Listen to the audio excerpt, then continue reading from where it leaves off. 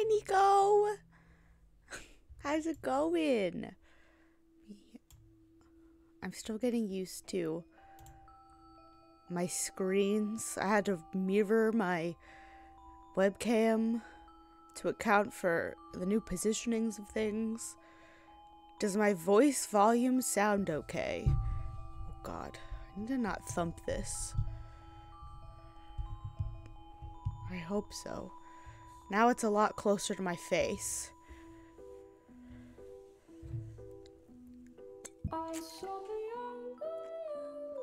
That just exploded everywhere. That's good.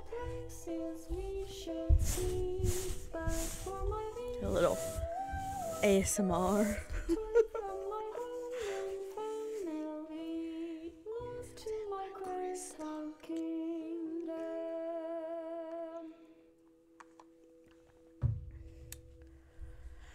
Anyway, how's it going? Oh, wait.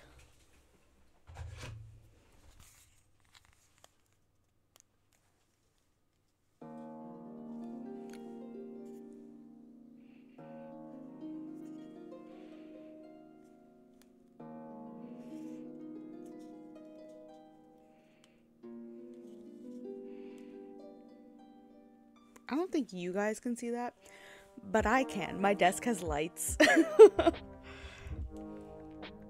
Oh. The laughing seems to have peaked the mic a little bit. I don't know if I had the lights on. I did have them on in the picture. Thank you, Nico. I appreciate that. Excuse me. Put that there. I'm so excited.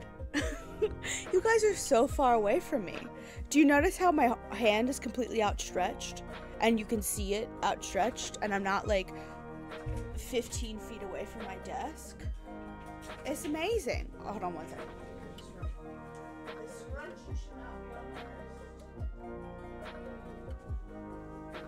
Throw that on my work desk before I forget about it.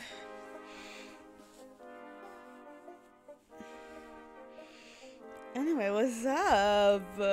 Welcome to my basement. We're gonna have to contend with new sounds. I'm happy to be down here. The one thing I'm not looking forward to is when the heater and or air conditioner turns on, because it's right there. It's maybe 10 feet away from me. Maybe like 15, 20 feet. And there's nothing blocking it. So we're gonna hear air conditioning and heater noises for the rest of time until I move out of my parents' home. And you know what? I'm sure it'll be fine. It has to be, because there's nothing I can do about it. So,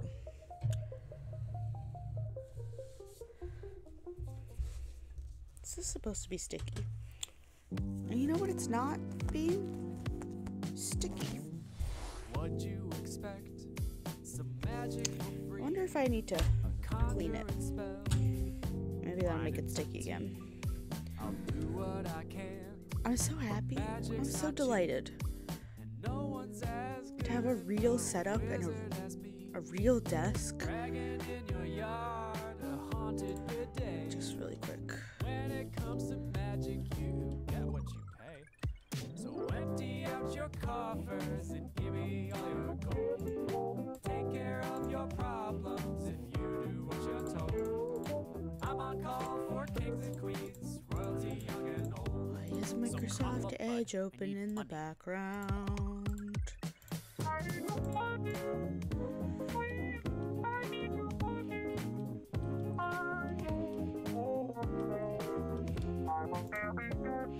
I could stream in a wind tunnel and you would still attend. I appreciate that.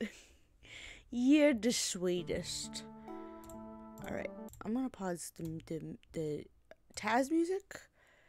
And I'm gonna get the game open, Thank you so much, but I don't care. Thank you for that wildly unneeded notification. Where is the game? There she is. Time to go sit in court across from our boyfriend. And I'm not looking forward to that necessarily. I don't...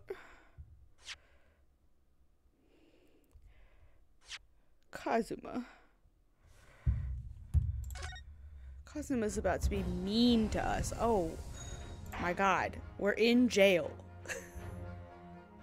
Hold on. Wait for my fucking... We're in jail. What a start screen.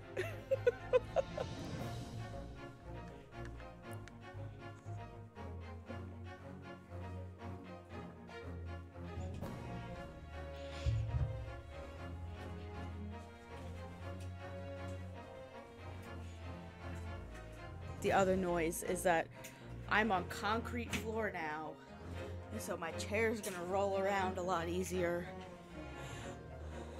And I can't sit still, so I'm probably gonna roll around a lot. Unintentionally. Can I?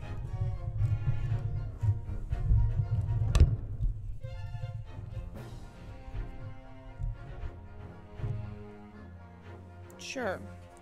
Would you like to unblur me, webcam?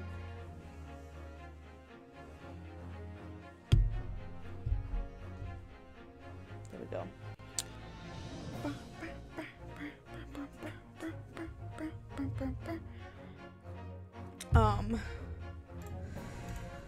Before I get started, how was your day, Nico?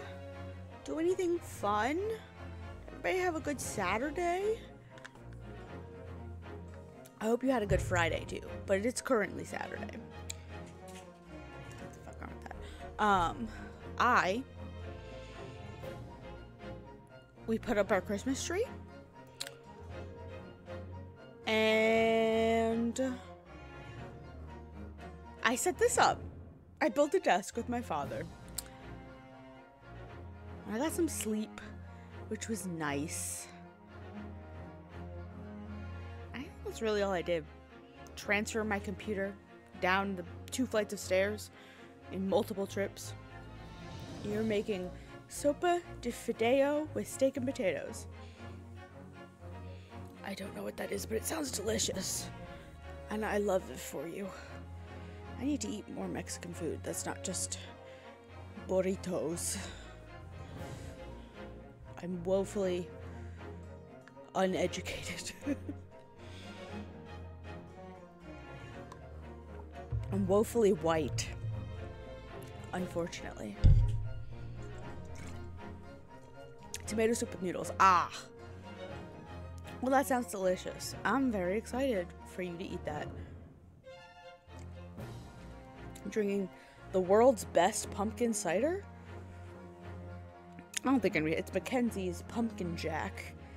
And it's so good. It's my last bottle of it. And I doubt they still have it in the stores. But it's so good. It's like eating like a spiced cake. Or drinking a spiced cake. It's good. Yeah, I'm so seepies. It's hitting me again.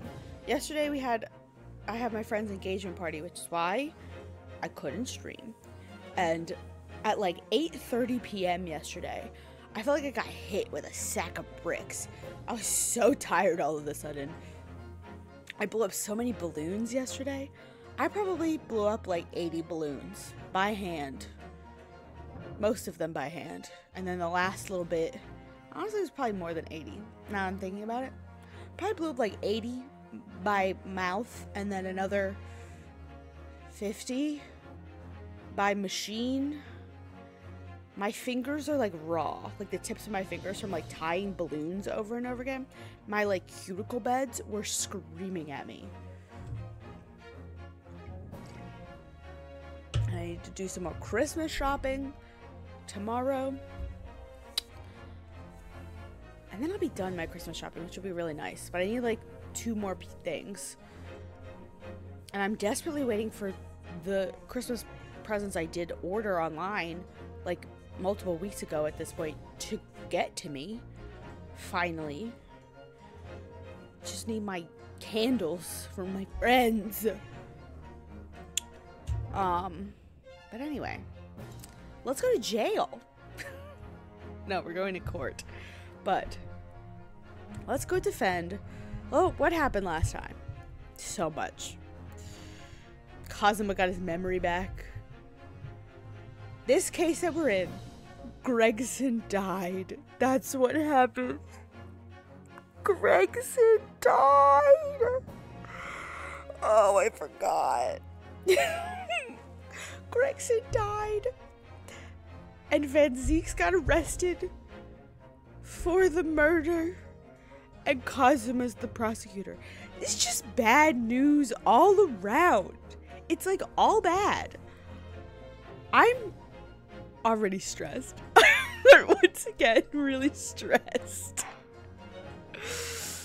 Oh no. I can't believe they killed Gregson. I can't believe they did that. Oh no. There's that old familiar feeling again. The crushing pressure of this historic courthouse. Actually, no. It's a little different today. There's an even more menacing tension in the air. There is a menacing tension in the air here today, isn't there? I suppose. Yes, I think so. Oh god, it's you. You're the menacing tension. It can only be the result of the menacing appearance of the defendant. Okay, I think I need to turn my mic down slightly. Because I can see it's peaking. A little more courtesy, if you please. Oh, I gotta click back into the game. Oh my! I do apologize. However, you are certainly not mistaken that this trial is far from ordinary. What do you mean? I'm not privy to the details. However, I understand that no jury has been selected. Oh! A trial without a jury? Well, that's just like the trial of the professor 10 years ago. We're never going to be done talking about the professor for the rest of this game.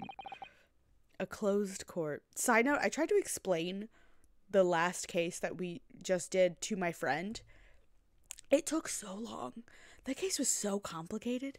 There were so many weird elements tied into it. It took so long to explain to her. Also, I look bright orange. Let's fix that. Oh. Turn my white balance down a smidgen. Why does my neck look like a completely different color than my face? I'm not wearing any makeup. Okay, that's a little better. I'll take that. Good morning, my dear fellows. Mr. Sholmes! Have you made note of my hair, Mr. Naruhodo? An outright victory for science, you must agree. Yeah, it's normal again. I did like the blue, but to be perfectly honest, so much happened yesterday that, well, I completely forgot about your little hair problem. Ha! To one man, it's a little hair problem. To another, a day of drinking dubious potion after dubious potion. You have no idea how my stomach ails me this morning. Oh my god. Oh dear! How awful for you. I'm afraid you only have yourself to blame, Mr. Sholmes. And good morning to you, Mr. Reaper. I'm delighted to see you looking so full of vim. And you. I see London's celebrated great detective is as active as ever. It's so weird seeing these two on screen together. I don't know what it is, but they're so different. And seeing them talking to each other, I'm like, this doesn't belong. No, one's a cartoon character and one's a racist. Like, it doesn't belong. Oh, you exaggerate, my dear fellow, compared to my paltry engagements with a few trivial cases. The Reaper's overbearing presence is a far greater deterrent to the black roots of crime in our capital.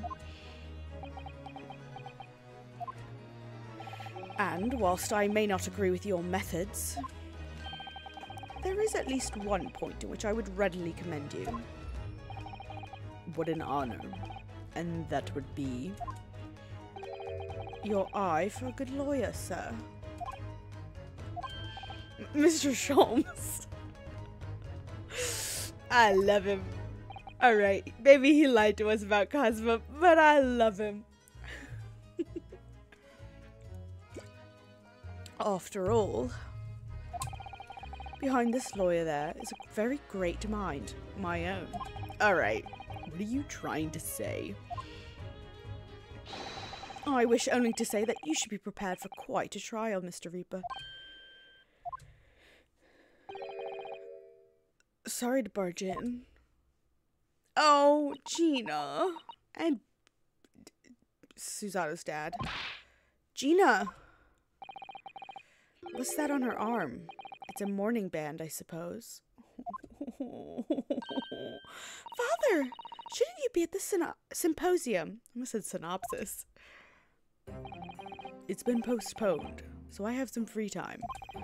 I decided to come along with the police inspector to see our country's up-and-coming student in action. I shall be very interested to see the fruits of your studies over the past year. Well, it's an honor to have you here.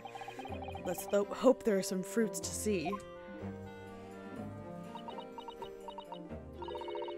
Odo. Oh, yes, Gina? Why'd you agree to this, eh? Why'd you have to take him on? This Reaper bloke. Everyone says it was him what killed the boss. I'm sorry, Gina. But I just don't believe that. Well, if it weren't him, who was it? I don't know that. Yet. I don't care who calls him what. The Reaper's just a name. He's just a person at the end of the day. And if it turns out it was him what killed the boss, then God help him.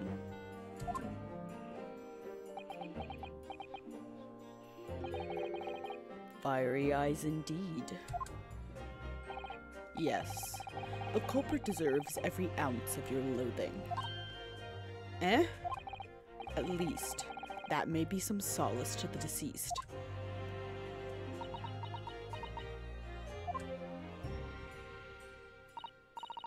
Please, Odo.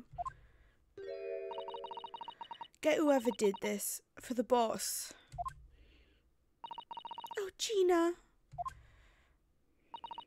I hate feeling this useless, but there's nothing I can do. So you've got to find out who done this and make that wretch pay. I feel like I'm still peeking. Ugh, this is gonna be a fun experiment. Counsel the defense and the defendant.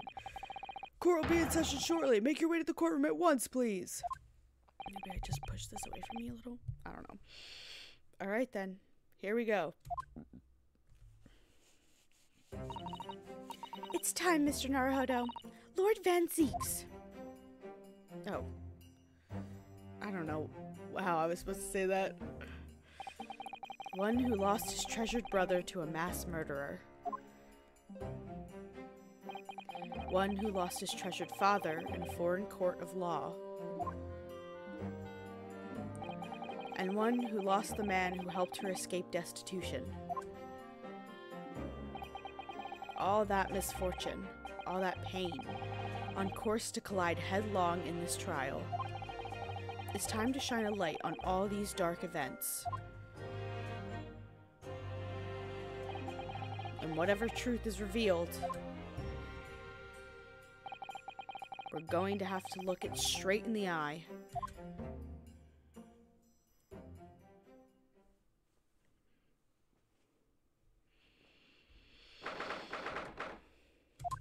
"9:20 a.m. Very specific.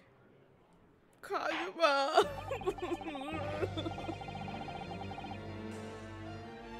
I'm so upset. In the name of Her Majesty the Queen, I hereby declare this court to be in session. We are here to conduct the fair and just trial of the defendant, Barak Van Zeeks. Counsels for the defense and prosecution, are you ready to begin? The defense is ready, my lord. The prosecution is more than ready. Oh, Kazuma-sama. I've been wishing to see you in court again for so long. It feels... Or for so long it feels. But I never pictured it happening like this. I've never thought I'd be facing you behind the prosecution's bench. The so-called Reaper of the Bailey has been a scourge like no other, undermining Her Majesty's justice system. Today, we must uncover the truth behind this scourge. In other words, this trial is going to be a lot more far-reaching than Inspector Gregson's murder. The truth revealed by these proceedings may have unpredictable repercussions through the judiciary. Accordingly, they are to be conducted as a closed trial, with no members of the public present, by Her Majesty's direct orders. How will that work, my lord? The burden of all arbitration and adjudication falls on my shoulders. Therefore, as you will see, the jurors' benches shall remain vacant today. If no members of the public are present, might I ask who is currently occupying the gallery, my lord? There are members of the judiciary here to witness proceedings and ensure an equitable trial. Members of the judiciary? Oh my, this is a very unusual trial already. There is, of course, another unprecedented aspect to these proceedings on which I must elaborate. The counsels for the prosecution and defense are both aliens of Great Britain. I believe it takes an outsider to see the truth sometimes. And as I stand here in this courtroom now, I'm quite certain. This is the reason why I had to come to Britain. Kazuma? Very well, let us commence proceedings. Prosecutor Osaki, your opening statement, if you please. Certainly, my lord. The incident took place on 1st November, just after 5 o'clock in the afternoon. The location was a building of flats on Fresno Street in the outskirts of the city. The victim's body was discovered there in an old single-room rental property. Yes, Inspector Tobias Gregson, a name known very well indeed to this court. Not the least for his miraculous resolution of one of this country's grimmest cases 10 years ago. The Professor case. How sure are you about the time of the incident? Several witnesses on the street outside heard the gunshot, and all have reported the same time. Yes, that's what Gina told us too. There were a number of witnesses. I have here a plan of the room. The victim was found curled up in one corner. It's believed that he was shot from the front at point-blank range and died instantly. How has the range been determined? There were scorch marks around the entry wound. Such marks were caused by the gunpowder used to fire the bullet. But powder hot enough to leave scorch marks is only ejected a few inches beyond the end of the barrel. In other words, it only happens when the target is at point-blank range. I see, yes. Thank you for the detailed explanation, Counsel. Autopsy report has been entered to the court record. I'm so sad that Craig's is dead. Every time I think about it again, I get sad again. The murder weapon was found lying beside the victim. And have you managed to ascertain the owner of this firearm? No, my lord. Not conclusively. Bravo, Kazuma-sama. For not trying to use the gun as evidence when its provenance can't be proven. Furthermore, my lord, as I've explained, the revolver was fired at extremely close range. The bullet passed through the victim and struck the wall behind him. There is a candelabrum mounted on that wall, and the tip of one of the candles in it was found to have been blown off by the projectile. We noticed that too, didn't we? Yes, that's right. Thank you for the thorough report, Counsel. The setting of the crime is clear to me. You will submit the plan of the crime scene as evidence, please. As you wish, my lord. Okay. Is this Fresno Street room Inspector Gregson's private abode? No, my lord. The room is rented to a Mr. Hugh Boone. And there is precious little furniture inside.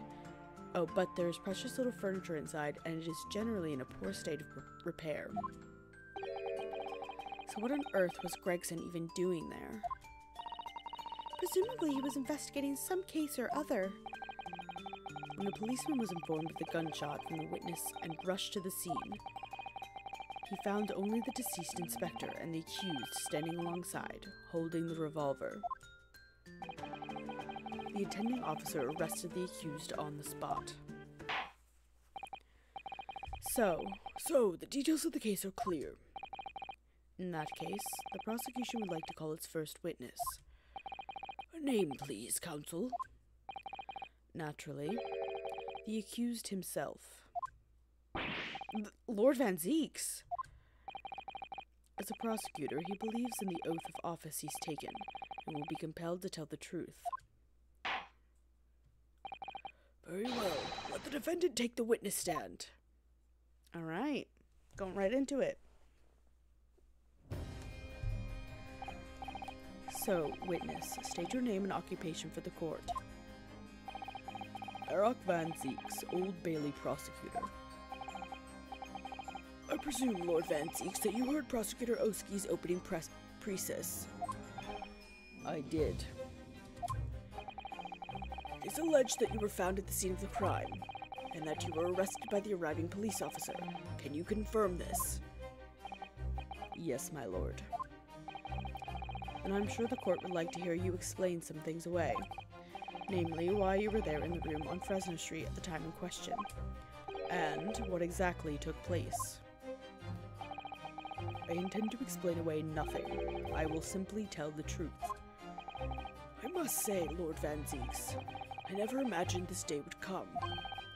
Or rather, I didn't want to imagine it would come, but since you became known as the Reaper, part of me has been dreading it.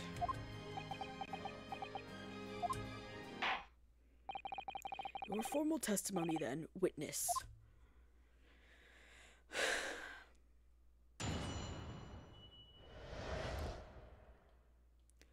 I'm interested to see after this, when we get into the cross-examination, what Osaki's, or what Kazuma's little sword, stained glass sword will look like in the, like, the thingy that pops up. I'm being so descriptive right now. I was investigating Gregson, and my inquiries had led me to that address. When I first entered the room that day, it was dark inside, and I saw no one. A moment later, I heard the gunshot. I spun around and saw the revolver on the floor. Just as I picked the firearm up to examine it, the door flew open and I heard a man scream. It was only then that the body of Inspector Gregson appeared before me.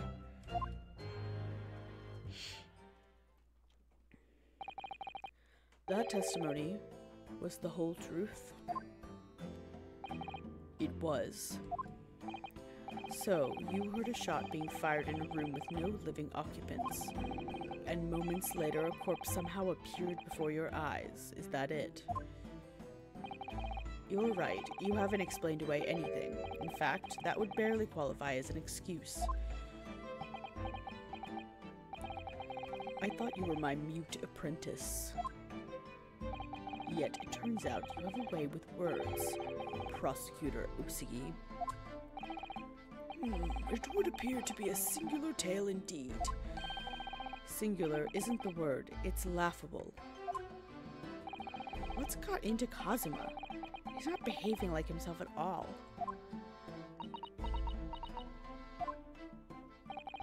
Very well then. Counsel, you may begin your cross-examination. Yes, my lord.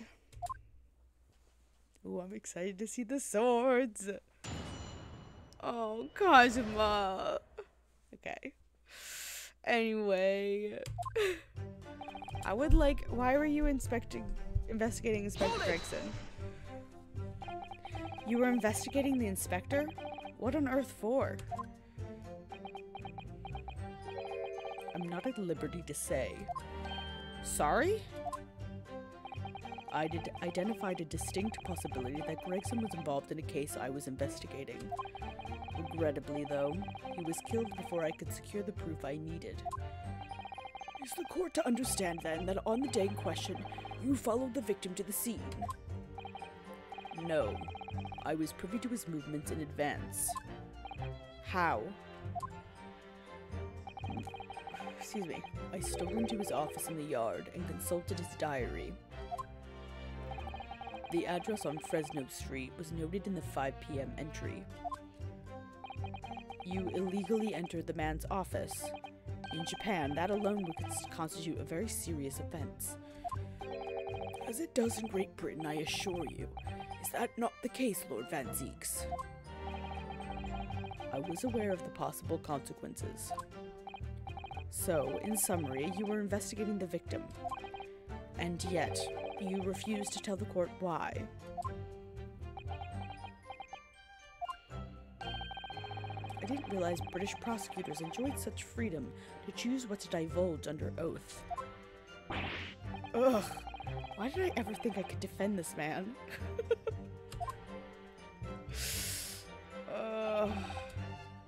It was dark and I saw no one. I heard a gunshot. I saw the revolver on the floor. Hold it! So, who fired the gun? I have no idea. I didn't see anybody else in the room. But you say it was very dark in there? Yes, that's right. All I can tell you is I didn't sense another's presence. Aha. Could it be that the gunshot actually originated from somewhere outside the room? No, that's out of the question. Oh.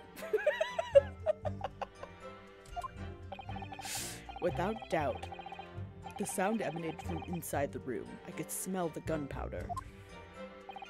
Ugh, this is going from bad to worse. And you say that's the point at which you notice a revolver on the floor. Correct, and I foolishly picked it up. That was carelessness on my part. Presumably, then, the gunshot you heard came from the firearm that you somewhat hastily took in your hands. In point of fact, my lord, I believe it did not. What?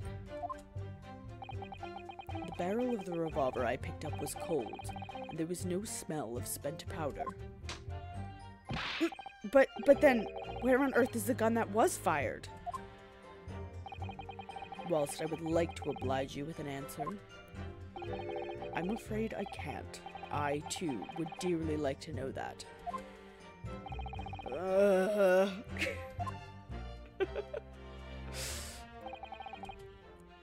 door opened. Appeared before me. What do you mean by that? Hold it! What do you mean by that? In what way did the body appear? I honestly can't explain it, but it's the truth. As far as I was concerned, the body hadn't been there until that point. And then suddenly, there it was. Did you perhaps hear the sound of the victim falling to the ground just beforehand? At that moment, what I heard was the sound of the door flying open and the scream of the man who came inside. Nothing more. I see. After the man fled, I examined the body. I was stunned to find that it was Gregson. Most curious circumstances indeed. How the inspector was killed, or how his body seemed to appear out of nowhere, I have no idea. Okay, so that's Lord Van Zieks' account. Do you have any thoughts? Okay. I don't... Mr. Naruhodo. Yes, mainly that it doesn't ring true in all sorts of ways. Who fired the gun if there was no one else there? And how did the corpse just appear in front of him? So, you think Lord Van Zieks is lying? No, I don't think that. I mean, if he was going to lie, I would expect him to have come up with a more credible story, wouldn't you? Yes, I completely agree. I think he genuinely doesn't know what really happened himself. so we must do what we can to fill in the gaps. Yes, first and foremost, we need more information. Alright, then I should probably just press all of the things.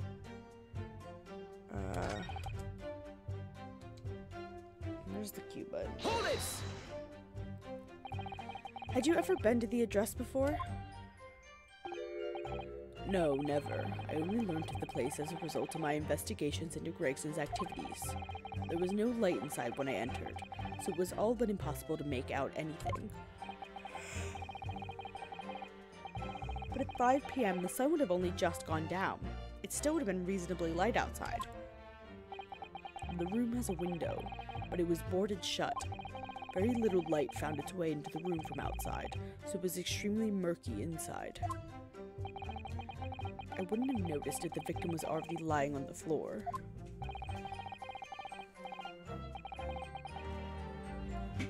There was no artificial light in the room, you say? You're quite sure? I'm quite sure that the part of the room where the body was found was very dark. I have a feeling there was a small oil lamp burning on the desk, though I couldn't say for sure. Look, Mr. Naruhodo. There is a small desk in the room just here. Yes, I remember, and there was an oil lamp on it, as well as the framed photograph. When I entered the room, I closed the door behind me and started towards the desk to investigate. And what did you find? Nothing. I never actually reached the desk. Hold it! So, who fired the gun? I have no idea. I didn't see anybody else in the room. But you say it was very dark in there? Yes, that's right. All I can tell you is, I didn't sense another's presence. Aha! Oh. Okay, I did press this one already.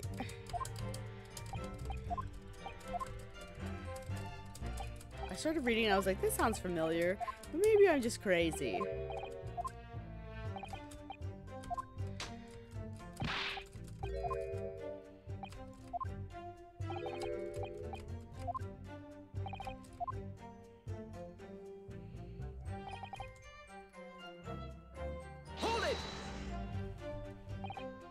Man, you say? One of the witnesses, I presume? That's right. One of the street merchants working on Fresno Street. Who are these merchants? A number of them had set up their stalls directly beneath the boarded window of the crime scene. A match seller, a newsmonger, and a peddler. They've all given statements saying they heard the gunshot. And without thought of danger, they ran inside to see what had happened. Yes, Gina told us about that yesterday, didn't she? They burst through the door with some force, it would seem. Excuse me. They did, and almost gave me a heart attack in the process. But you're supposed to be the Reaper. The first man to come in immediately noticed the revolver in my hand and fled. A policeman patrolling on Fresno Street heard the commotion and was able to arrest the accused shortly after the incident occurred. Anyway, the man's scream drew my attention in that direction. Objection! Okay. Okay. Surely the court has heard enough. My lord, the cross-examination has clearly revealed that the accused, Barak Van Zeeks, is lying on multiple fronts. What is that supposed to mean? Good gracious, counsel. The defendant is lying, you say? In his testimony just now, he claims that he failed to notice the victim's body because the room was dark. That's correct. No, that's impossible. As proven by this candelabrum. How does that prove anything? You examine the tip of the long candle, you can see it has been blown off by a powerful impact. Okay. One would assume that the projectile from the firearm passed through the victim and struck the candle. The problem comes when you consider the other two candles, which are clearly of a different length. Yes, I can see that only the candle that appears to have been struck by the bullet is long. We could reasonably expect someone to have lit all three candles together, which begs the question of why only one has ended up longer than the others. That must be because that particular candle was extinguished when the others were still burning. That's right. When the candle was hit by the bullet, it obviously went out. The other two candles would still have been burning. So the fact is, the victim's body would have been illuminated by the light still thrown by the candelabrum, and the accused's claim that he couldn't see the body clearly contradicts those facts. And now to the next lie. There's more? The accused also claims never to have visited the scene of the crime before. That's the truth. In that almost empty room, the police discovered something very unusual. A board covered top to bottom in police documents and newspaper cuttings. Yes, that's right. We saw it too. It goes without saying that the contents of the police documents cannot be divulged. However, they included a number of reports from various historical cases, the oldest of which was from 10 years ago. 10 years ago? This is starting to sound familiar. And there is a common thread linking all of the documents on that board. Indeed? What is this common thread, Counsel? They all relate to cases prosecuted in court by Barak van Zieks. All of them? And furthermore, all those cases are ones in which the defendant was acquitted. Good Lord! Interestingly, none of these defendants are alive today, because all of them have been sent to their graves by the Reaper. Oh no! In short, that dingy little room is the Reaper's secret hideout and his base of operations. The Reaper's hideout? And yet, the Reaper would claim never to have been to his own secret hideout? No one would believe that. No, the truth is, we've been looking at this backwards. Backwards? Explain, Counsel. Inspector Gregson was investigating the identity of the Reaper. When he discovered the location of the man's secret hideout, he was killed. As I'm sure everyone can imagine, by the Reaper's hand. Nobody here thinks the Reaper's actually Van Zieks, though. I think we're all pretty sure it's not him. I don't know, man. Very well. I hereby state the current opinion of the court. Barak van Zieks is an outstanding prosecutor who has rendered great service to his country. However, it is with deep regret that I must concur with Prosecutor Oski's contention that the defendant's testimony exhibits a number of stark inconsistencies with the known facts. All I have done is state the truth as I know it. Kazim has done a brilliant job as ever. He's drawing on his expertise as a defense attorney to build his prosecution case, and it's formidable. Counsel, you will submit the board that you just showed the court as evidence. I believe it is to be fundamental in establishing the facts surrounding the Reaper's existence. Thank you, my lord. Okay. Can I examine it? And now the prosecution would like to call new witnesses to the stand. Hold on. There are details of a whole raft of cases dating back years on here, aren't there? This paper from 10 years ago is browning with age, look. Out of interest, the most recent thing appears to be this newspaper cutting here. Oh, it's the same Red-Headed League advertisement that Mr. Sholmes had picked out. And do you remember that there was a red hairpiece at the scene, too? Was Inspector Gregson an exponent of the Red-Headed League, then? Oh! What's that? Oh, what's this? Mr. Naruhodo, look! Oh yes, it's a smudge of some kind. In fact, looks just like a handprint. And the color, that's blood, isn't it? Oh dear, how disturbing. Okay, cool. I don't think there's anything else to look at, but you know. I want to make sure. I like to examine them right away for fear that I miss something. Okay. Name, Tobias Gregson. Age 45, nationality British. Time of death. No time of death. There's no time of death given. Alright, good to know. Victim was shot in the chest at close range from the front, resulting in instant death. Scorch marks at point of entry. The bullet exited the body from behind. Additional observations. The caliber of gun used matches that of a standard issue firearms for members of the judiciary.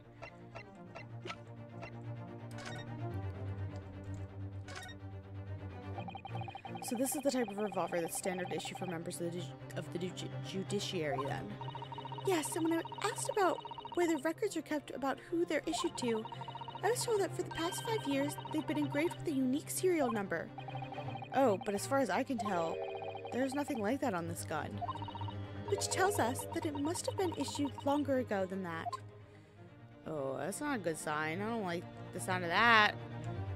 Because Barak Van Zeek's got his 10 years ago. That means it could be his. Okay. Doesn't look like there's anything else I can examine. Witnesses who saw events unfold on the day in question. They were mentioned in the previous testimony too, if you remember. Yes, the street sellers who heard the gunshot and went running into the room. Very well. Lead the witnesses in. The defendant may step down from the witness stand. Certainly, my lord. Oh, buddy. Oh, Little Red Riding Hood.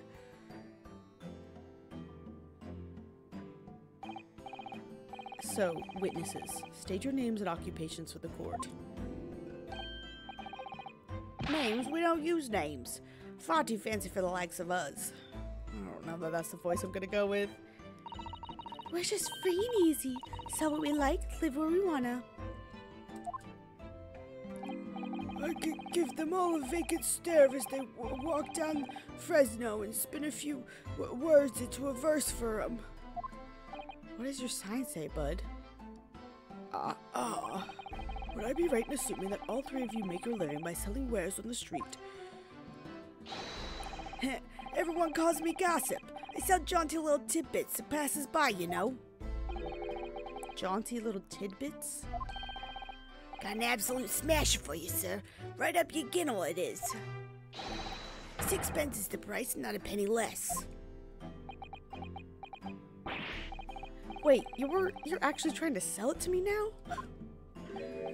Oh, come on, sir. Don't tell me you're not interested. Try the man. Give him the money and see what it is. Pay the man, counsel. All right. 6 pence it is. You won't regret it, sir. Now, got your listening ears on? Just between us, a young couple on Slate Street had just had twins.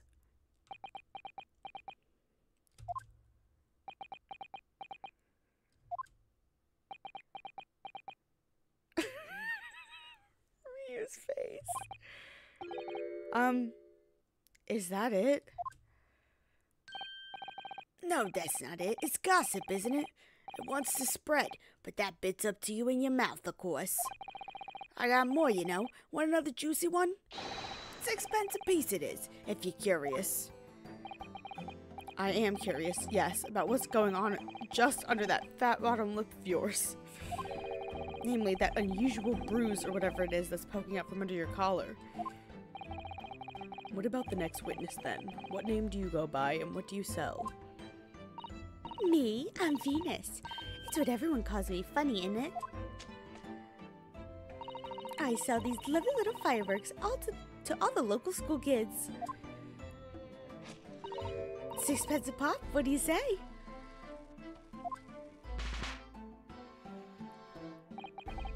you weren't exaggerating with little. Do they actually sell? Oh yeah, the second years can't get enough of my Venus firecrackers. Especially when I tell them that if they get 100, they could blow up the school. Not the most savory of ideas, young lady. What do you say then, huh? Want to part with a 6 pence for a pop? Wait, what? You want me to buy one? Tell you what, I'll let you in on a little secret. If you get 100 of them, you could blow up the whole courtroom. Try the woman. What the fuck? Why is everybody bullying me? Cosmo, why do you want me to buy all this junk? Try the woman.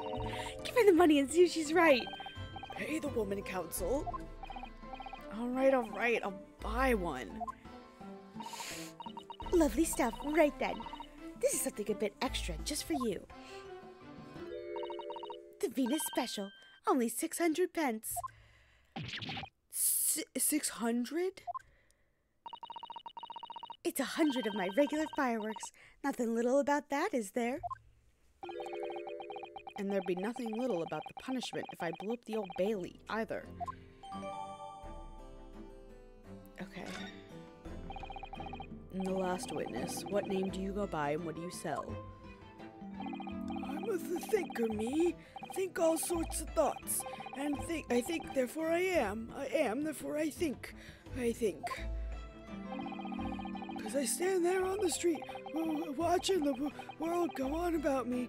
They call me the Observer. Who are these people? Get out of it, old man. Everyone calls you Sandwich and you know it. So, you don't actually sell anything? A problem shared is a problem halved, I say. Give advice, I do. And think what it means. I don't actually sell anything, no. Come to think of it. Hot. Actual hero? Hot. Actual hero. Pity. No more purchases today. Please. Well, we have quite a cast here, it seems. They conduct their business on Fresno Street from morning until night, my lord. And always in the same place, directly adjacent to the crime scene. I see. Unless they heard the gunshot, I suppose. Not only that, but they very bravely ran inside to see what was going on. And witnessed the crime. Well, I'll be bigot, I thought. Just between us. Venus to my love, what am I to do? What a terrible thing I saw. What I think is, if all what I see is light and shadow, but playing with our eyes, is any of it real? Very well. The court will hear the formal testimony of these three witnesses now. You will describe in detail what you witnessed and heard at the time of the incident. What a cast of characters.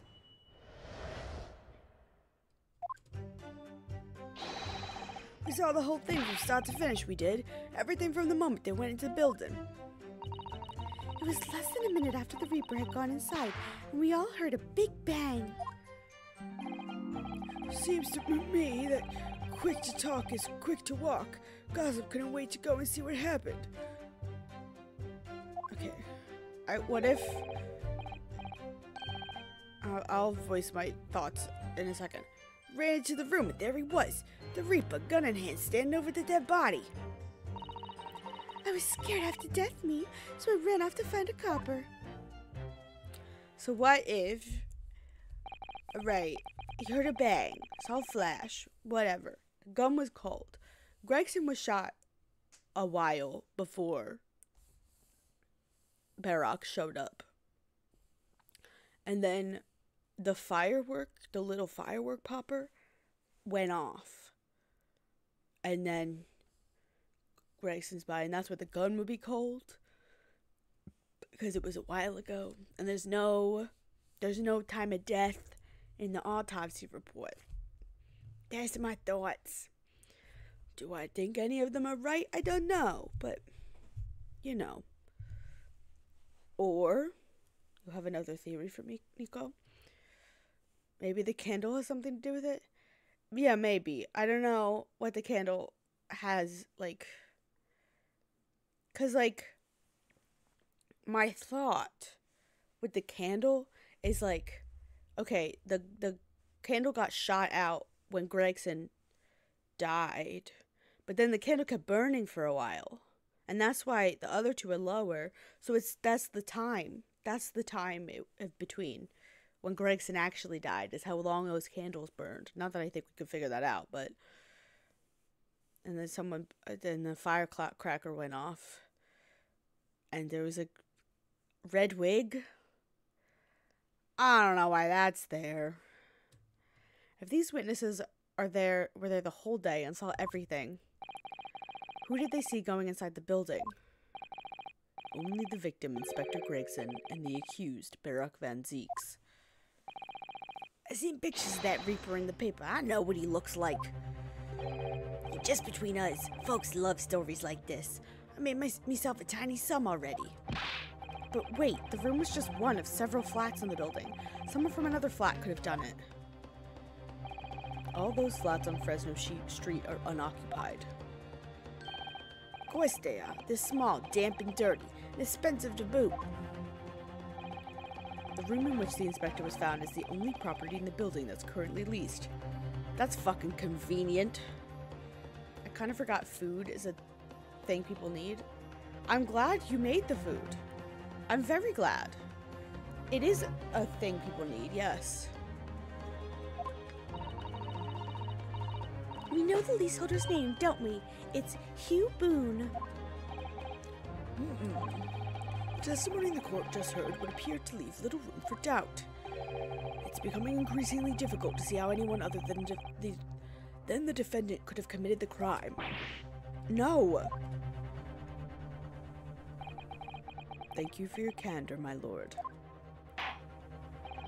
Counsel for the defense, you may proceed to cross-examine the witnesses. Yes, my lord.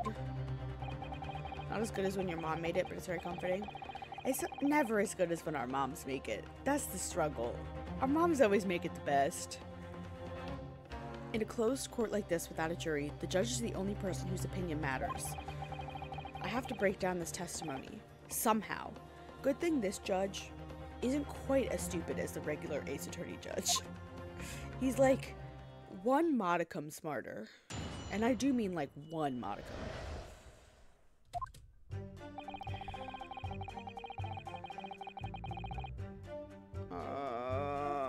Okay. So the whole thing was set to finish. No, not the button I wanted. Thank you, though.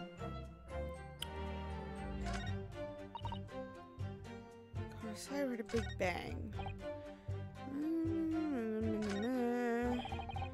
Run into the room. Okay. Just gonna start from the beginning, because I don't know. Hold it!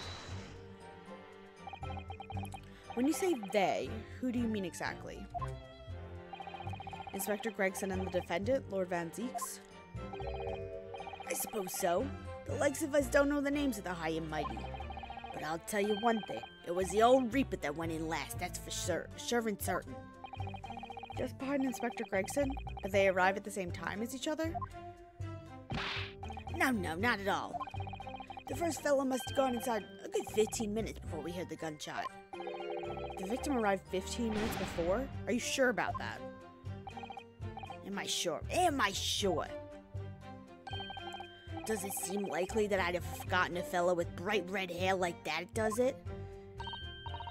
Yes, hair really were red, weren't it? Redder than my flaming fireworks, even. The fiery red mops still burn on the inside of my eyelids, it is. Wait a minute. You're saying the man was a redhead? Weren't you listening, chums? He was a redhead. He had a big trunk with him as well. But Inspector Gregson's hair isn't red. Not by any stretch of the imagination. Seems likely that the person you saw wasn't in fact Inspector Gregson at all, but some other third party. No, I hate to break it to you, but the witnesses are correct. What? just have a look at this photo. Oh god, we have to see his dead body. I'm right. Oh no. Look at this photograph of the victim taken at the scene. Yes, that's Inspector Gregson, all right. I don't like looking at this. It makes me really sad. And a red hairpiece. Ah. Of course, we saw one on the floor when we investigated the scene, didn't we? I still refuse to believe Inspector Gregson wore a hairpiece, though.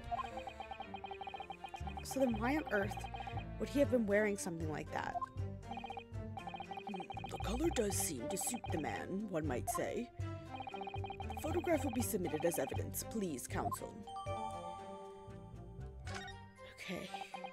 And what became of the trunk that the red-headed victim was supposedly carrying? I was informed that no trunk was found at the scene. Bruh, if Gregson was killed by the Redhead Committee or whatever, I'm gonna... So it just disappeared? What, you expect us to have been watching the building every second, do you? We definitely saw him in the dock going in, though. No question about that. Less than a minute. Okay.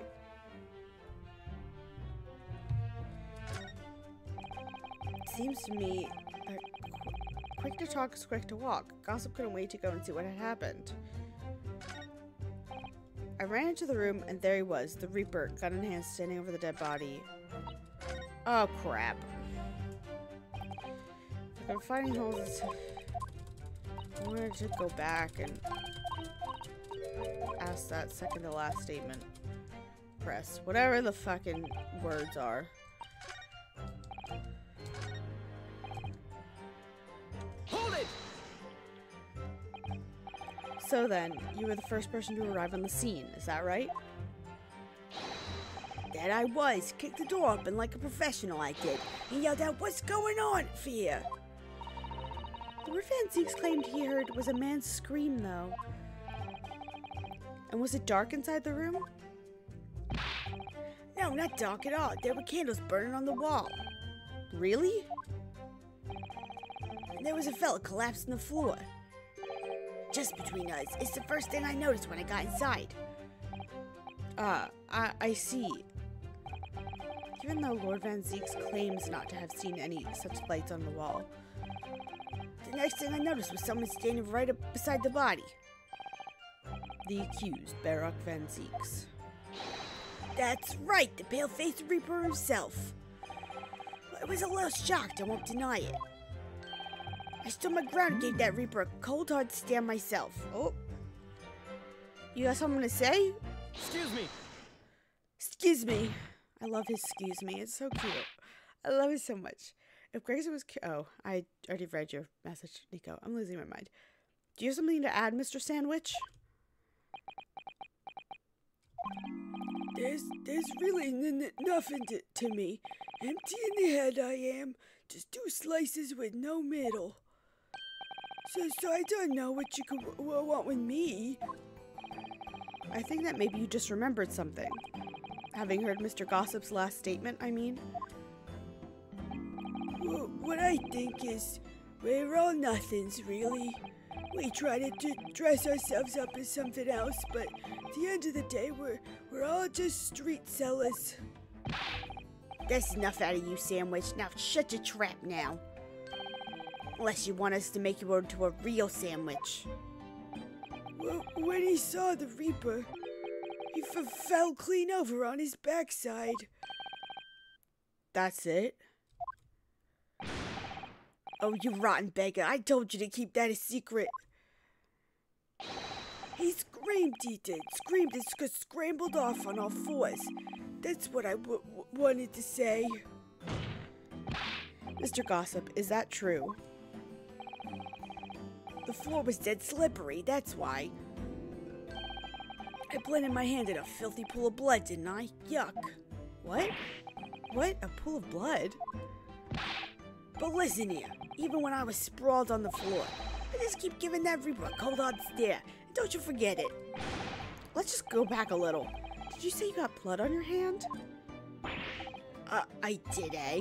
Happens to the best of us at times, doesn't it? So I was scared, so I slipped over. Can we just keep it between us, can't we? No, Mr. Gossip. I'm going to have to ask you to add that information to your formal testimony. Oh, if I must. The witness will amend his testimony to include the aforementioned details at once.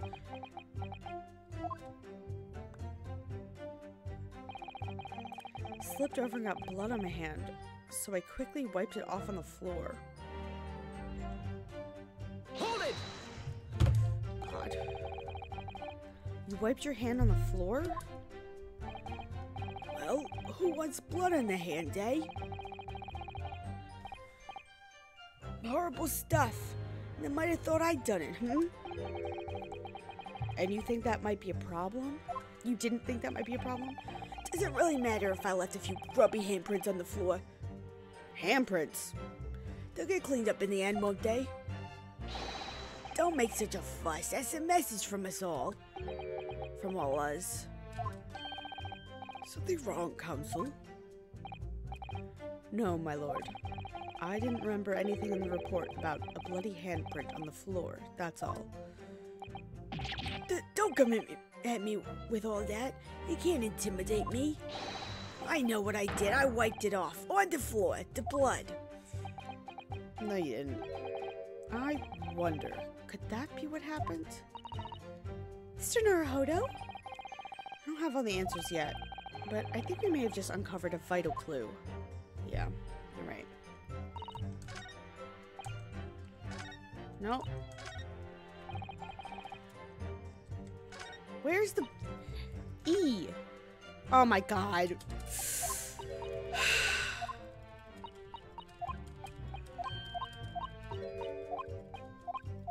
This thing makes it I can't see my keyboard. And I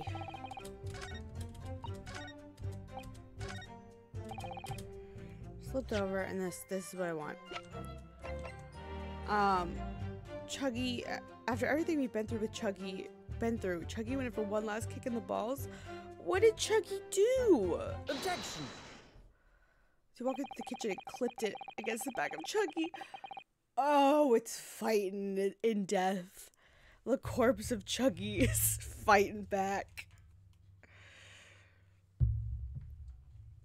So you wiped off the blood from your hand on the floor of the room. Are you quite sure about that?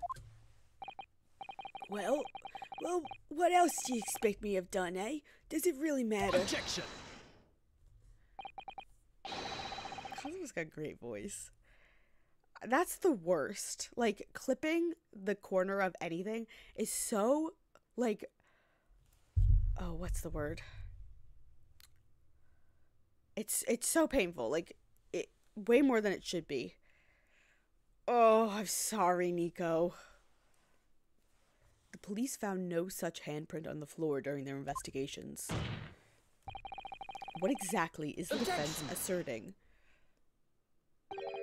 If you listen, you'll find out, Prosecutor Osugi.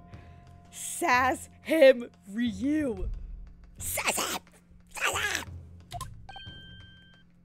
Yeah, be shocked, Kazuma. Certainly there was no bloody handprint found on the floor. What are you trying to say? The sexual tension between these two. There was a bloody handprint and blood left very clearly at the scene. On the back of this notice board. Yes, indeed. Indubitably a handprint on in the distinctive color of blood. You're dead right. That's my right hand. I know it anywhere. Hot. Actual hero. Objection! What does that mean? The witness very definitely testified that he wiped his hand on the floor. Any handprints on the back of the board are irrelevant. Objection! Not if the board itself had fallen over onto the floor. In that case, it's quite possible for the witness's handprint to have ended up there. Just look at the floor plan of the room. The notice board was in the opposite corner of the room to the victim, and in an upright position. Someone fucking moved it, obviously. Even it had somehow been toppled and was lying on the floor at the time. It would have been a considerable distance from the body. I fell over when I came across the body, so I was basically right next to the corpse, not on the other side of the room. Then maybe somebody moved the corpse. In other words, the defense's assertion is contradictory. Yes, it is. There's a definite contradiction here, for which there must be a reason. I take it you formulated a proper hypothesis, Counsel. I love how cool and collected Ryo is being right now, even in the face of his best friend trying to trip him up. Yeah, I think somebody must have moved the fucking corpse. Regarding this apparent discrepancy between the witness's accounts and the handprint found at the scene. I have, my lord. This discrepancy between the witness's account and the location is explained by the board moving? That's not what I thought. Where's the body got moved? I think the board must have gotten moved because, you know, it's pretty mobile. Could have been dragged. The real contradiction here is the handprint itself, not where it was found. As the court can see, it's upside down. Good gracious, so it is. If the witness had put his hand against the board, the finger should be pointing upwards. What does that tell us? It tells one simple fact. Then, when this handprint was made, the board must have been lying on the floor as I previously suggested, which means that after the incident, it must have been moved. What? Objection! Looks so mad. You were claiming that somebody moved the notice board after the shooting. Then tell the court who. I don't know that yet, but the point is, when you consider all the testimony you have heard so far, we can now be very clear on one point. And that would be the position of the notice board at the time of the incident, my lord. Oh god. So, counsel, I must ask you to clarify your assertion for the court. Oh, you're gonna make me... Time of the incident, where do you maintain the notice board was situated?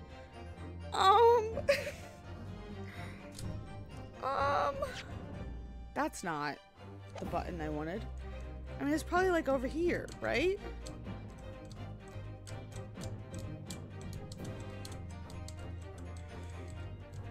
Had to be over here near the body.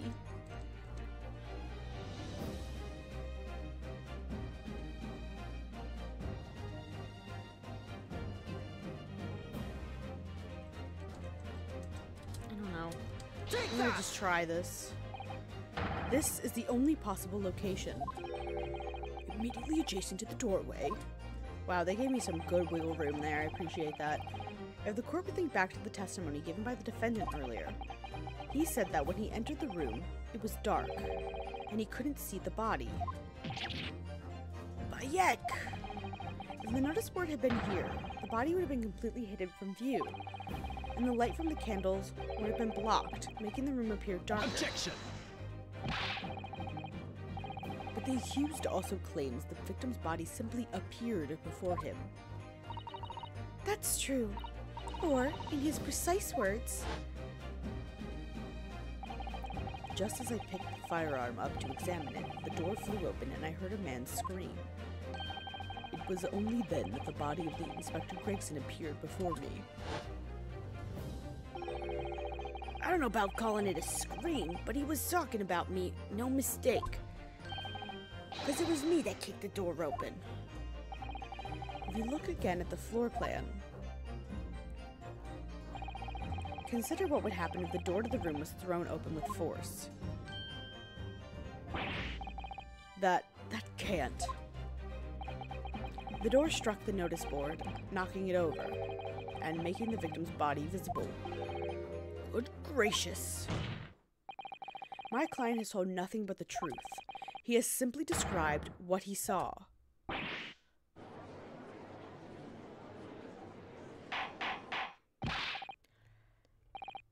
Counsel, how has this not come to light before now? After the incident, somebody must have righted the board and moved it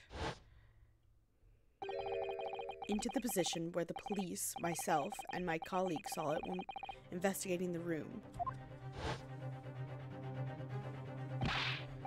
Witness, what have you to say for yourself? Me, my lord. You and your fellows were there at the scene before anybody else.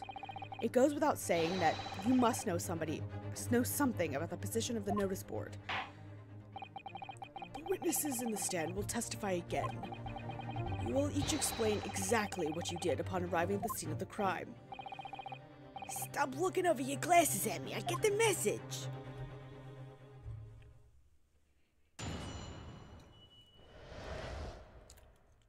Mystery of the moving board. I didn't know anything about that there notice board. I just wiped my hand on it, that's all. Well, don't look at me. I haven't got a clue about it. I was doing business with some second years at the time. I don't know anything about anything.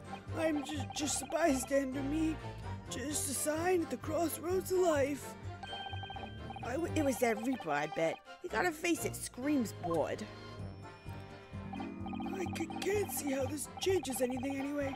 The detective still died when we heard the gunshot. Okay. So none of you can elaborate further. Shaken by the crime they witnessed, and with only the light of a few candles and an oil lamp by which to see, we can't expect these witnesses to be able to give a more precise account of what happened. That's right, yeah. I don't pay attention too much. It's but man's endless quest for knowledge to destroying the world. That's what I think. Do you? Really? Hell yeah, Nico. In any case, as this testimony shows, even if the notice board was moved by somebody following the incident, it makes no difference. When the gunshot rang out, the accused was the only person at the scene. In short, the only person who could have possibly committed this crime is Barak van Zieks. None of this wrangling over the board changes that simple fact. Quite so, quite so. Does the defense still wish to cross-examine the witness despite the circumstances? Fucking, yeah, of course I do. Most certainly, my lord. Very well. Then you may proceed, counsel. Excuse me. Oh my god, ow. Jesus Christ.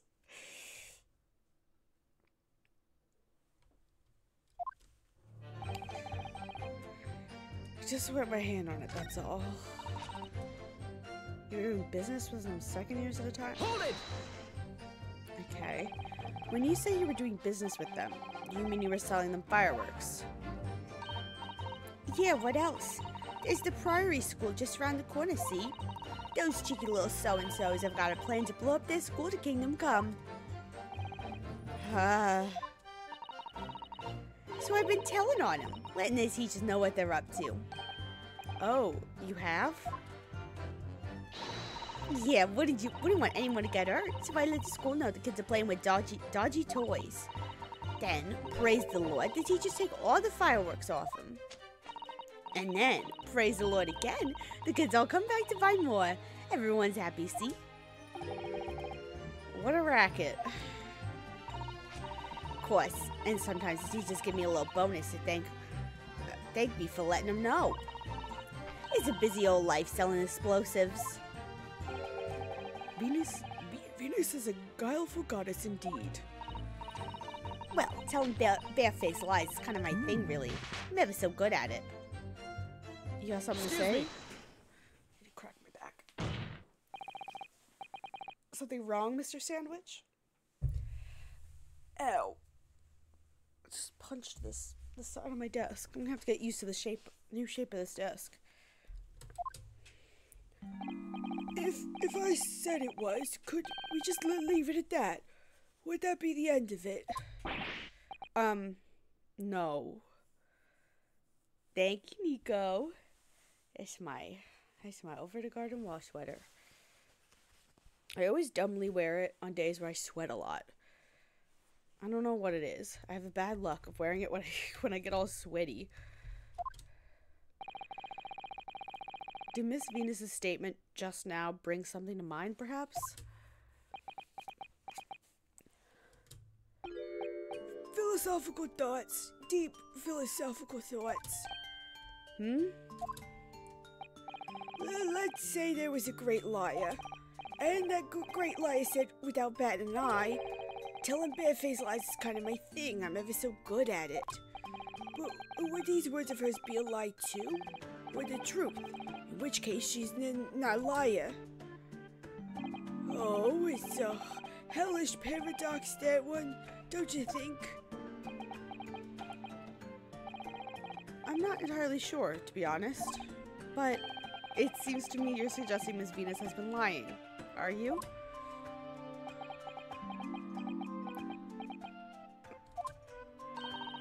What are you on about, old man? Trying to cause trouble, are ya? Keep on like that.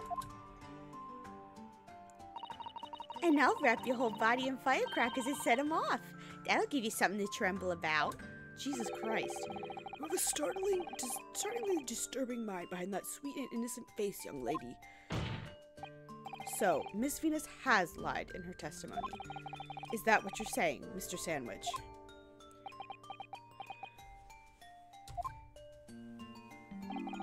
Well, if that means I'll be burning in hellfire for the rest of my days, so be it.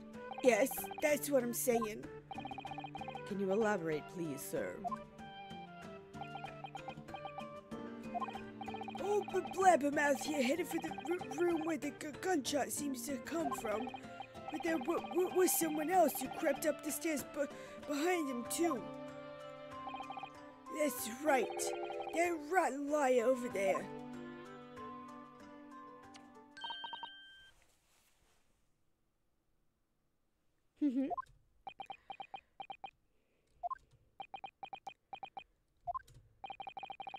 Do you mean to say that you did, in fact, betake yourself to the scene of the crime after all? What did I tell you, eh? I said I was good at telling barefaced lies, didn't I? Yes, you mentioned it. Well, that revelation rocked the whole courtroom, didn't it? Who knew firecrackers packed such a punch? So you did indeed visit the scene of the crime, did you, young lady? Good grief. Well, now you come to mention it. I suppose perhaps I do clearly remember climbing the stairs to the room, yeah? Either you clearly remember it or you don't. Well, I shall consider a fitting punishment for this perjurous act later. For the time being, you will immediately amend your testimony to reflect the truth. Oh, yes, my lord. Oh, of course. Maybe I did sneak along behind gossip and have a little peek into the room where it all happened. Hold it! You make a habit of lying, do you, Miss Venus? Ugh. Well, I suppose so. I don't really know, to be fair. If you want my advice, though, I take everything I say with a big pinch of salt. Alright, but you did in fact go to the room where the victim was killed on the day in question, didn't you? Oh, please, as if I would. Couldn't think of anything more terrifying. The truth, please. Well, alright, just a bit then. I mean, a girl my age is curious about stuff, you know. Did you touch anything at the scene? Oh, please, as if I would. I mean, there was a dead body on the floor. The truth, please. Well, alright, just a bit then. I had a look to see if there was anything I could sell. Yeah, he's acting very Van Zeeks right now, and I don't like it. I don't like it at all. Where's my goofy little guy who misremembered a tongue twister and then made that his whole personality? Like, where's my goofy little guy? So I did give the palace a place to once over, but it was nothing to write home about. Right. Now, I hesitate to ask, but you didn't move the notice board by any chance, did you? Oh, please, as if I would touch anything like that. Just a few bits of loose change is all I add. The truth, please. Well, alright then. I thought there might be something worth having underneath it, so I blasted the flippin' thing. Sorry, flip the blasted thing. You were telling us that you did move that board? I think that did slip out, didn't it? What? You daft barn pot. Alright. I don't believe it. The girl doesn't think. So, did you find anything then? Something that you might have taken, perhaps, to sell? Oh, please. I should be so lucky. The truth now. Oh my god, look at him. He's so angry. He's a little angry boy. Anyway. I can't take him seriously. I might have found this old pocket watch underneath the notice board, I suppose. But a bit of junk like this can't be worth much if you ask. Oh, is it Gina screaming? Yeah. So it was you, was it? You're the one what took it. Gina? Young lady, may I remind you where you are? That watch there. That was a present to Inspector Gregson from the yard for a big case he solved 10 years ago. The professor case, no doubt. The boss used to wind it up every evening without fail, when he was waiting for his grub to come at the pub. I see. I swiped it off him once and blimey, he was upset. He gave me a right earful. Oh, here we go. Here's the heater. Said he hadn't missed a day in the last 10 years polishing and winding it. It meant the world to him, that watch did. Possibly not the best thing to go diving for then. It's not like that, though. I took it to Jabe's that night to ask him how much it was worth, but the dealer wouldn't touch it. Wouldn't give me a penny for it, said it wasn't working. Knocked about and worthless, he called it. I knew I should have lifted it. That was the right voice, but still. That watch must be submitted as evidence at once. Oh, please, just so long as you promise to give it back when you're done. Not a chance. Not a chance. I'll swipe it from you if you try to get your grubby mitts on it again. That's enough. Hand the watch to the bailiff forthwith. Now, children, watch your manners. Good Lord.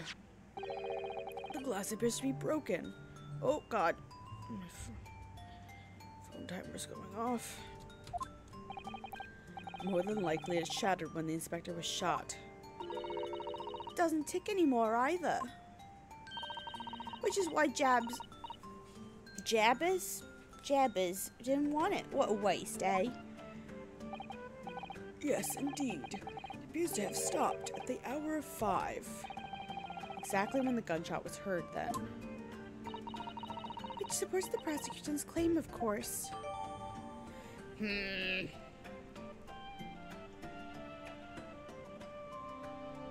me 1 second. Gotta find Kermit. Sorry.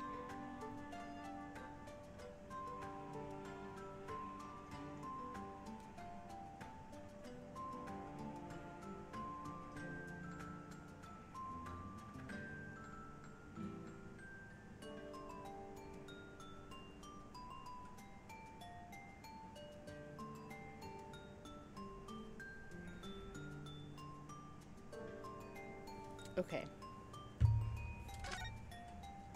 Kermie. It appears the mystery of the moving notice board has been solved at least. Alright. I would like to examine this. The glass over the face really is badly cracked. Look. What a shame, and the inspector clearly looked after it so carefully.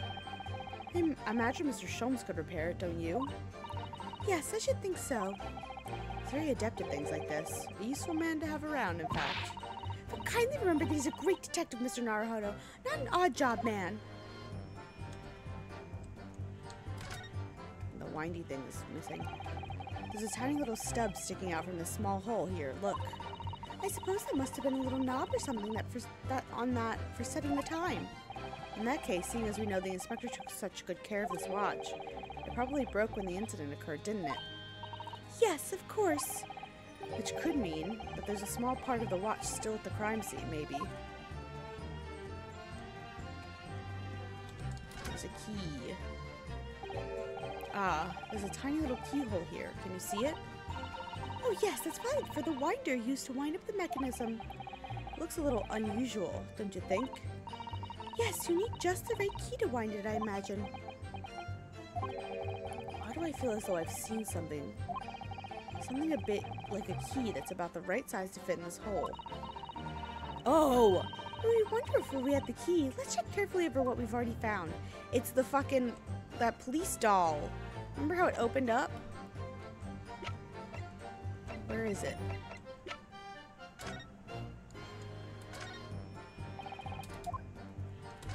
Oh my god. Stop.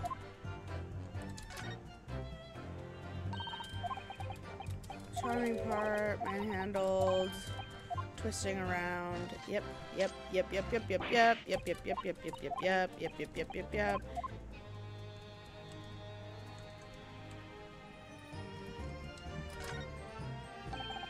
Miss Susato, do you think perhaps this key could be the key for Inspector Gregson's watch? Oh, yes, it could be. Let's try it at once. There's not a moment to lose.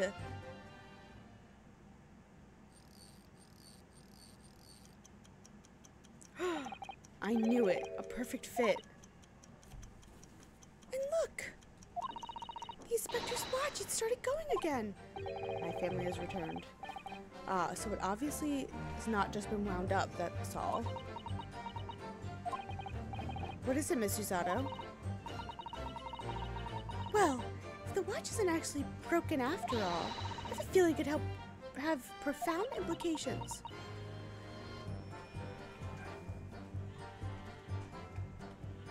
I don't know, what's... She's deep in thought now. Perhaps I better start thinking deeply too. Okay. That's a big deal. It's a very big deal. It means it didn't stop when he died.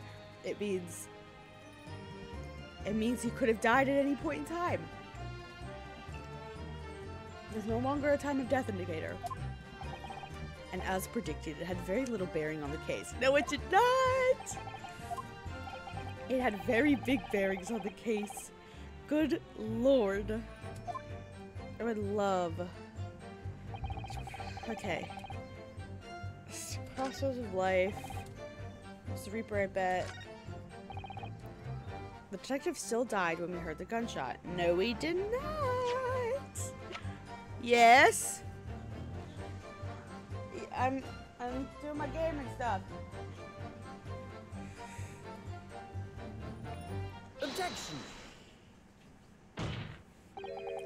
I'm afraid that's not necessarily the case.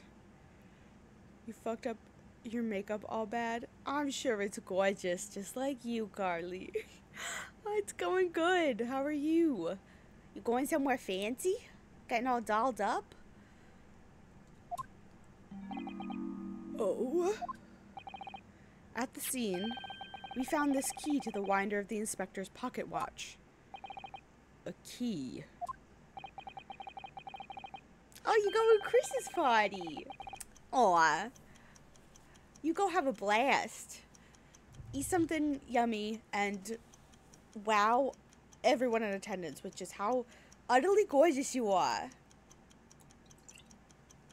It's treating me so well. I'm so happy. I have a mic stand. I have space. I can reach my hand out. My whole hand's extended, my whole arm. And I'm not even close to the screen. Not even close. I still got like almost a foot to the webcam. Wow. Not a foot, probably like 6 inches. It's amazing what a real desk does for you and your lack of motion sickness. We're gonna have to try out some game that gives me motion sickness and see how I do. Maybe have a Viscera cleanup night. God, I hope. Maybe I could play Sea of Thieves now. Nico, I could maybe play Sea of Thieves now. Wouldn't that be incredible? I bought that game so long ago, and I played it once, and then I couldn't play it anymore because it made me ill. Maybe I could play it now. I can re-download it, because I also have a computer with real space. This is just a miracle. We've discovered it still works. You see, the watch didn't stop because it was broken at all. And that fact completely undermines one of the most fundamental premises on which this case has been built. Suck it, Kazuma. You're being mean to me, so I'm gonna be mean right back. Ugh. But of course. Where is my trash can? Put it away. Alright, we're just making a pile then. The watch was stopped at almost exactly 5 o'clock. Yeah, which is just when we had that gunshot. Plus they have safer seas now, so we don't have to deal with a bunch of people. Fuck yeah. I'm so excited for you to teach me the ways of Sea of Thieves. I'm so excited. Exactly the hour. The time that was showing on the watch tells us nothing, other than when it wound down. That's merely a coincidence that it happened to be at 5 o'clock. Objection! Even if that's true, the 3 witnesses here all heard the gunshot at 5 o'clock. So that's obviously when this crime was committed. Objection!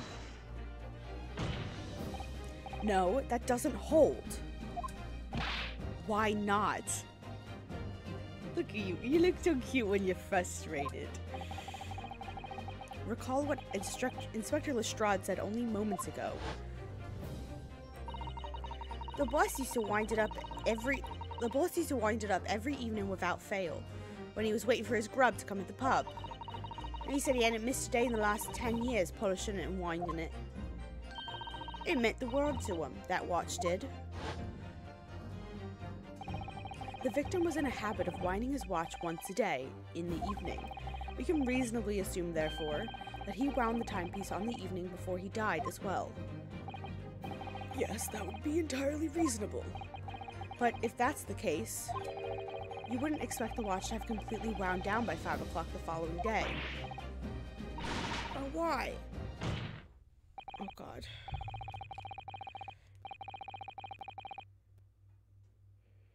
Fresh mini pics.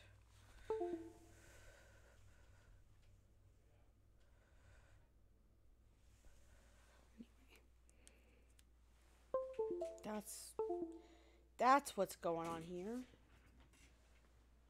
I'm gonna have to rearrange. I don't like that. Okay.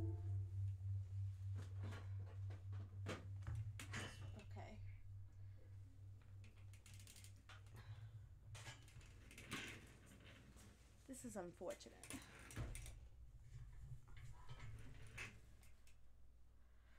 Give me 1 second. Now I'm just talking in this very bad accent. Oh. That goes there. This comes around. Oh. And then it could go right there. Right there. Turn it around, I guess. Boom. Yeah, that's better. Baby! Anyway, I've been watching a lot of Hayley Whipjack again. Because I'm obsessed with her. Anyway. In summary, the evening before the day of the incident, when the gunshot rang out in that room, the inspector was already unable to wind his watch. You can't mean. What would stop a man winding his watch if he's been in the habit of winding it every single evening for 10 years?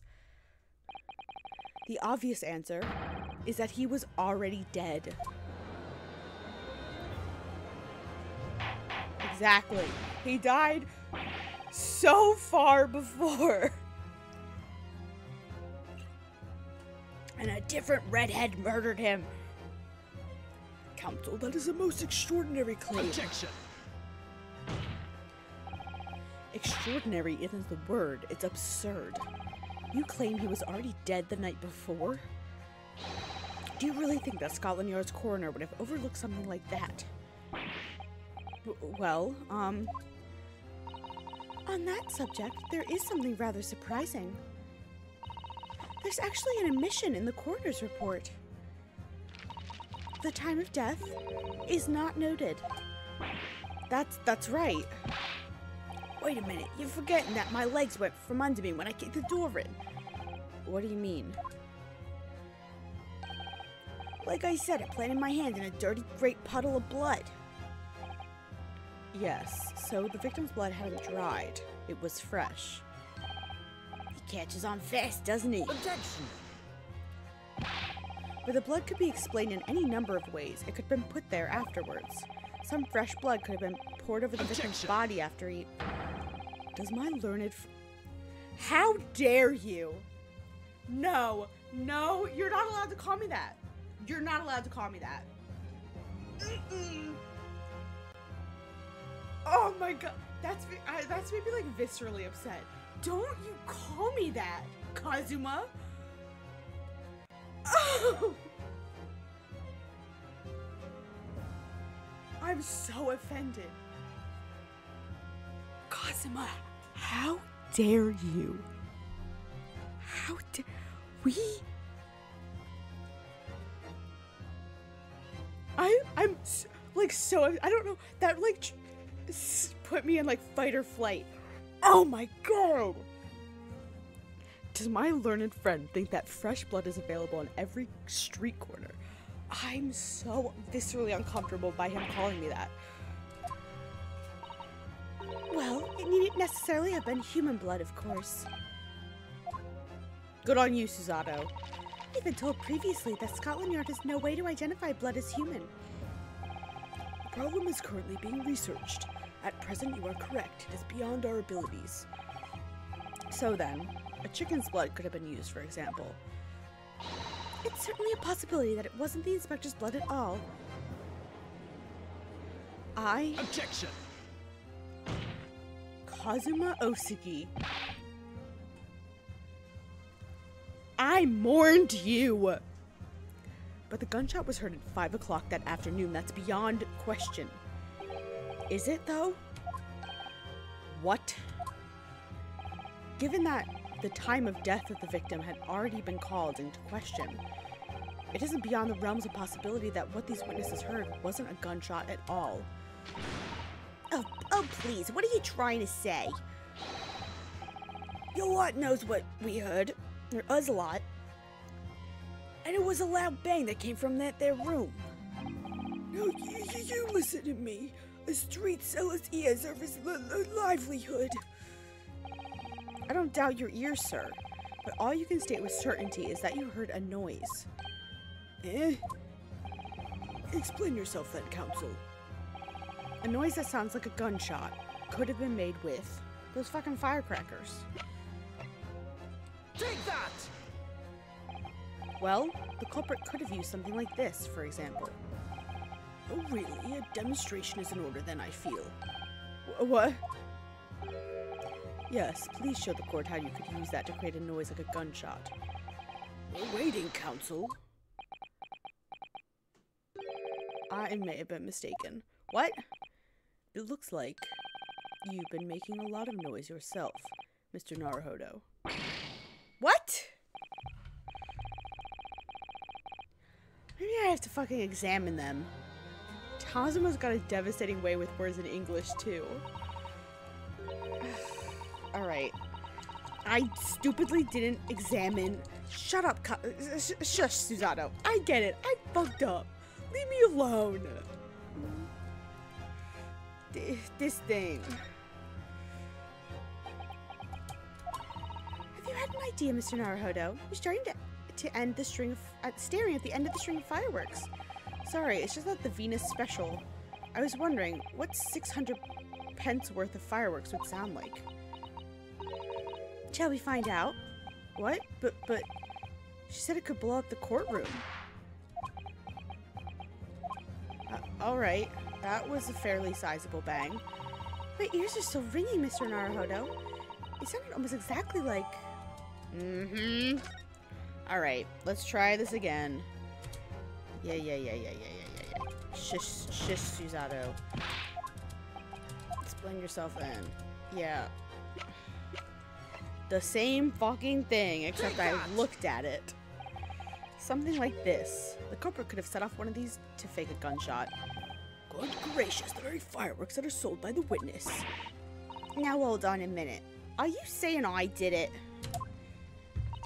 My pretty little firecrackers only make a little pop anyway, see? What the fuck is happening?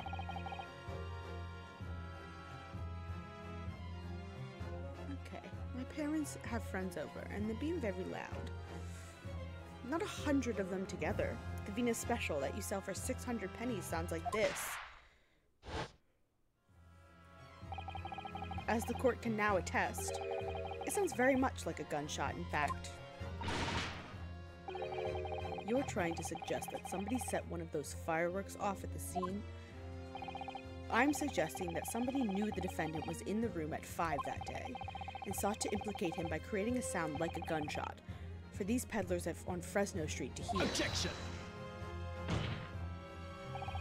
But even the accused himself has testified that he saw no one else in the room at the time. Whatever it was, a gunshot or a firecracker, the only person present to cause that bang was Baroque Van Zeeks. One whiff of a match and my firecrackers go pop. See? It's why people like them. I fear for your fingers, young lady. Objection! Recently, during my time here in Britain, I've learned of a very useful invention indeed. Something called a time bomb. Good heavens, a bomb? Yes, a device that allows you to blow up whatever you like, whenever you like. Mr. Naruhodo, I worry that your unfortunate phrasing there may lead to yet another international incident. No, wait. It's the whenever you like part that's important. A timed device. Yes, exactly. A timed device. Something of that nature could have been planted at the scene. A device that was able to produce the sound of a gunshot long after the culprit had left. And they used the pocket watch for it, is my guess. Your extravagant claim will have to be sustained with evidence, counsel. What proof do you have to suggest in any way that a time device was employed to create a gunshot? I'm gonna guess the fucking...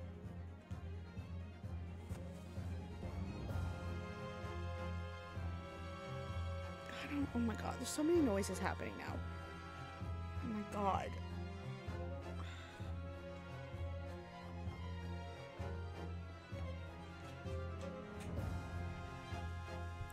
Okay. I mean, the clock could have been used.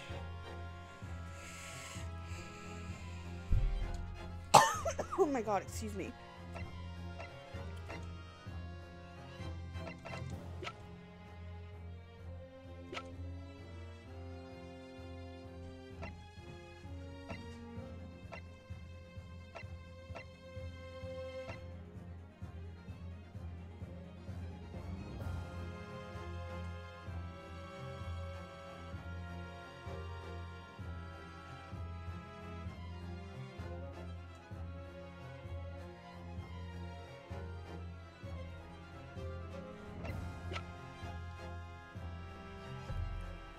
The time device was employed to create a gunshot.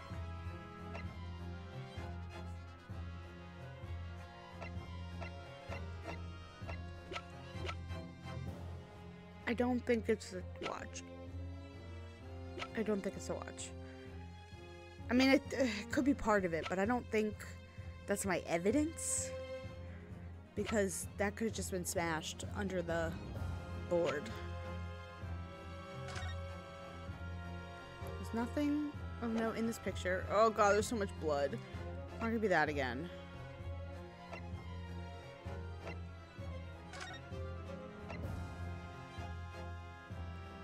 Shot close range from the front, resulting in instant death. Scorch marks at point of entry. Bullet exited the body from behind. Caliber matches the Sunuki. Okay. It's not going to be that picture. One of the child's appears to have been blown off. I did examine this.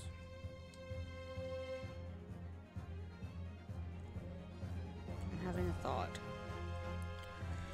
The scorch mark. Maybe this is the time. Because this is all burnt. But if the bullet went through Gregson to the candle, it wouldn't be scorched like this. It would just be broken. Right? I don't know. I'm so scared to present anything. A timed device was employed. And then that the candles burn down is the time? I don't know. Take that! Okay. As the court has already discussed, the tip of one of the candles in the candelabrum has been blown off. Indeed, because it was struck by the bullet which presumably passed through the victim. I don't think that's possible, my lord. Not possible? Why? Because of the scorching. Yeah, okay. There are gunpowder scorch marks clearly visible on the broken candle. There are? Goodness, yes. But is it not the case that there was also scorching on the victim around the bullet entry wound? That's right, there was. But as we heard earlier, scorching like that only occurs when the target is at very close range, a matter of centimeters from the gun. Which means that the scorching on the candle can't possibly be the result of a gunshot. You're suggesting it came from the fireworks. How can that be, eh? The fact that there's such visible scorching on the candle suggests that the fireworks must have been right next to it when they exploded. Or, put it another way, the candle and firecrackers were joined together. Oh. The culprit somehow attached the firecrackers to a point partway down the candle. After the killer had left the scene, the candle slowly burnt down along with the other two, until eventually it ignited the fuse of the firecrackers, generating a loud bang. Oh, okay. You want a big boy? You want a little boy? A little boy. Thank you for the 34-month resub, Carly. I think you were right, Nico. Bang, I mean. Beep works too. And that is how these three witnesses came to believe they'd heard a gunshot at 5 o'clock. Well, what a plot. And this implies that the victim could have died earlier than we've been led to believe. The previous day, even. Now, just hold your horses. All yous lot here saw the victim going into the building, remember?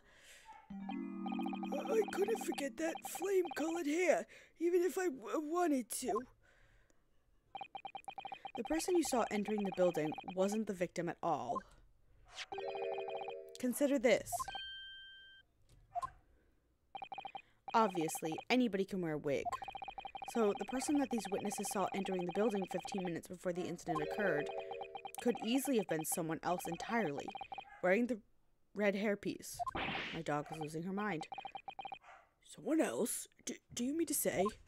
It was the same person who contrived the firecracker trick. In other words, Inspector Gregson's killer.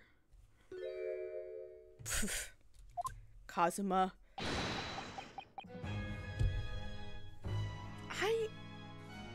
want to punch you in the face a little bit. Oh, that shit-eating grin. Oh, very impressive, Ryunosuke Naruhodo.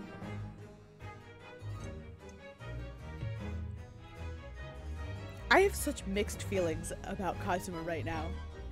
I want to smack him in the face, but also give him a hug. I don't know how to feel about him. Take off that stupid cravat. It doesn't look good. Kazuma? I'm really quite amazed you've come this far. But after all, wasn't I the one who told you that you had all the makings of a great defense lawyer? I don't know what he's trying to do. You want a little boy? A little boy. Does he wear wigs? When is he planning to wear wigs? Thank you for the resub, Cody. Is he gonna start drinking wine? Yeah, that's a great question. Oh my god, there's a hype train. Thank you, guys. I don't know that I've ever had one of those. I also noted the lack of time of death in this report. A stark omission. But as far as I'm concerned, this whole country's justice system leaves a lot to be desired.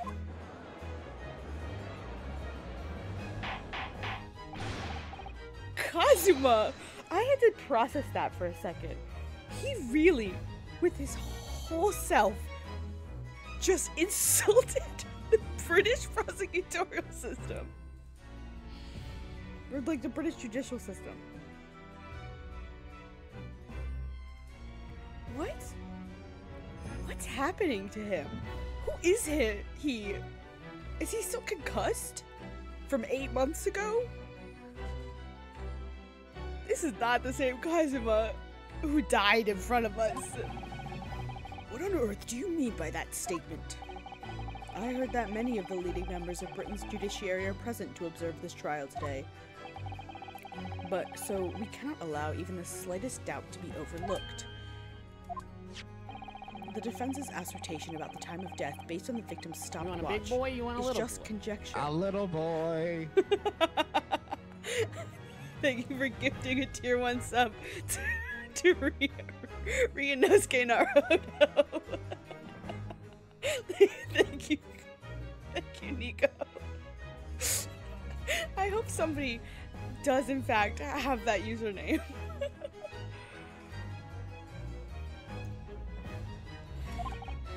But while the possibility exists that my learned friend— Stop calling me that! Oh my god! That's genuinely so— I cannot share my own channel. Wait, what did I clicked? No.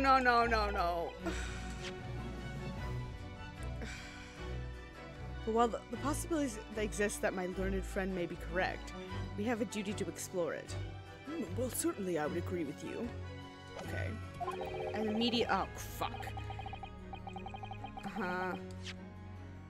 And what immediately comes to mind is, of course, what was Inspector Gregson doing, and where did he go on the day before the incident? Bro, you're fucking Asian too. I don't understand what Kazuma's doing. Like, what is his purpose? Do you know?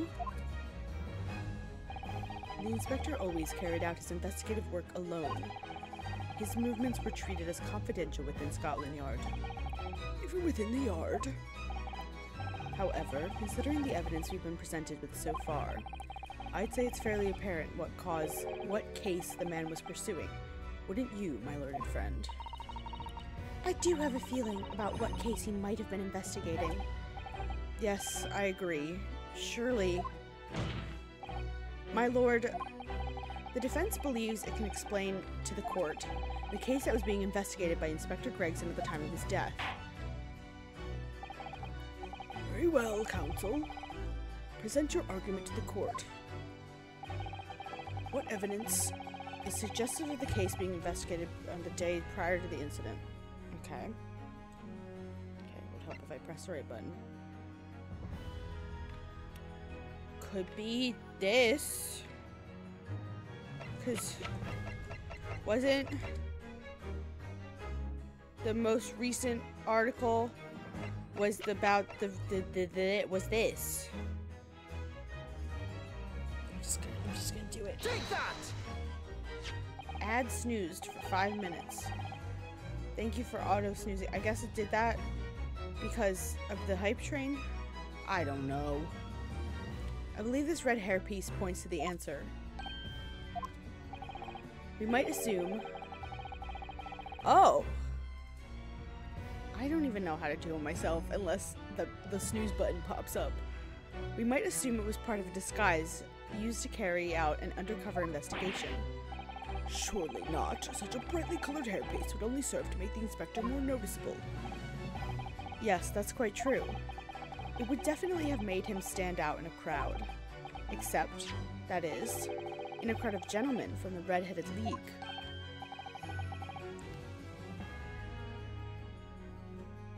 The Red-Headed League? So, you'd already worked it out. I can't tell what he's doing!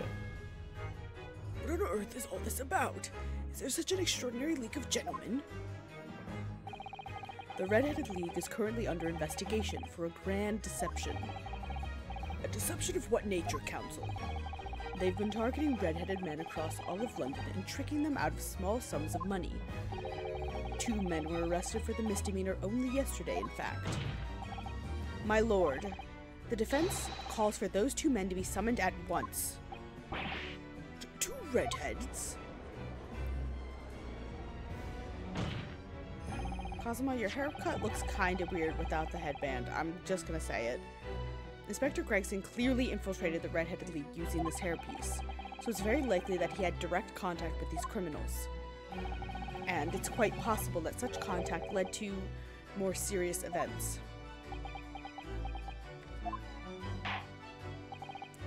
I concur, but we cannot in good conscience leave this new avenue unexplored.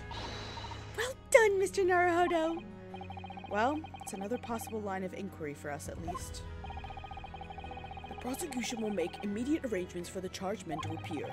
Bring these 2 Red-Headed League conspirators before me, Prosecutor Osaki.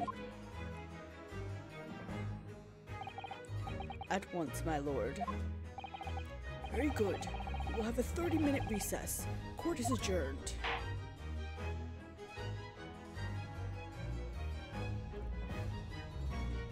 To be continued. I cannot get a handle on what the fuck Kazuma's doing. What is he doing? And stop calling me your learned friend. I'm just your friend. I'm just your friend. Anyway. Oh, there you are, Odo. What kept you, my dear fellow? Hello, Mr. Sholmes. Gina. You sure about what you said in there? That the boss, you know, actually died the day before. It's pretty odd to swallow. Yes, I was shocked by the revelation too, Gina. Exactly. Like, I wanna believe he's got, like, a plan. There's this reason for it. But he just seems like he's being mean for no reason. I mourned you for so long. I mean, Susanoo and Ryu, like, had to mourn and accept that he was dead. And then he just shows up and he's alive again. Somehow. And I can't even be happy about it because he's being mean. As was I, possibly more shocked than both of you. It's not a competition, Mr. Sholmes, but I was more shocked than all of you put together. This is the autopsy report in question, is it? Yes, it's strange that there's no time of death noted. I suppose there's a simple explanation, or perhaps it was a deliberate omission. dear. If it was deliberate, it puts me in mind of the last case we worked on, and Dr. Scythe. I know. Anyway, it seems that on the day before Lord Van Zieks discovered his body, Inspector Gregson was investigating the Red-Headed League, so perhaps something happened with them. Come to think of it. You had trouble with those League men too, didn't you, Mr. Sholmes? You were taken in by their trick. No. Naturally, I wasn't taken in as you put it. My sleuth-hound interest was merely piqued slightly by the rare scent of a weekly £4 income. And that scent masked the underlying scent of deception, I suppose. Two criminals in question are the pair we saw being arrested yesterday, aren't they? In Mr. Sholmes' suite, I mean. That's right, Suze. It was me what took him in. Thanks to a tip-off by a good law-abiding citizen.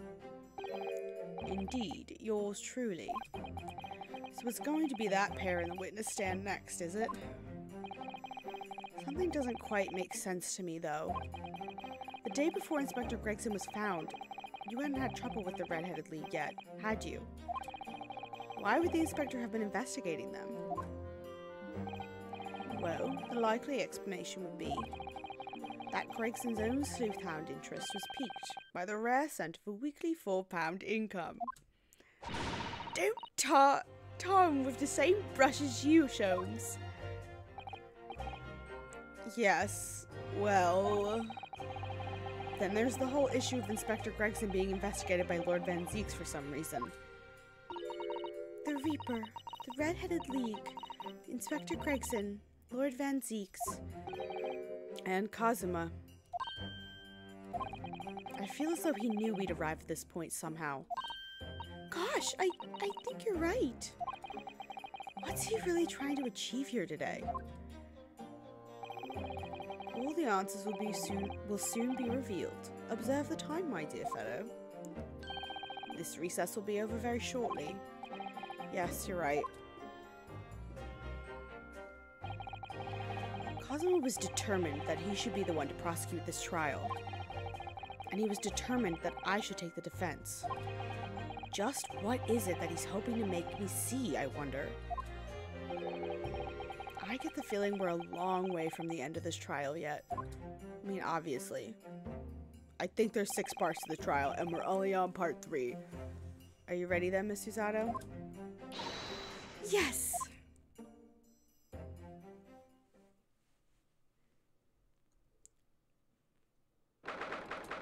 1 p.m. Hi, Van Zieks. Standing there like a ballerina. In the name of Her Majesty the Queen, I hereby declare this court to be in session again. We resume the closed court hearing of Barak Van Zieks, here present, who stands accused of murder. Do you guys think Stardust from Stardew would taste like grapes? Maybe. Either grapes or like an eggplant, maybe? They kind of look like eggplants. Now then, Prosecutor Osigi.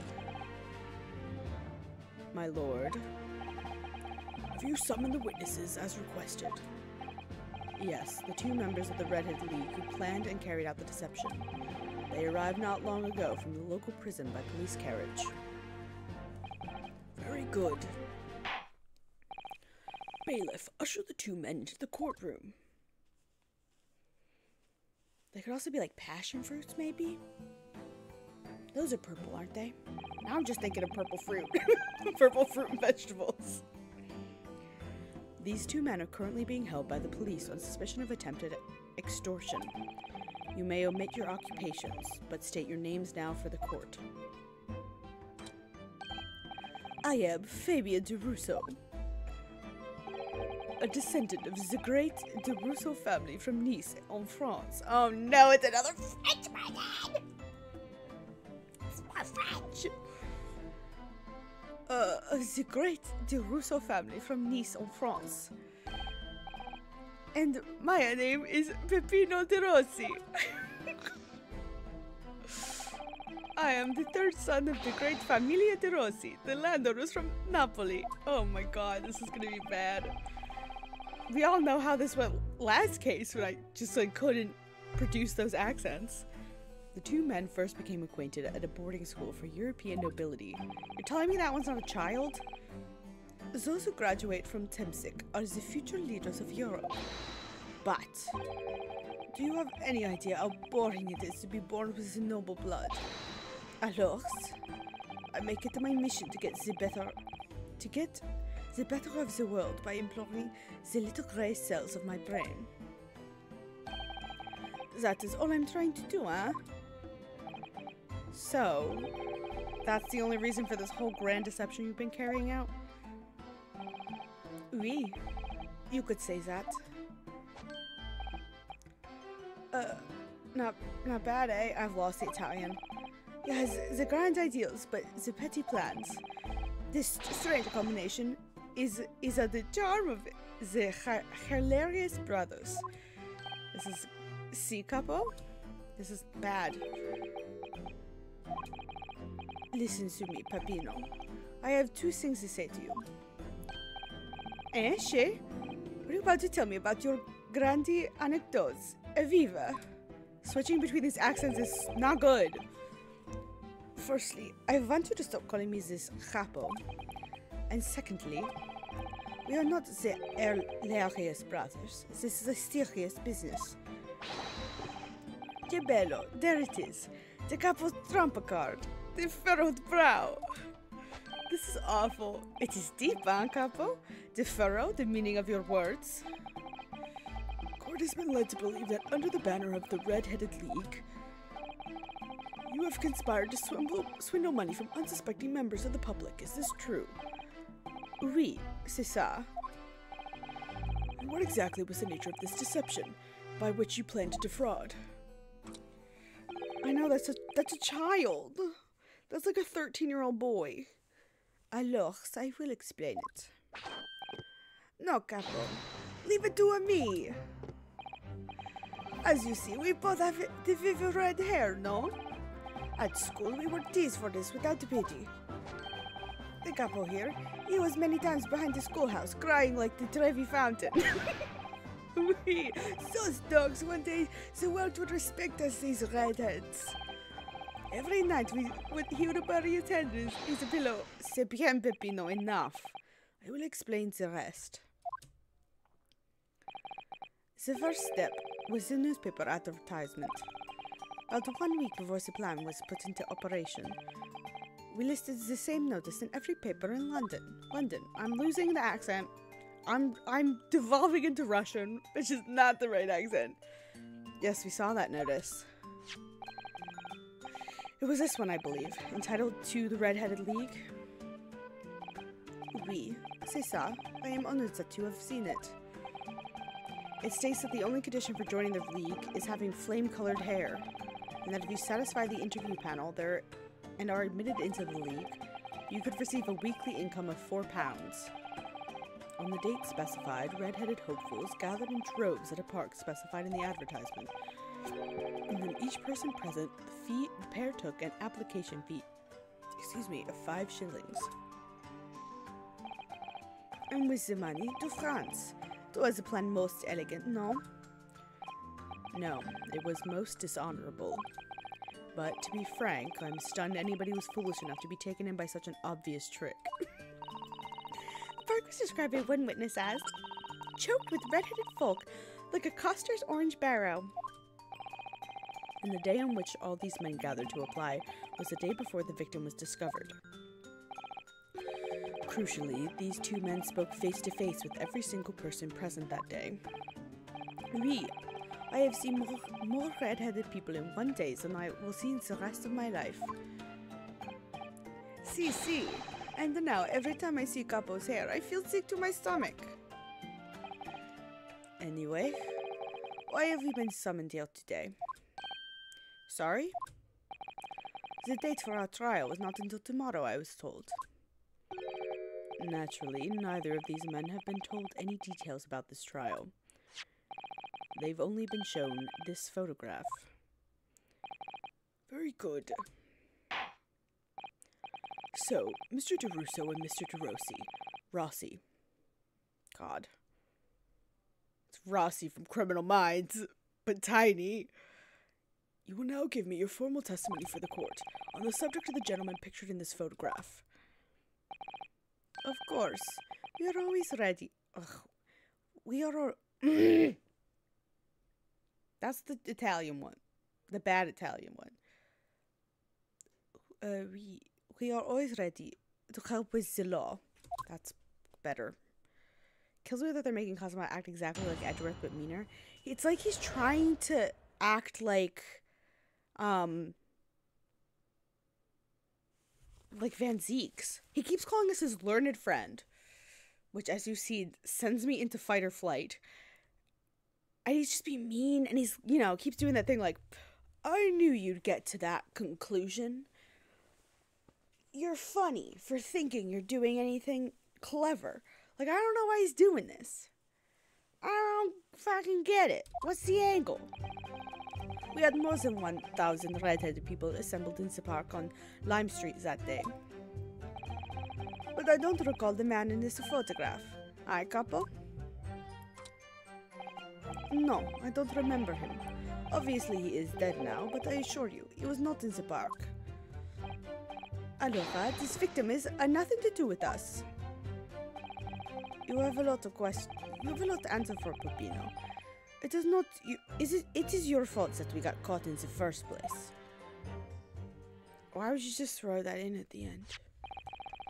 You've given sworn testimony that this man in the photograph was not present. Can you be certain? Oui, I am quite certain. We did not interview this man.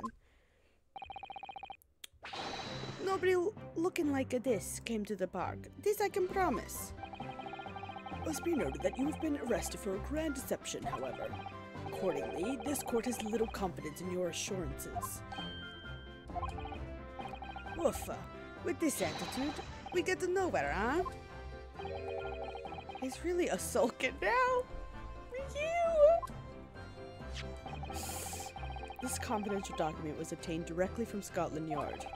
It records an entry from the inspector's private diary dated the day before the incident. It reads, Lime Street, Red-Headed League, undercover. Ah, I have the answer. Maybe there was another similar event in the park on the day in question, eh? That is ridiculous. There's no question that Inspector Gregson was investigating the Red-Headed League, which means it's quite possible that's when he was killed. Maybe he was pretending to be... Maybe he, snuck in to be on the booth? And that's why somebody recognized Sholmes immediately, because it was Gregson? And maybe Sholmes is just an idiot? Didn't realize that it was Gregson? I don't know.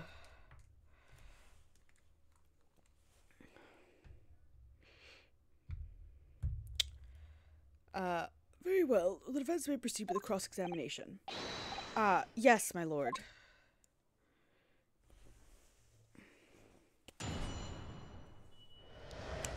I don't know what's going on. 1,000 people in the park. I don't recall this man, eh? Obviously he's dead, but I assure you he was not in the park. Hold it! I don't remember him. But according to what you've said, you spoke with 1,000 or more people that day. Oui, that's true. My eyes were burning by the end of the day. Surely then you can't actually remember every single face. How are you so certain that this particular man wasn't present? Normally, the red hair is very distinctive, eh? But not when you have 1,000 redheads crawling around, then it's just an eyesore. But if there was some other information you could have given us, maybe we would recall. That is not the line, Peppino. Remember, we do not remember him.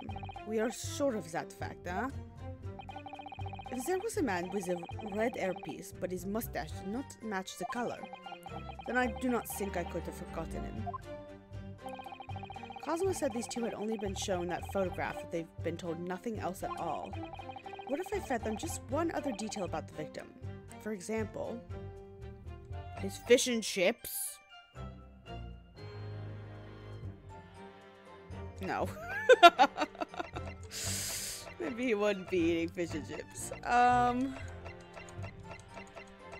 He would give a fake name. And maybe he was smart and didn't eat his signature fish and chips. Maybe his profession, he was a fucking cop. I can certainly appreciate that just knowing the man had red hair wouldn't help you remember it in this situation. What if I tell you the man with the red hair paste was actually a detective? The man is a photograph. A detective. Yes. It would appear he found your notice in the paper suspicious and decided to investigate incognito. Sorry, but this changes nothing. Excuse me. You sure? Something to add, Mr. Gerasi? Che? Si, I am always adding something. Parmesan, olive oil, pepper. Oh my god. As an Italian, I'm rolling my eyes. What I mean is, did you not agree with your friend's last remark by any chance? Eh? What did he have just to say? About the detective? Yes, that. Keep your mouth shut, Peppino. You have said enough already. But why, Capo? What is the problem? There was a man who said, I am an inspector from Scotland Yard. What? Good lord! He's a little too chatty. Explain this volte-face in your testimony, witness. It's simple. A man who was at the park said to us that there was no such man. Mete, what are you talking about, Capo? Have you forgotten, eh? I have forgotten nothing. Nobody likes this game to the park. Oh my god, these accents, I'm so sorry. They're not good. Basta, Capo, basta. You beat me at the many things, but not two. The memory and the meals. Like I said, when it's time to eat the pasta, no one is a faster. When it's time to eat the pasta, no one is a faster. You are inferior to me. You are inferior to me. You are inferior to me in every other way, so shut up. Objection.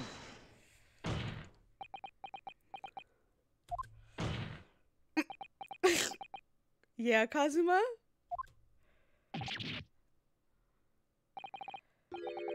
Shroptard, the damage is done. Indeed it is, sir. Oui, there was a man who came to the park, and he said he was an inspector from Scotland Yard. However, he looked nothing like the man in the photograph. It was someone else. How can you be so sure? Because, to start with, his face was completely different. See, it's true. The man who came was younger. His face was clean-shaven. His eyes were sadder. His chin was thinner. No resemblance whatsoever, then. Anyway, I was not going to be fooled. I took the obvious precaution and said to him, if you are really a detective, show us the proof.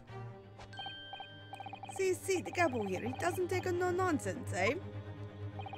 Your tab crashed? Very weird. But he was prepared. He said he had the identification. Identification? You mean official police inspector's identification? It is most unconvincing. Sorry, my lord? Counsel, no incognito inspector would offer his identification for inspection. It's quite out of the question. Definitely. Why would he expose his true identity? Lily, the papers were fake. Certo, Captain, you are a genius. As we say in Italia, it takes a thief to recognize another, eh? And what happened after he announced that he was a detective? It became very annoying. He said, you're under investigation. I'm doing. So I took his papers from him and chased him out of the park.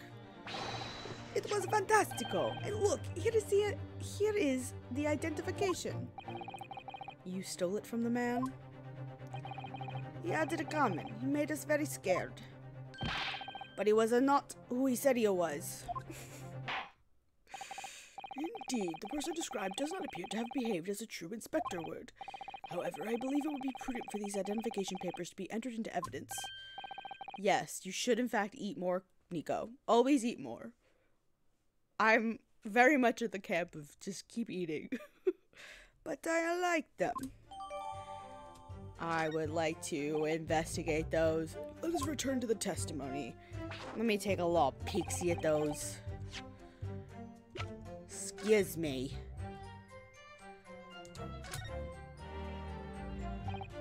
Well, I suppose we should see what this inspector's identification looks like inside.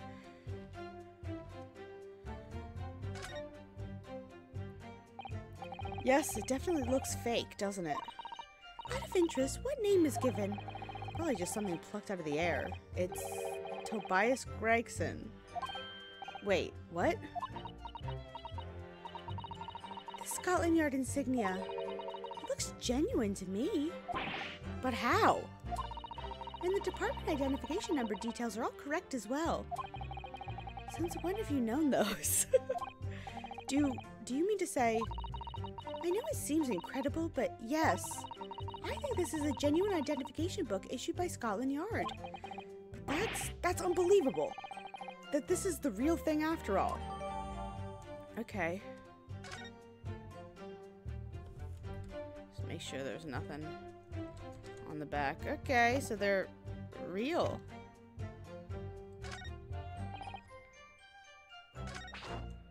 Okay.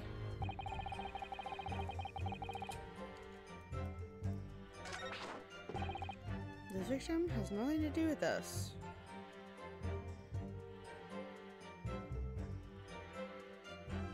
I feel like I need to present that to something.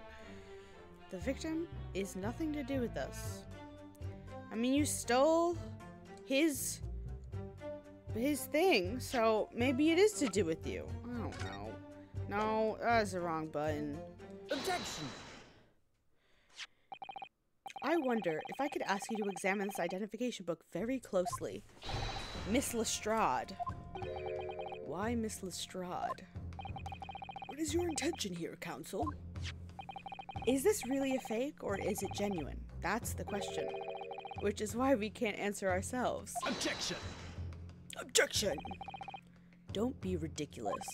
No Scotland Yard detective would allow his or her identification to be stolen.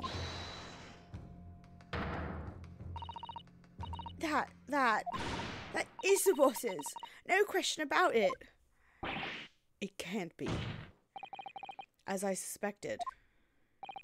The undercover detective who attended the Red-Headed Lee's enrollment on the day in question was the real Inspector Gregson, carrying out an incognito investigation. Zut alors! If he was speaking more actual French, I'd be having a much better time. But if the boss had his identification stolen, he would have reported it straight away.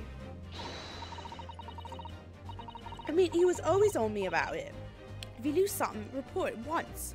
At once, he'd say. Could it be then that the inspector was physically unable to report it? Physically... Hey, what are you saying? That's not the right voice, but whatever. Unable to... You're not suggesting. Yes, it's quite possible that he was killed before he had the chance to report his identification stolen. No. The two of them in their, like, fighting stances. The defense posits that the victim was killed the day before his body was discovered at a different location. Do you two have anything to say about that? I know nothing. I know nothing. Pull yourself together, Peppino. Mon Dieu, you can behave a little more like a master criminal than that, no? Now I wish I had a return to Italia. Stop crying, Peppino, please. Otherwise, Luma, stop your whining and start talking. Well, I believe the court will need to hear your story in considerably great detail. I know nothing. I know nothing. But you will tell everything, or face the worst possible outcome.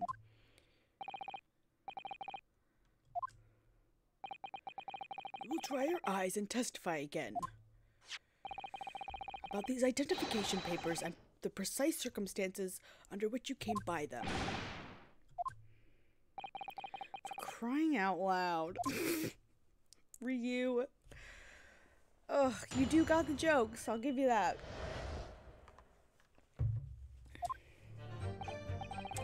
The truth is, we took him prisoner and kept him for the night in our secret hideout.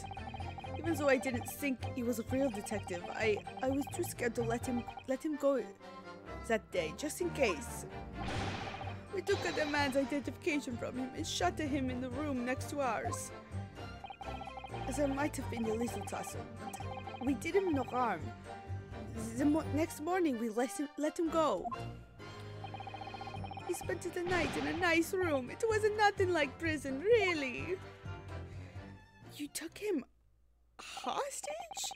This is outrageous. You imprisoned the man. But no. It was not like a prison. It was a very comfortable and a calm and a happy. Eh, Capo?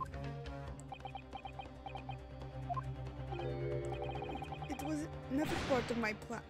My plan, I swear it. Oof, so you think it wasn't my fault, eh?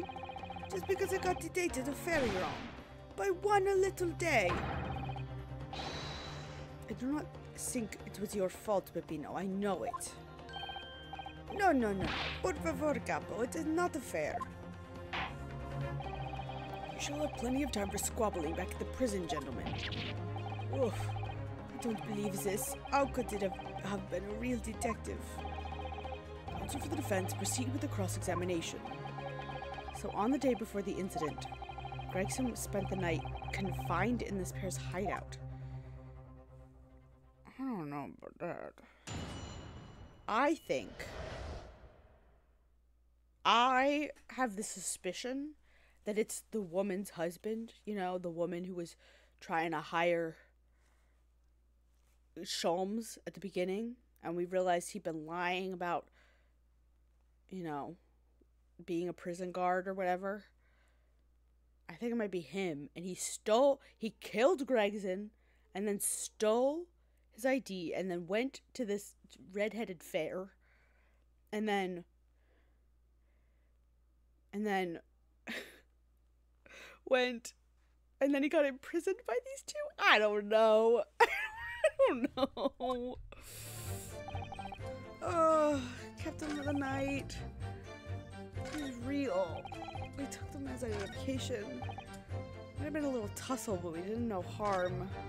I don't like that statement, and I don't like the first statement.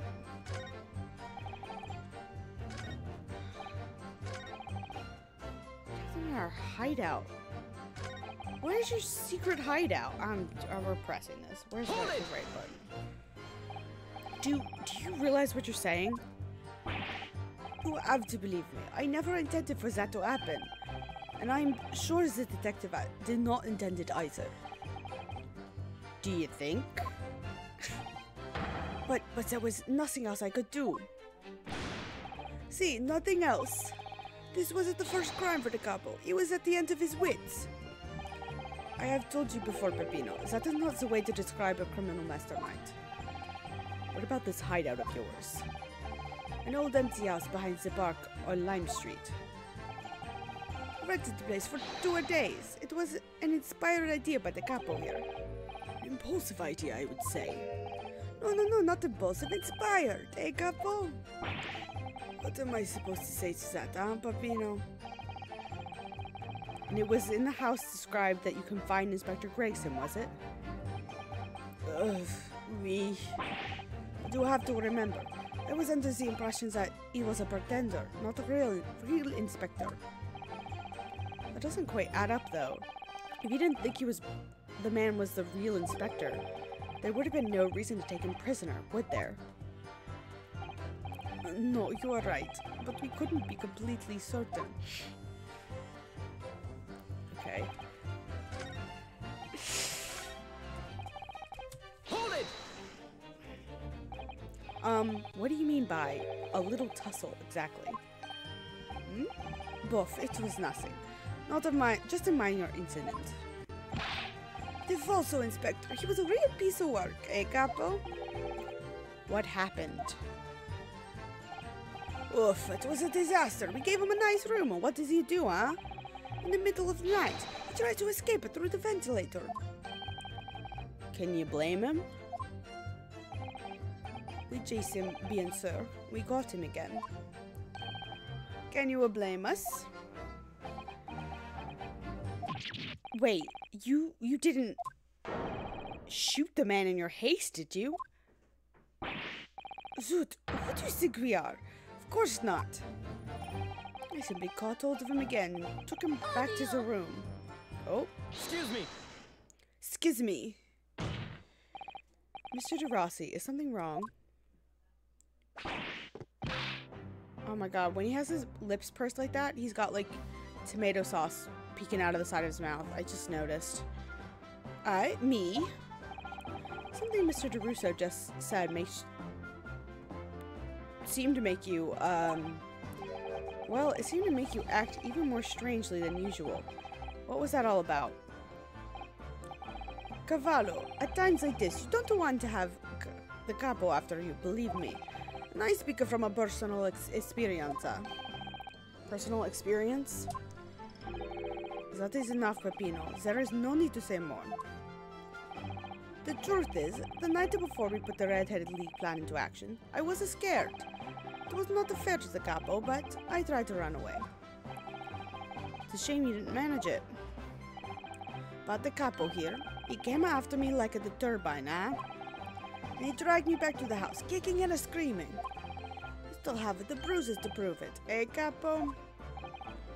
Bruises, you say? Ah, you want to see, huh? Want to see my fantastical bruises? That's enough now, Peppino. No one wants to look at any part of you. I can't switch between French and Italian. It's not good. What do you do, huh? I show you, I don't, I show you or I don't, You do, now. Allora, if everyone wants to see it, then I do it. Ecco, you see?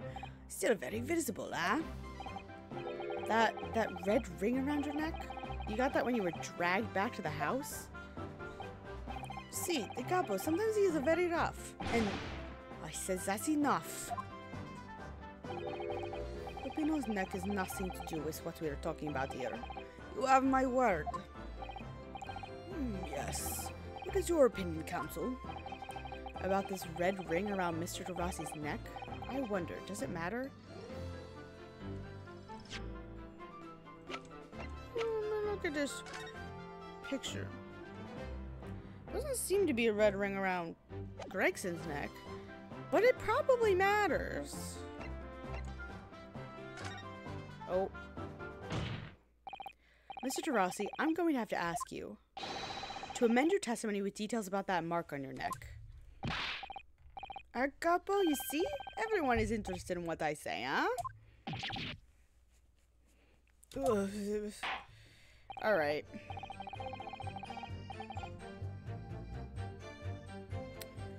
Very well, you amend your testimony as requested, Mr. DeRossi. See, if you really want to know.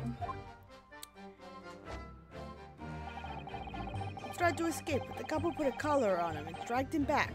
Like what he did to me, see? But Gregson didn't have that. So it was an imposter? I mean, this has to be what we're presenting on.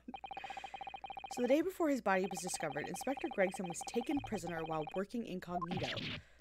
No, it was not like that. It was hardly a prison. It was invitation to stay. It was only. However you describe it, there's one glaring inconsistency that remains. What inconsistency is this, Counsel? I would ask the court to look closely at this photograph of the victim, Inspector Gregson. You will see that there is no red ring visible around his neck. But that make no sense. It was me who took the collar off the man in the morning. I saw the red bruises on his neck, just like I have. Even though the mark is still clearly visible on this witness's neck, we expected to see bruising on the victim, who was put in the collar more recently than Mr. DeRossi.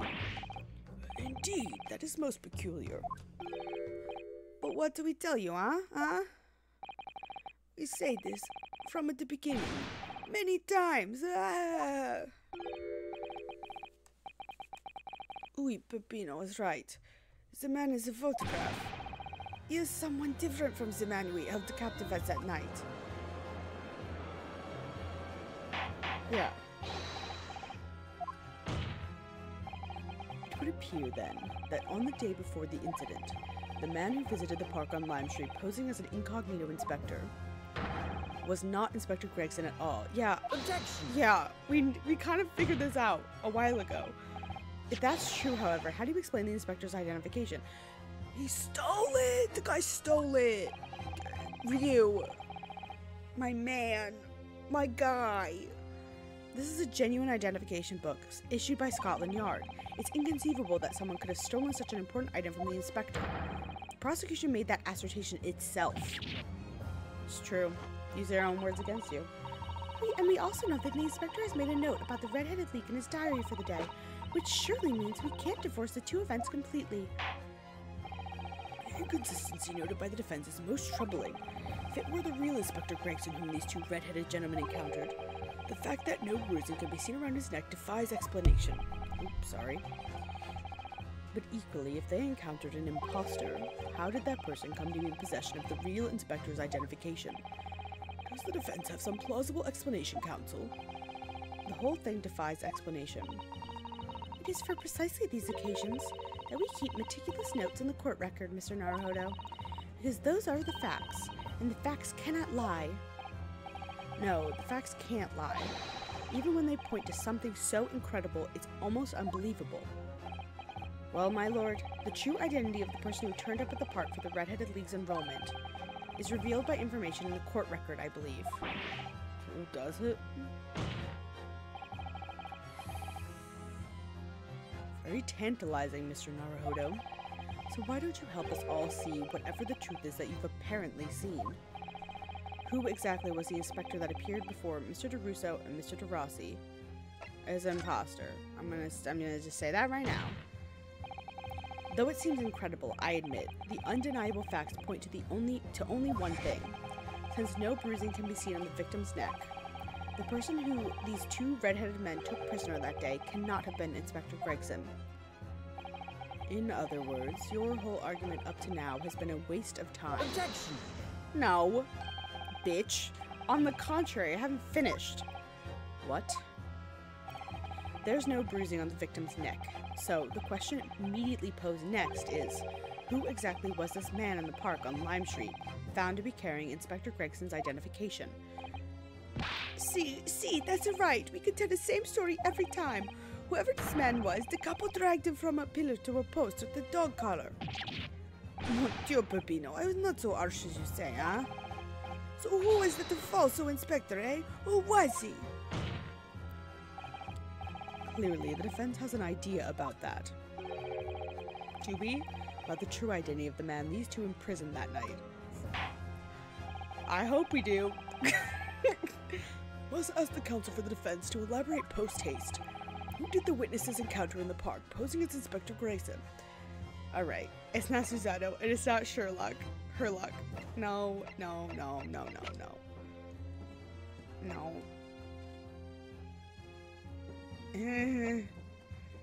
I want it to be him, but he's not been part of— oh, and he doesn't have red hair. Now I see him in color, he doesn't have red hair. Not Gregson. Not Kazuma. My best friend, who I had believed to be dead. He lost his memory somehow and is now materialized as a prosecutor in the British courts. Gossip. Oh, he's got a red thing around his neck. Let me just make sure. Oh my god, yeah, he's got the same red thing.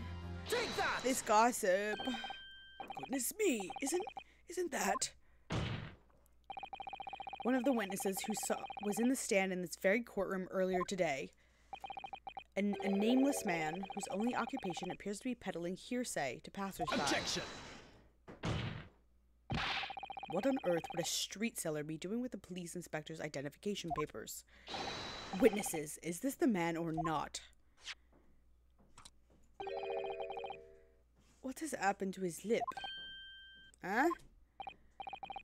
See, this is the man is not for the Redhead League, eh? He's looking for the Twisted Lip League, no? Perhaps rather than making such a rash claim next time, you should bite your lip instead. It seems improbable, yes, but one undeniable fact remains. During his testimony earlier, I noticed something around the man's neck, a red ring of bruising. Eh? What? The defense demands that Mr. Gossip be brought back to the stand.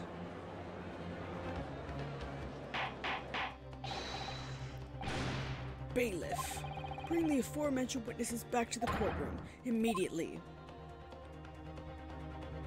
Is that the end of the part? Oh no. I was about to say, is that the end of the part? Nope. Well, I never. An undeniable ring of bruising indeed. And identical to that of the witness beside him. Now what's going on, eh? You always had this, me. It's a birthmark, isn't it? A birthmark, you say? I assume the reason you've been recalled to the stand has been explained to you. Hey, something about an inspector again? But I'm telling you, you've got all the wrong as usual. Got it all wrong. You're denying all knowledge of it? Well, of course I am. Are you trying to kill me with all this nonsense, eh? Did Bro rub dirt in his hair or something, or did he put the hairpiece on the inspector? Both are possibilities. Well, at least you have more stories to peddle back on Fresno Street, won't you? Now, we're going to need you to testify again. And you, Mr. DeRusso and Mr. Tarasi, I'm sure you'll cooperate, won't you? Do we have any choice? We are in a big trouble, eh, Capo? That's quite enough dilatory chatter. Proceed with the testimony.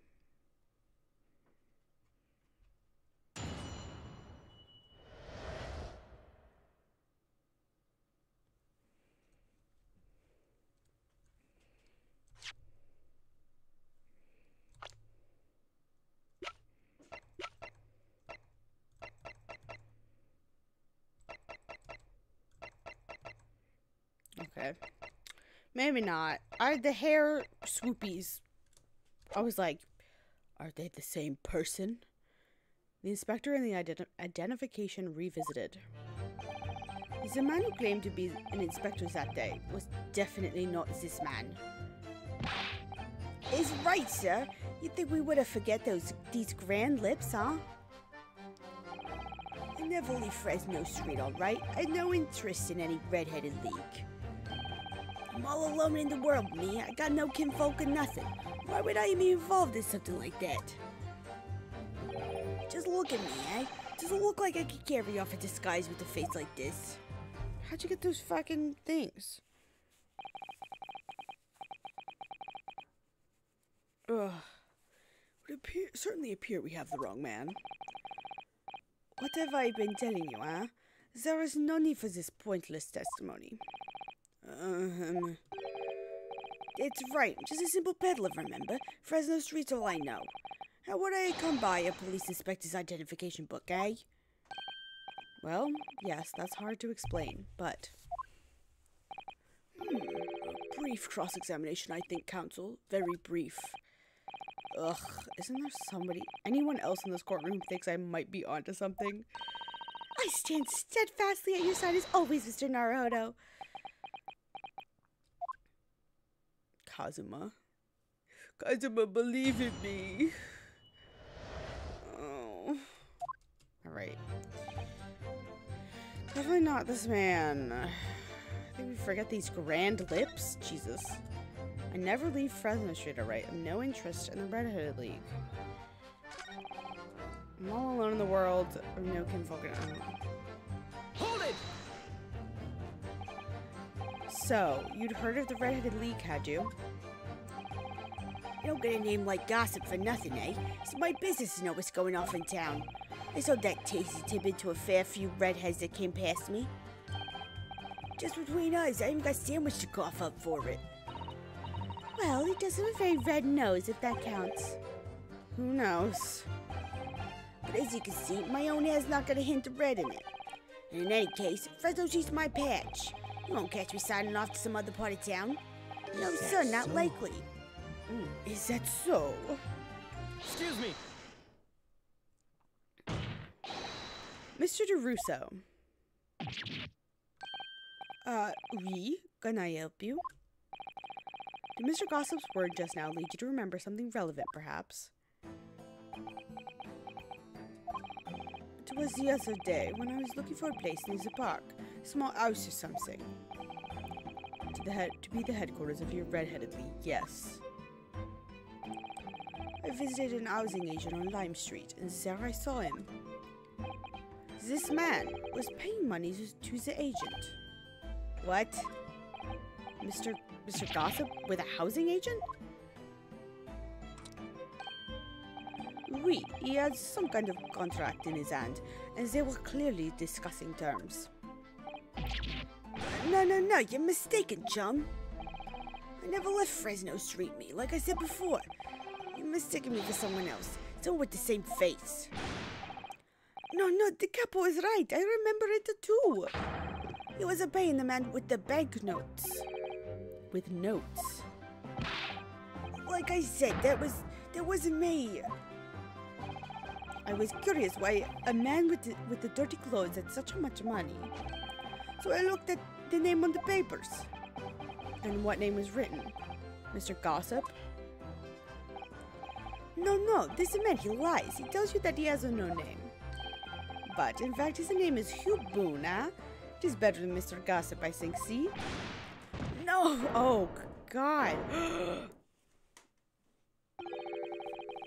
I'm a peddler of tidbits of information, like I said. On Fresno Street. That's that. I don't much like folk talking about my personal life. Indeed. It is not the intention of the court to invade the privacy of the witnesses. Well, his name's kind of fucking important. Very well, I shall respect your wishes, sir. The aforementioned name shall be redacted from all court records of this trial, assuming no objections. Objection! Yeah, I fucking object. I'm sorry, my lord, but the defense does object. Because the name just mentioned has a very deep significance to this case. No, Hugh Boone is the name of the man who rented the room Gregson was found in. Good gracious, do you similarly object, Prosecutor Otsuki? As it happens, my lord, that particular name has already been mentioned during today's proceedings. Well, I never. In what capacity? Hugh Boone, the name of the leaseholder of the room. Let me put this very simply. The victim's body was discovered in your rented room. I suggest, sir, that you start talking. Well, all right. I suppose that might be the case, eh?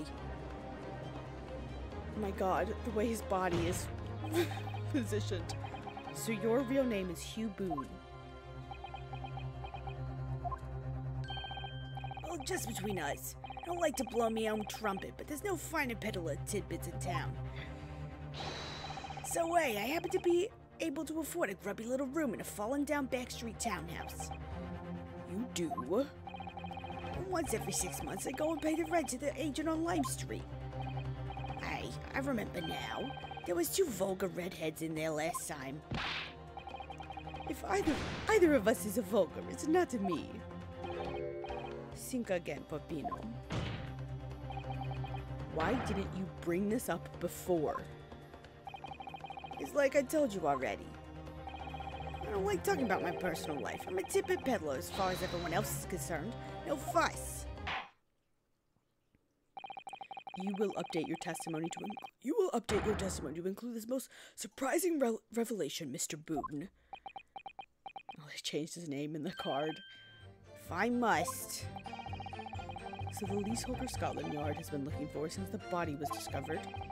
Had been here under our noses all along. Rented the room with the fellow was found as true. For what difference does it make? Like a lot. Maybe he is the husband. What difference does it make? That like all the shit in that room is yours.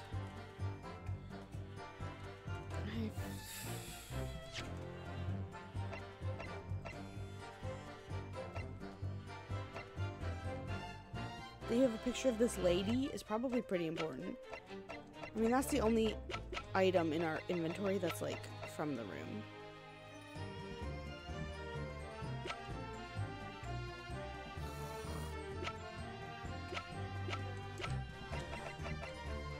Objection! No. No. No. Okay, yeah.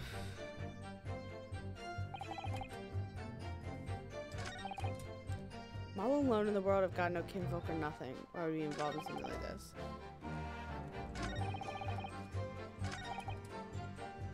Rent the room. If you have no kinfolk, who's the person? Who's this lady then? Objection! There we go. If you have no kinfolk, as you put it, then explain why it is among the sparse furnishings we found this photograph in the room.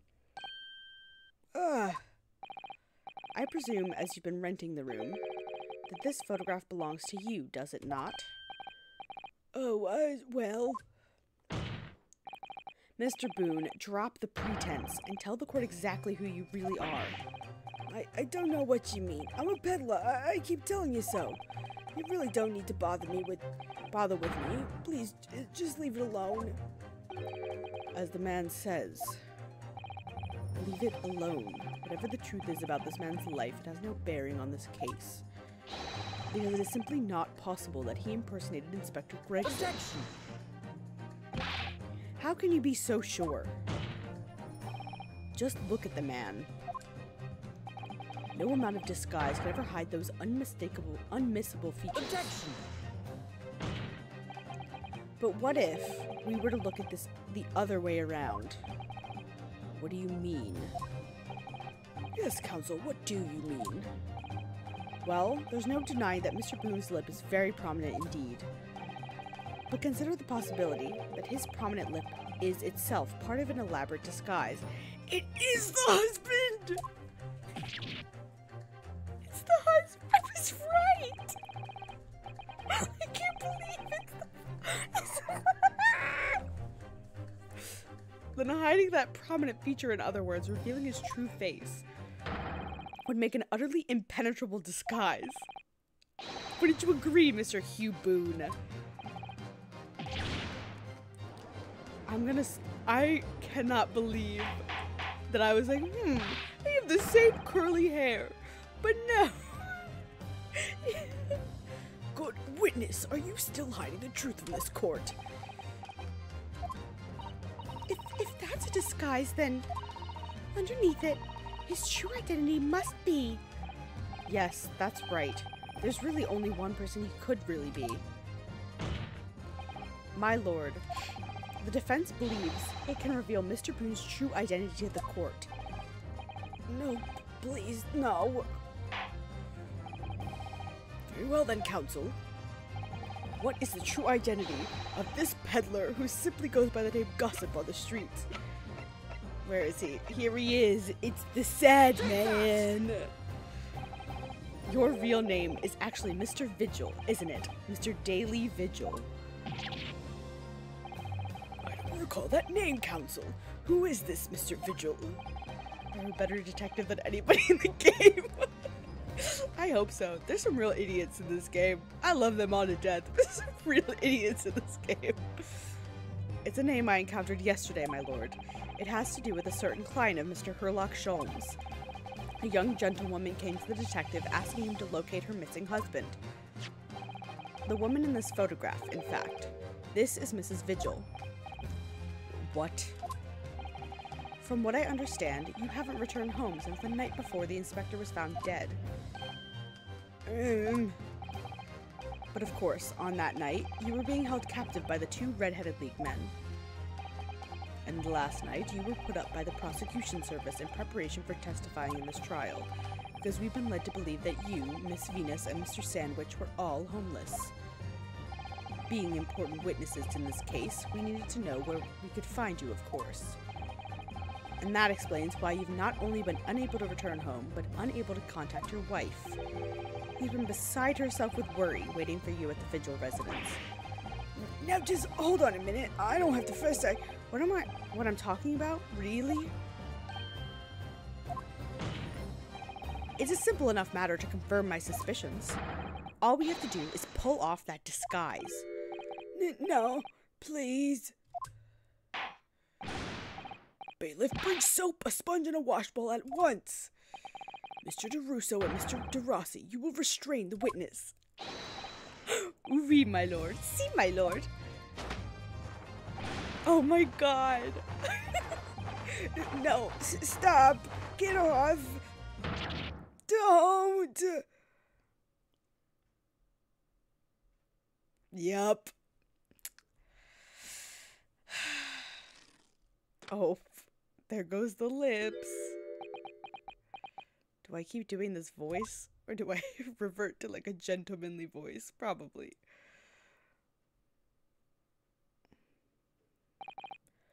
Well, we are now seeing your true features, I presume.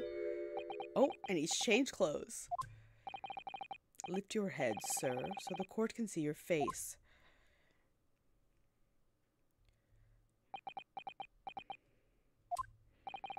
It would appear that the defense counsel's assertion was entirely correct. This has all been a very elaborate deception. So, witnesses, tell the court, have you seen this man before? I don't believe it, but... See, there is no question. This is the inspector we saw at the park. Extraordinary.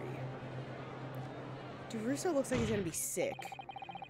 On the day of the Red-Headed League enrollment, the man claiming to be Inspector Gregson, who appeared before Mr. DeRusso and Mr. DeRossi in the park, was you disguised as the inspector, or rather, was you posing as the inspector in no disguise at all?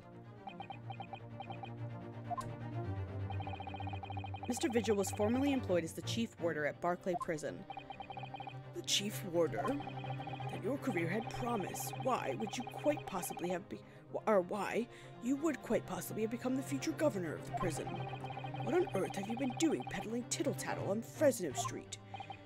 Well, it's been 10 years since Mr. Vigil worked at the prison. 10 years. Vigil is not going to say a single word. Oh, here we go. I'm really dreadfully sorry about all of this. Yes, it's true. I'm Daily Vigil. It's my proper gentleman voice. My hoity-toity gentleman voice. And you were the chief warder at Barclay Prison 10 years ago. So where did Mr. Hugh Boone come from? Boone is the other me. It's a name I invented. Well, evidently there is a great deal under the surface here. I'll explain everything. I'll tell you just how wretched my life has become.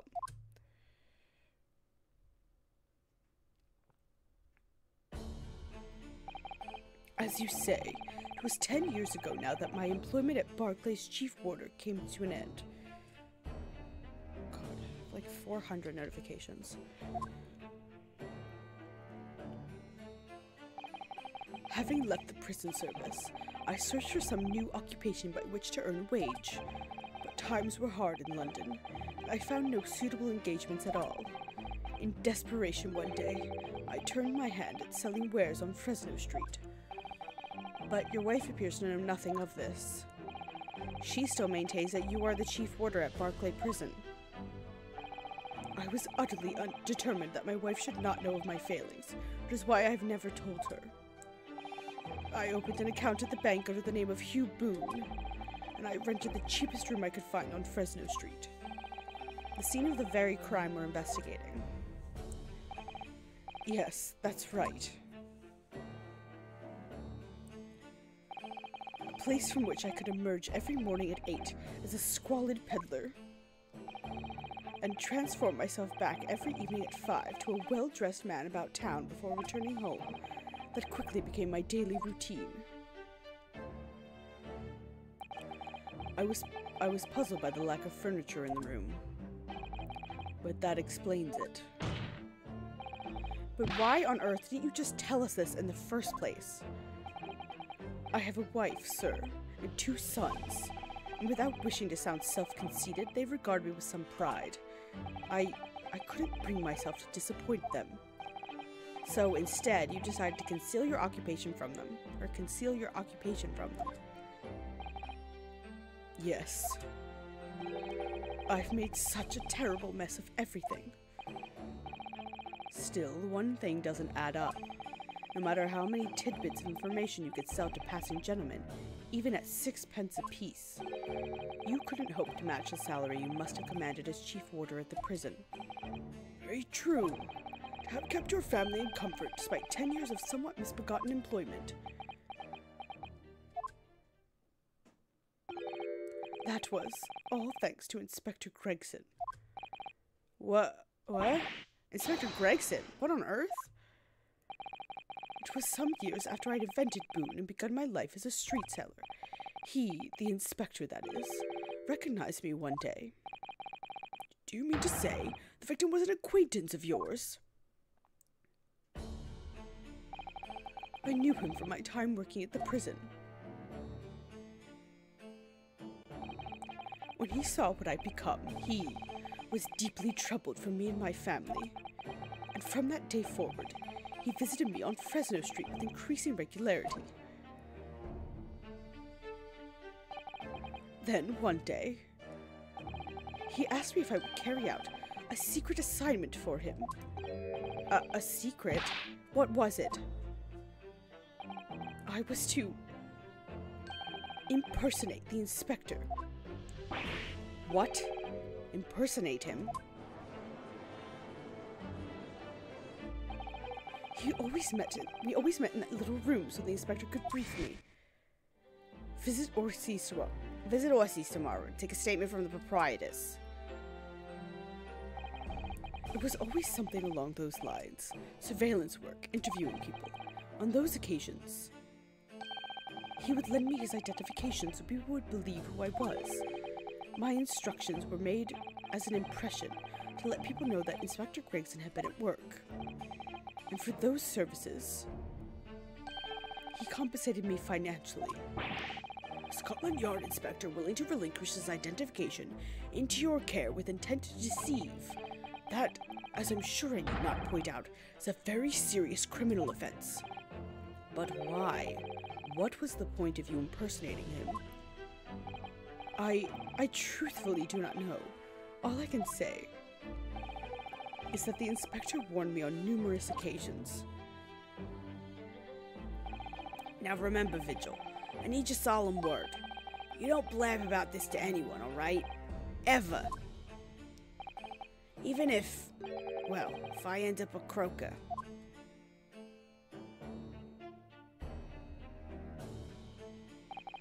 In time, he started to bring papers with him to the room as well. It became something of a second office for him. So, in fact, the person who declared himself to be Inspector Gregson at the park on Lime Street was really... Yes, it was me, acting on the inspector's orders. As usual, I removed my Boone disguise, and then went as instructed to the park. I can't get over how his something about his arm when it rotates like that looks wrong. It's not wrong, but it just looks wrong. Armed with the inspector's identification book, it never occurred to me that the bruise on my neck might give me away.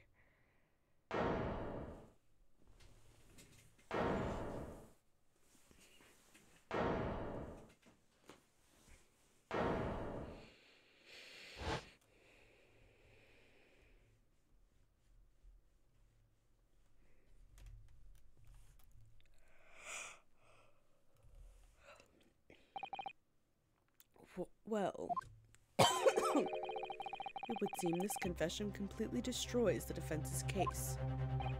Why? Why would... In what way? Explain yourself, Prosecutor Osiki. My learned friend's assertion was as follows. I'm gonna have a conniption. The victim was killed at another location on the day before his corpse was discovered, at the hands of these two red-headed league men when they imprisoned the inspector. Oh yeah. But no, that can't be. After all, it wasn't the inspector who went to the park that day. It was me. My goodness. Finally, we have clarity. We had nothing to do with the murder of the inspector. And merci, Monsieur de la Défense, for proving it. Well...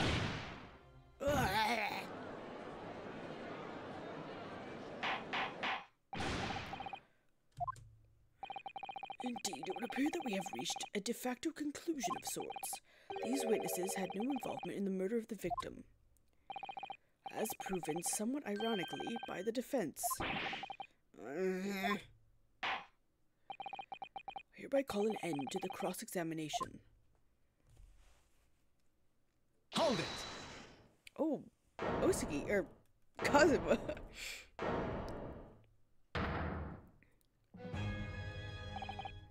Pardon me, my lord, but with your permission, I would like to pose one further question to the witness. Kazuma? What question, counsel? It concerns the events of 10 years ago. I believe you would have been present at a very significant execution that was carried out at the time. 10 years ago, the execution of the professor, Genshin Osiki. I want to know exactly what your involvement was. Oh. Answer me, man. One moment, counsel. Is this related to the current case? Naturally. You liar. It is the prosecution's belief that this case and the events of 10 years ago are inextricably linked. Okay. Does the defense concur, counsel? Like, they're definitely linked because we keep fucking bringing it up, but Kazuma, you are not yourself. You're as calm and collected as usual. Yeah, the man was just breaking down right then. Poor Kazuma-sama. No wonder he's acting this way. Mr. Vigil's memories of what happened 10 years ago would tell the tale of Genshin Osiki's last moments. His own father. I know. I do understand that. But even so... Prosecutor Osiki,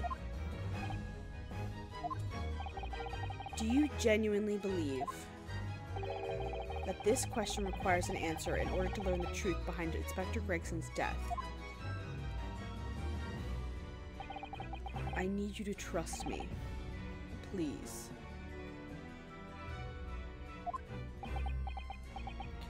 Like of course, but also... Very well. The defense has no objection. I see. In that case, you will answer the question, witness. The truth is, I remember very little of that time. You've forgotten? I'm sorry to say, yes. As I said, I resigned from my role at the prison 10 years ago. But, for some peculiar reason, my memory of the events leading up to that moment is extremely hazy. Does that not strike you as strange, Mr. Naruhodo? Sorry? Well, 10 years is a long time. But to have forgotten the reason why he left such an important job? Yes, you're right. And not only that, Mr. Vigil's claim contradicts what we already know. The human spirit is a fragile thing. It's broken all too easily, which is why we have a tendency to wrap it up for protection. Sorry, the human spirit. I'm afraid I don't understand what you mean. When we experience pain and suffering, we feel unable to bear it. We block it out, obliterate it from our memories, seal it away. It never truly leaves us. If the seal is broken, the memories resurface. And when they do, that fragile spirit may finally be crushed. But I really don't. Kazuma-sama. But if it must be crushed, then so be it, because the truth will not stay buried. It's coming out, one way or another. Right. Now I understand. It's clear what his intentions are. He needs to expose the truth at any cost. Perhaps if I pointed out the contradiction in what Mr. Vigil claimed earlier, it might cause some crucial memories to return for him. But should I? Should I present the evidence or not? Do it! Because he was fired, he didn't resign. I have no idea how this is going to go. But this is a court of law, and I have a duty to pursue the truth. Mr. Vigil, I'd like you to look at this. Evidence that clearly contradicts your version of events. Yeah. Take that! Just a few moments ago, you made the following statement. I resigned from my role at the prison 10 years ago. Well, yes. In other words, you claim to have left the post of chief warder of your own volition. Well, yes, of course. Why? Tell me. Do you remember seeing this document before? No, I don't. This is a dismissal notice ordering the immediate termination of a prison staff member's employment. A dismissal notice. And the name on the notice is yours, Mr. Vigil. What? What? It's mine? So you didn't resign from the prison service at all. For some reason, you were dismissed as chief warder from Barclay. No, there's been some mistake. I'm sure I tendered my resignation. The dismissal notice is nonsense. Isn't it? If you were forcibly dismissed, there must have been a good reason. Clearly, you did something. Mr. Vigil, it's time to break the seal and have you remember. I think he's going through something, Kazuma. Gotta give him a minute. According to the few remaining records, the final execution that you supervised was on 17th June, 10 years ago. And on that day, I love that I just refused to give a date. 17th June, 10 years ago. That's how people speak. And on that day, something very serious took place at Barclay Prison. The 17th of June. Was that the professor's execution? Professor? As you were the chief warder at the time, it stands to reason that you would have been present throughout the proceedings. It does sound familiar. And yet, that execution never took place. The convict, ostensibly executed earlier that day, later re-emerged from his grave. The convict came back to life. In the cemetery, in the middle of the night, there was a witness. However, The witness claims that a moment after he saw the convict clambering out of his grave, a gunshot rang out from over his shoulder, and the bullet pierced the professor's chest, killing him instantly. Those may have been the professor's actual last moments.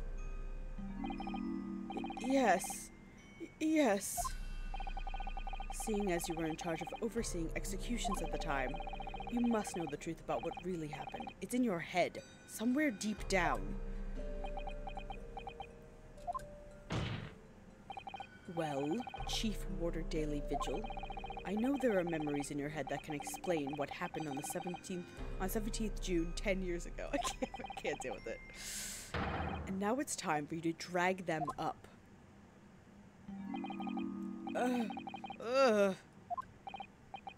Mr. Vigil? You gotta give him some time, people. Yes, the whole prison. It was complete chaos. The prisoner escaped. He was killed in the cemetery. The shocking news ripped through Barclay like a hurricane. What?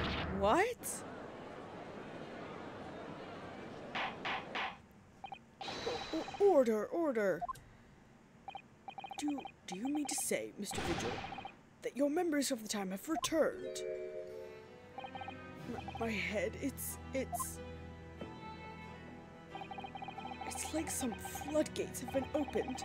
The images, the screams. Oh, my goodness. The papers. There were reports, articles about a man who'd seen a ghost. Yes, Enoch Drebber. But surely those reports were exaggerated. There were traces at the scene. Traces of what? In Lowgate Cemetery, at plot number 139. Blood, lots of blood. That's where the man was buried, of course. Obviously, something terrible had happened there. The depths of conspiracy and depravity from which this tale is emerging are quite staggering. I've reviewed the police reports from the time extensively. A thorough investigation was conducted by Scotland Yard to ascertain how the convict managed to escape in the first place. And the conclusion reached by the investigating team was that a member of the prison staff must have been involved. Are you suggesting that a prison warder abetted the man's bid for freedom? Yes, and I was suspected of doing it, of using that mass murderer's execution as a way to help him escape. You did what? I remember now. The horror of it all is coming back to me. One evening, a few days after the execution, some detectives came to the prison. I was called to the governor's office at the top of the watchtower. Oh God, he's very tall. Sorry, Daly, but this is serious business. Can I help you now? As Chief Warder, you were responsible for overseeing the execution of four, eh? I can't. Well, it seems the fellows of Scotland Yard want to have a few wee words with you about it. Boot it. Pack your things, laddie. Or you're to attend in person. As soon as he told me that, my mind just went completely blank. And the next thing I knew, the professor, the most hated killer in our country's history. And I let him escape. I'm finished. My life is over. Oh my God, he jumped out the window?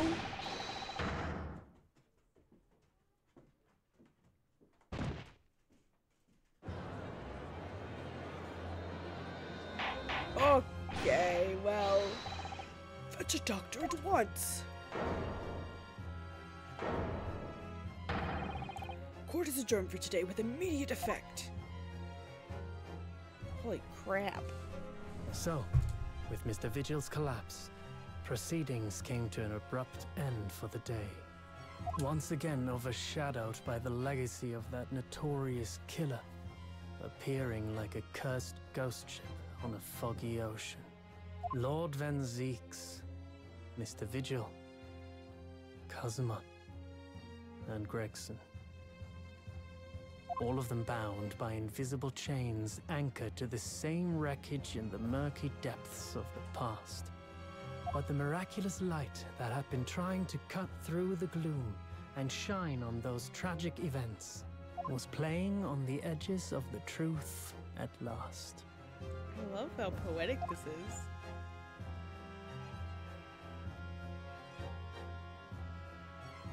To be continued. Oh my god. I love these little voice acted bits. I can't get enough of them. I love listening to his voice. Give me an Ace Attorney, a great Ace Attorney show. Okay, I'm gonna be back in like 4 seconds. Hold on.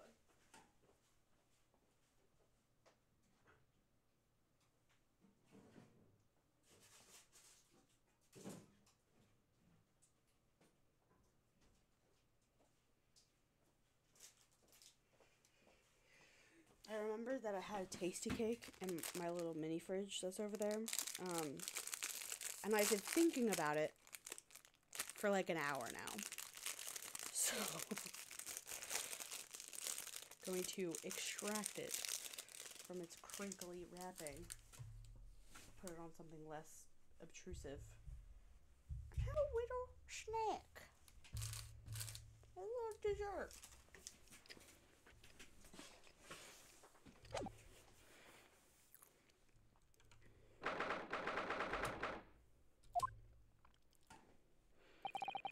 I still can't quite believe what just happened. And no, I inquired with the bailiff after the court session was adjourned. It seems Mr. Vigil was taken to hospital to recover. Right. 10 years ago now, Mr. Vigil attempted to commit suicide by jumping out of the window of the prison governor's office. But ever since then, he's completely blocked the memory of those events from his mind. I mean, I can't blame him.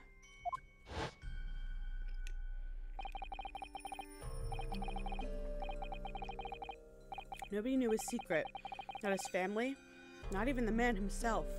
But I forced it out into the open. Was it wrong of me to do that? Did I overstep the mark, I wonder? I think the man maybe needed it.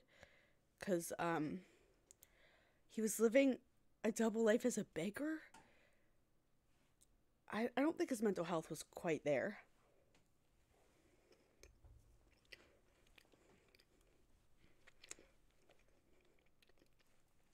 Bruno! Oh, Iris. You are miles away. Anyway, I've brewed a fresh pot of soothing tea for you. Oh, thank you. You and Susie have had an exhausting day so far, haven't you?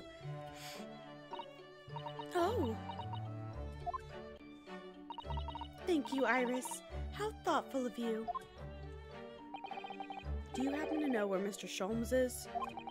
When we came out of the courtroom back into the defendant's antechamber, he disappeared. Oh, no, I don't know. He just suddenly sprang to his feet and left. All he said was, I must leave. I wonder if he's pursuing the mystery of Inspector Gregson's death. Well, you know what Hurley's always saying, don't you? There are mysteries in this world that should perhaps never be solved. But the construction of a solution comes only at the expense of the destruction of something else. What does that mean? He knows very well that when you open someone else's old wounds, you often open your own too. But he just can't take his own advice and leave well alone. Solving mysteries is too important to him. That's so true. But that's what I like about Hurley after all. I suppose that's the a lot of a great detective in some ways. So then, let's have tea, and then I'll give you a hand. Oh, do you have time, Iris? Yes, I finished this month's manuscript at last, with barely a day to spare before the deadline. Oh, I'm so looking forward to it. A brand new story to read in the adventures of Herlock Sholmes. You know, I've always hid Hurley's violin in the days before I have a deadline. You do? Poor Mr. Sholmes. I'm sure that's very wise, Iris. How sensible of you. Now then, my dear fellows, let's make a plan of action before we continue our investigation. Sure. I guess that means let's chat. So, how did it go in court this morning? Well, we still don't know the truth about what really happened, but one thing's increasingly clear. Lord Van Zieks definitely didn't do it. Oh, goody! Yes, that's right. We managed to uncover several new facts as well. Oh, really? And there was another development too. Kazuma. Yes, it's quite clear now that Kazuma-sama is not himself. The way he's acting, it's almost as if he's possessed. I know. I mean, at the end of the proceedings earlier, he was like a bloodhound the way he was chasing down Mr. Vigil's forgotten past. He's not normally so mercilessly persistent. What's going on in his head, I wonder? I really need to sit down with Kazuma and try to understand what he's going through.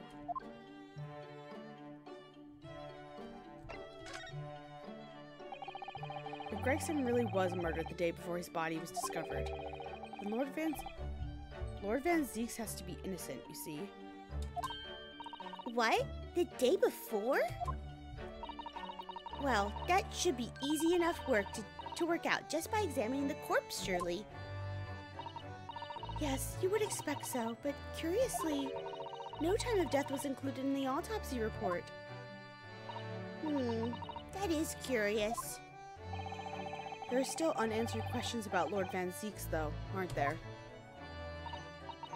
Do you mean? I mean, what was he doing there on Fresno Street that day in the first place? Well, according to the man's testimony, he said he was investigating Inspector Gregson, didn't he? Quick pause. Sorry.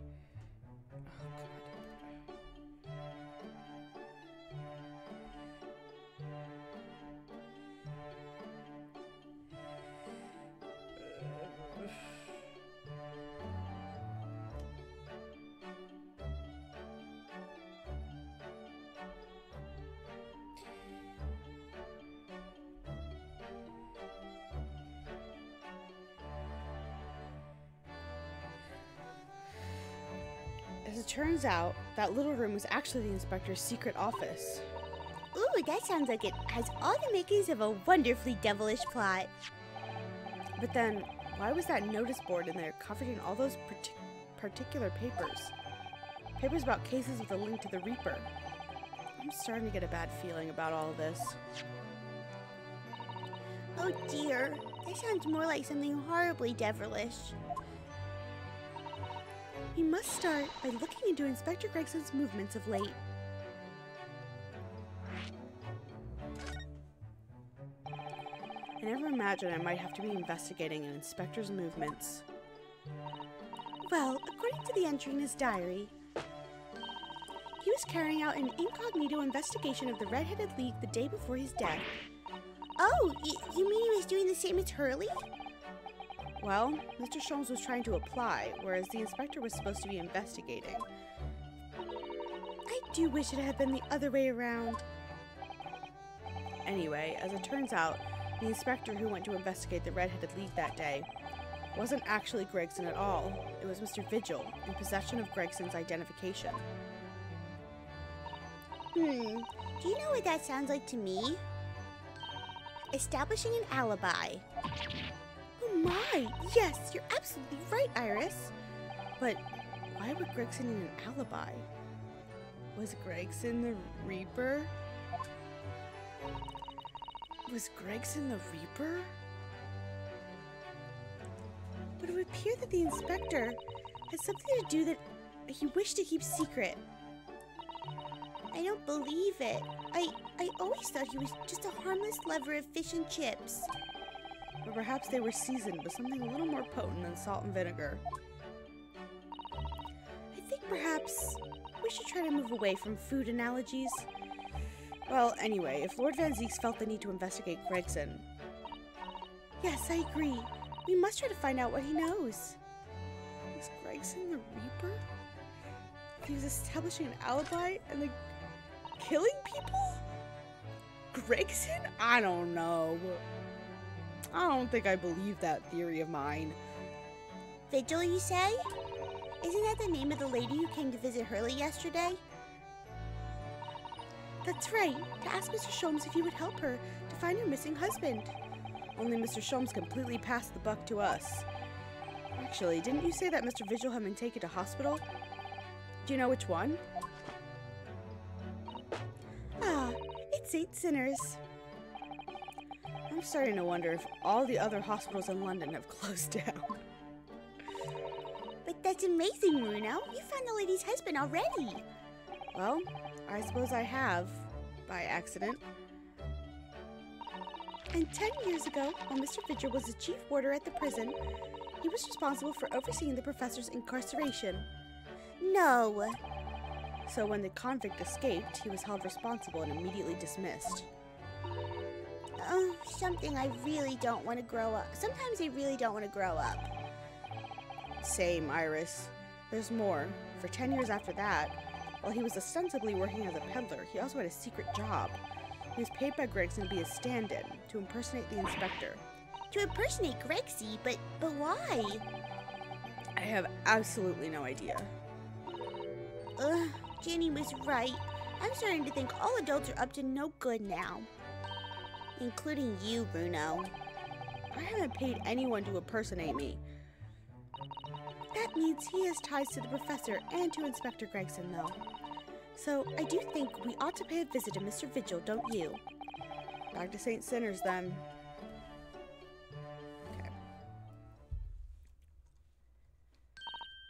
Well, I think it's clear what we need to do, isn't it? Let us investigate, my dear fellows. Oh, Iris, even more enthusiastic than usual today. Anyone has anything to hide, my special Wilson shooting iron will soon set them straight. That water pistol? It's the full of piping hot extra special blend of mine. And I'm quite sure it'll be very effective. I'd better be careful not to hide anything. Well, it feels a little strange that Mr. Sholmes is nowhere to be seen, but still, let's go and see what we can find out. Yes. Alright, let's go.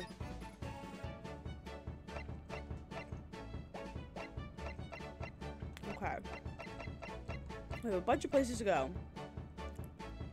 I don't know, let's just go down the list. Why do we need to go here? I don't know. Oh, Cosima!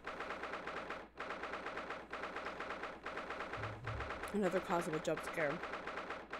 He's got 2 swords. He looks like a dork. I love him anyway. No arguments, Prosecutor Osugi. You will continue with the trial exactly as I instructed. Is that clear? Perfectly. It's Kazuma-sama! Defying Lord Strongheart by the sound of it.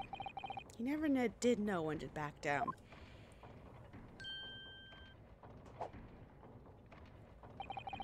On your way now, Osugi. My lord. Hi. Kazuma. Oh, and then he's just gone. He left without saying a word. Yes, what are you doing here?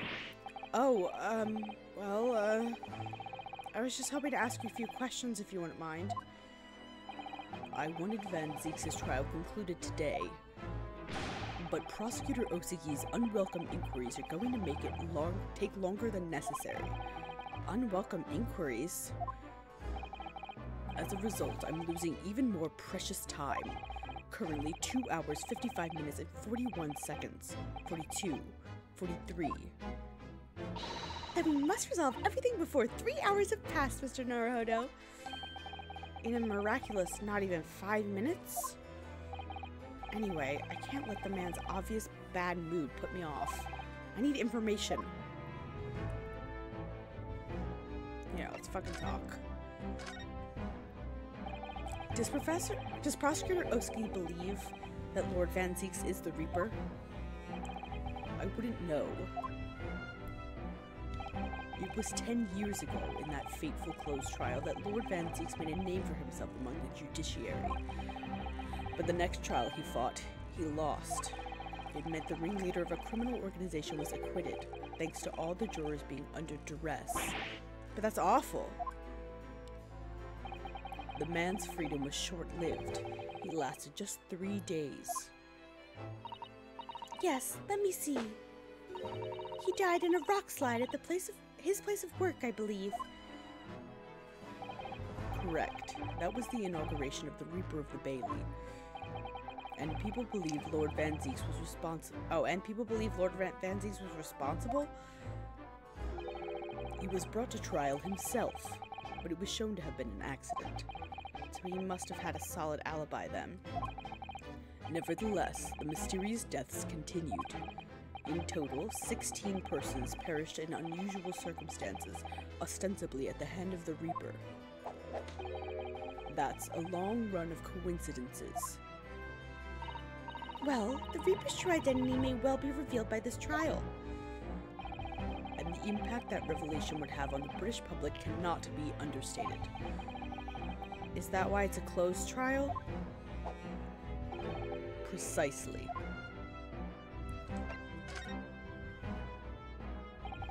This country hasn't seen a closed trial for 10 years. So the last one was the professors, the trial of Genshin Osaki. Correct. Actually, we heard that originally you were going to prosecute that trial yourself, Lord Strongheart. Van Zieks entreated me to relinquish the prosecution to him, that he might avenge his brother's death. And here we are, 10 years later. With the son of the man Van Zieks had condemned, now looking to avenge his father's death in the same way. They do say what goes around comes around. Okay, sorry, 1 second.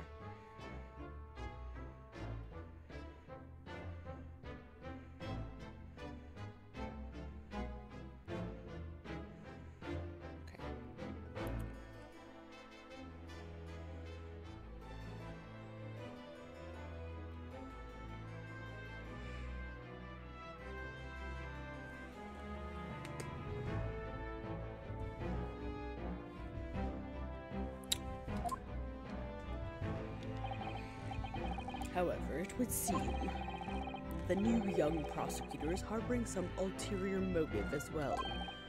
Kazuma is? I'd like my organization to run smoothly in the exact manner that I prescribe. As with the giant clock in here, I won't tolerate a single cog being out of step with the others. Ah, so that's what all these gears are about in here. If the young man refuses to mesh with the other parts of my great machine, I will be forced to take steps. What do you mean? Not something with which you need concern yourself. In any case, all your questions will be answered tomorrow. Alright.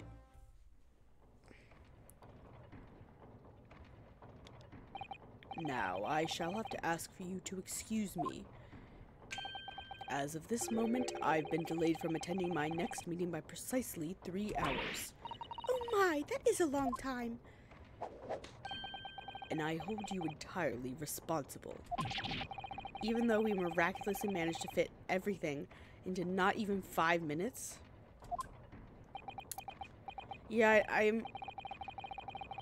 I wonder if he was. I don't know. I wonder if you might agree to us, talking with Prosecutor Osaki. Discussions between the defense and the prosecution outside of the courtroom are generally frowned upon. However, I will make an exception in this case. Now go. You can find him in his office. Oh, thank you. Kazuma's office! The judge's name literally means hell. He has to be evil. I don't know, maybe. Let's go see him at once, Mr. Naruhodo. Yeah. Kazuma's my best friend in the world, but I'm really not at all sure I know how to talk to him at the moment.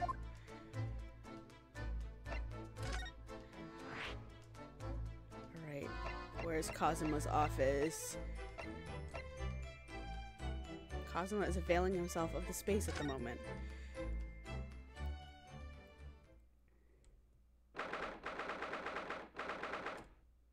That's the dead brother. What a big painting. Okay. So, this is the office of Prosecutor Osaki now, is it? Kazuma-sama is doing so well for himself. Even though he's always forced to kneel on the floor Japanese style in that dark corner? It's his habit to fit Seiza's style wherever he's working. Sit. Okay, I spoke...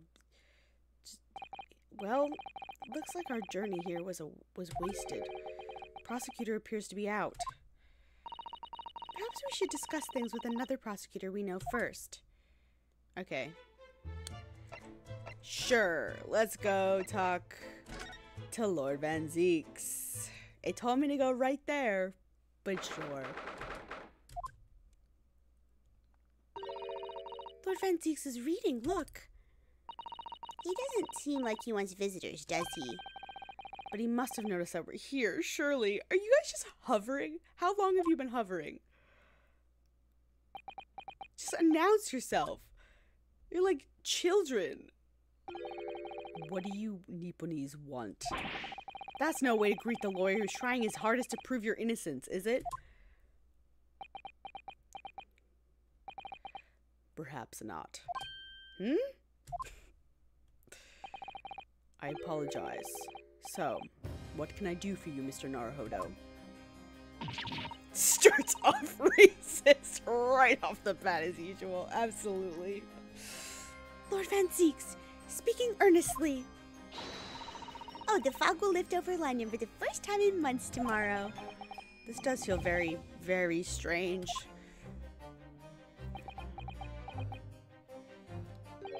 I must say, I was impressed.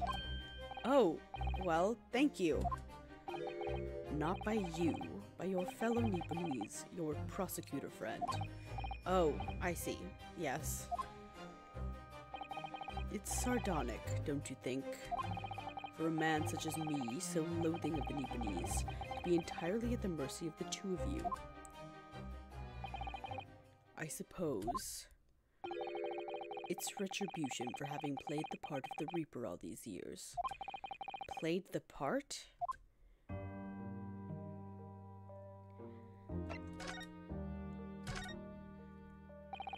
You once told me that you gladly allowed people to believe you were the Reaper, because it helped reduce the amount of serious crime that took place in London.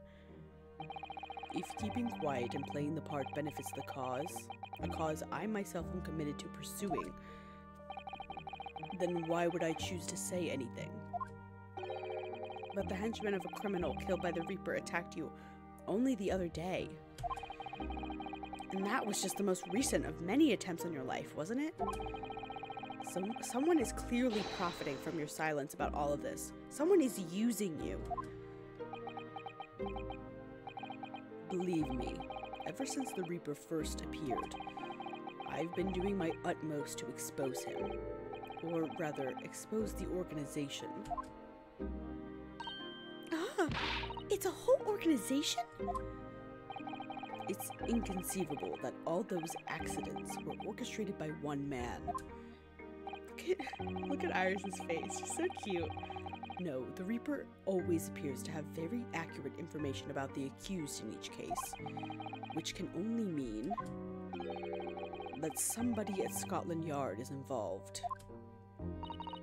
Someone at... You can't mean... It's taken me many years, but I finally identified the central figure in this Reaper organization. Tobias Gregson. I can't believe... No! Gregson, the Reaper? I fucking called it.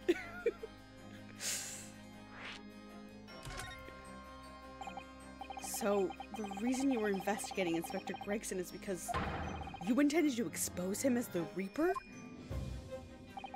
As I said, the Reaper of the Bailey is no single person. It's a highly secret organization with close ties to Scotland Yard. But there's no doubt that Gregson was a key member of that organization. That would explain why Gina has been fine. I don't believe it.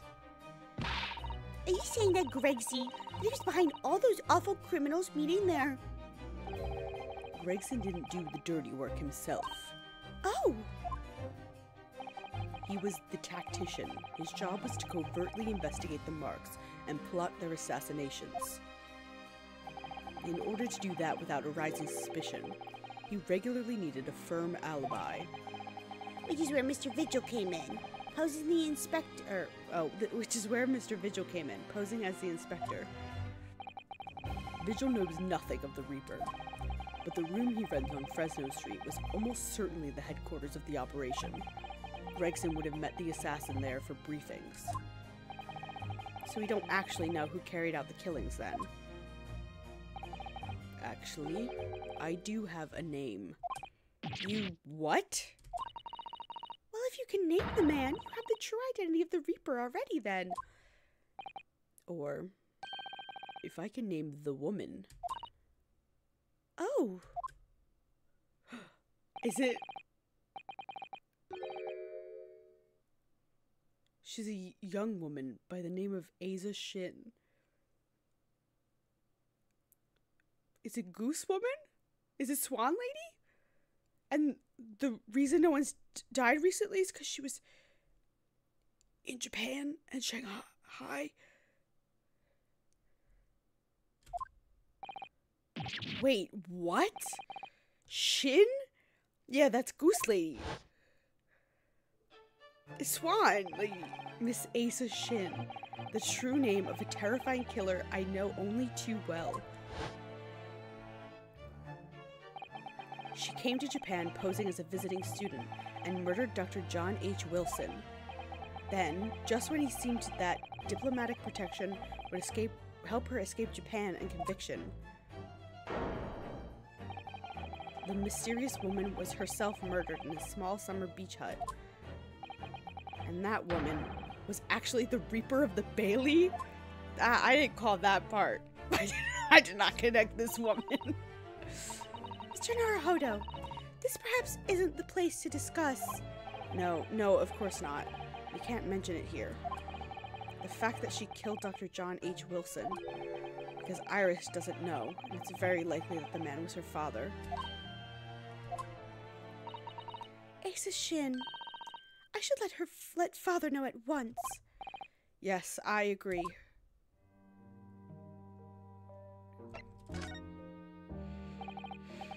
Kazuma, isn't it? Kazuma Osigi. You say he's a friend of yours. My best friend. He's the whole reason I got to come to Britain. It was all on his merits. I have nothing but respect for him. Yes, I understand that only the very best students are selected for such opportunities. And I had a fine demonstration of how sharp he is in the proceedings earlier today. He missed nothing. In fact, his flawless performance very much reminded me of his father, Genshin Osigi, the professor. It's true that the aristocracy at the time was the root of numerous grave societal problems. They were abusing their power, playing with the common man as pawns in politics, in economics, in war. In many ways, Osugi was carving out a canker from society that we British couldn't deal with ourselves. Ah, I see. But that's precisely why it makes no sense. Clint Van Zieks was a noble and upstanding man. He wasn't corrupt. Why did that damned Nipponese have to go and take my brother's life? In spite of having once saved mine. Sorry? He saved your life? How did that happen? Maybe Genshin killed everybody else, but didn't kill Clint? Maybe somebody else killed Clint? I don't know. It was 10 years ago on a foggy night. What was to be the professor's final strike had sent a wave of panic through the capital. So Clint Van Zieks had already been killed at this point then. Genshin and I were walking down some back streets at a late hour. Of course, at that point, I had no idea of the true nature of the man at my side. All of a sudden... Don't make a peep, you're coming with us! Oh. We were surrounded. Look, he's a baby! Is this how we got the scar? Is this how we got the scar?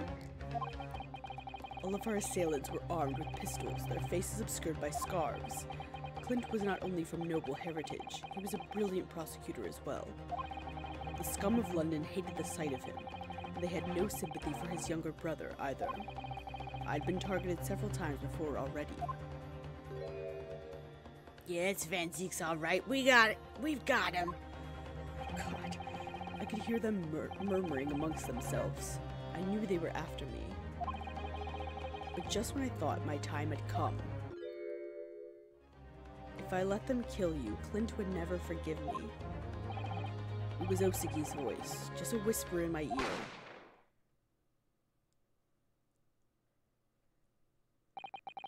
After that, I don't remember exactly what happened. The next thing I knew, there was a silence all around. Genshin lay on the cobbled street. Blood was seeping from his left hand. He'd shielded me.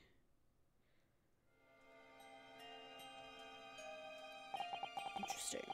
2 days later, they arrested him on suspicion of being London's most notorious mass murderer ever, the Professor. How awful for you. All at once, I lost the brother I revered, and the foreign friend I held in such high regard. I'm so sorry, Lord Van Zieks.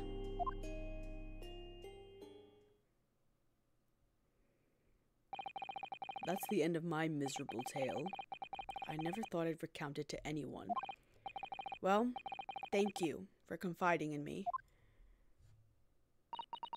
The Professor, the Reaper, and Inspector Gregson. I wonder just how intimately related they all are. I still can't quite believe that Gregson was essentially the Reaper, giving assassination orders to Giselle Brett. Mr. Naruhodo, let's go and inform my father.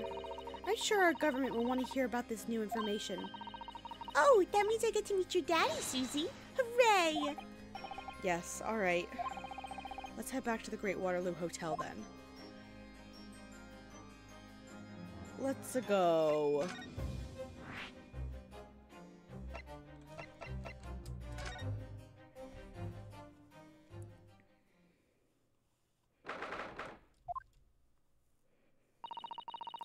I thought it yesterday, and I think it again today. This place is so princely. It's a wild guess, but I have a feeling you'll think the same tomorrow. It's a wild guess, but I have a feeling you'll think the same tomorrow, too. My tea has a finer fragrance than whatever they're serving in the tea room here, though, wouldn't you say? Ah, look who we have here. This is an unexpected pleasure. Ah, Father! Oh, is this your daddy, Susie? How lovely! What a charming young lady. And you are?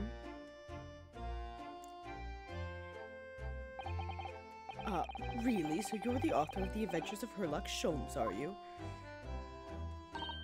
That's me, Iris Wilson, at your service, sir.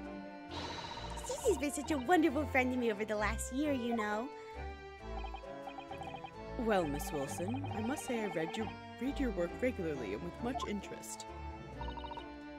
Iris actually lives with Mr. Sholmes, you know, Father. Is that so? Well, perhaps that goes some way to explaining that bright look in your eyes.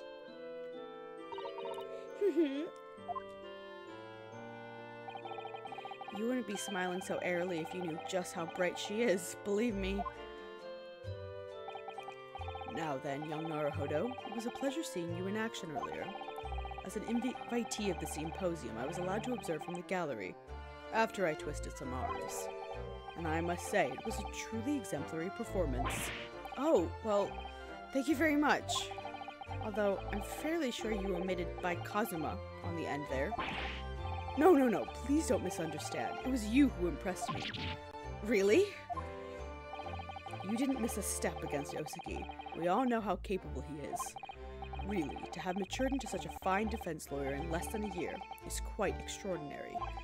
It's very kind of you to say so. And really nice to hear. What I saw in court today confirmed what I've been hoping for. The favor I mentioned yesterday, Naruhodo. I trust you haven't forgotten. Oh, no, you did mention something, didn't you? But first, we have something to report, Father. Of course.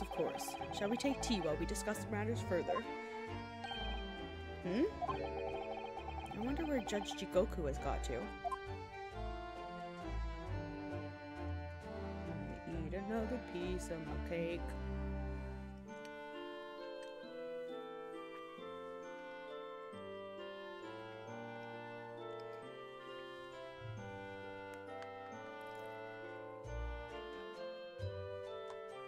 Okay.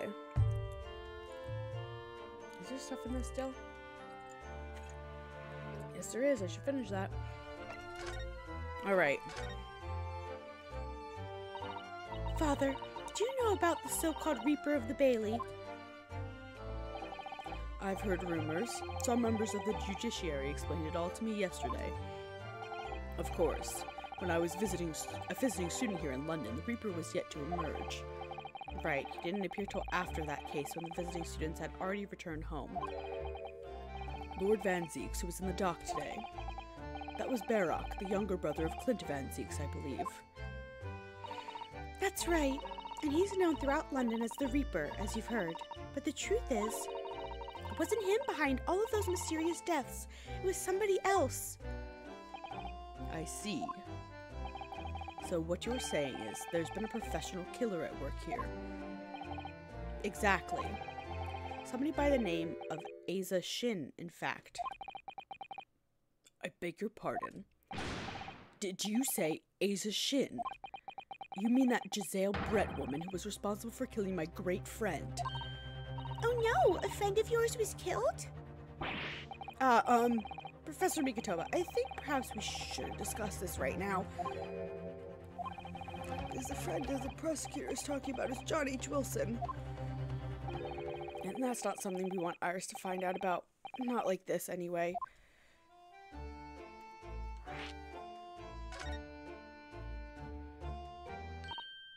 Ah, I just remembered something. Biscuits. This hotel has the most delicious looking biscuits.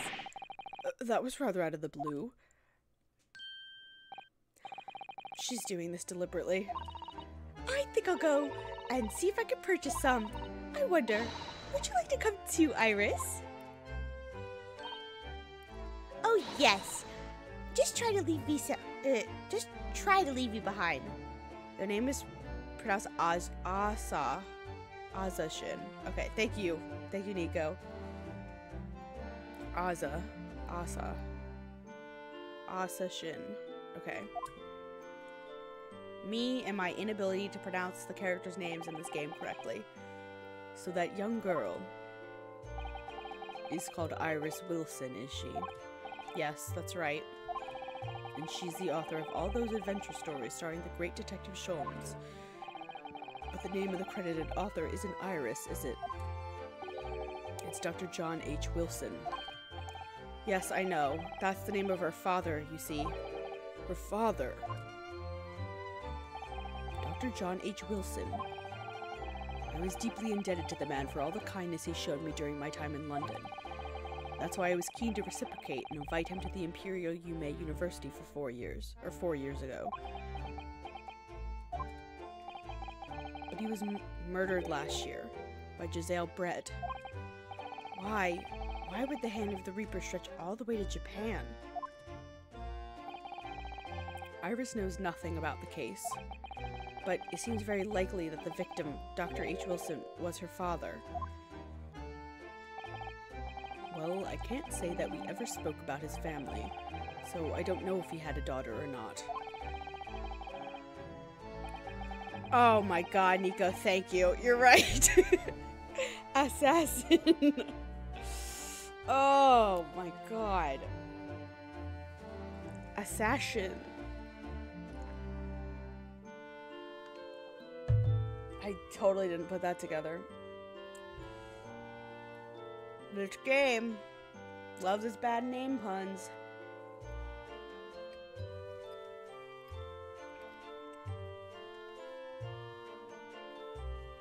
But I think I can say with some certainty that he was never the great detective's partner.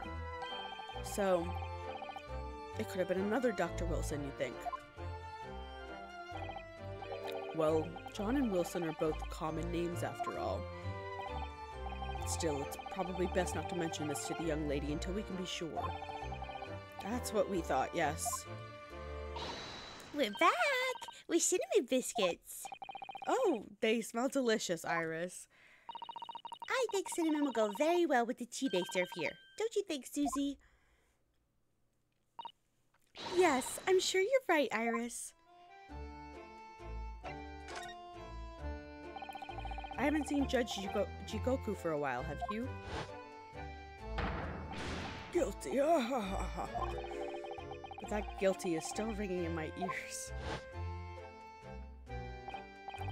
No, now you mention it, I haven't seen him since this morning either. I suppose since the symposium's opening was postponed, he'll have gone to explore at the Great Exhibition.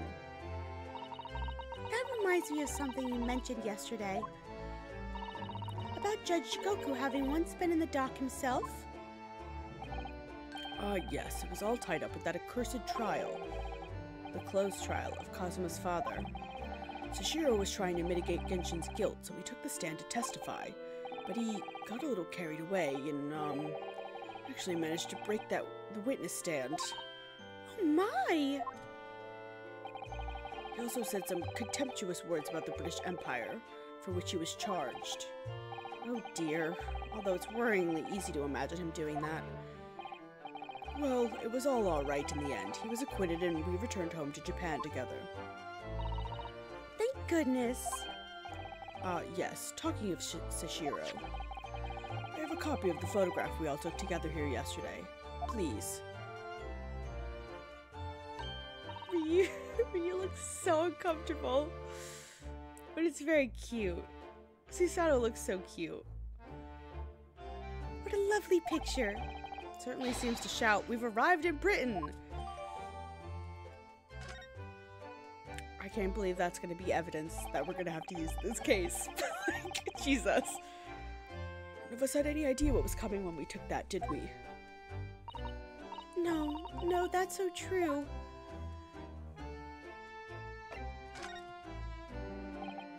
So, you mentioned a favor that you'd like to ask me. Well, this fateful trial that you're fighting, one way or another, it will be over before long.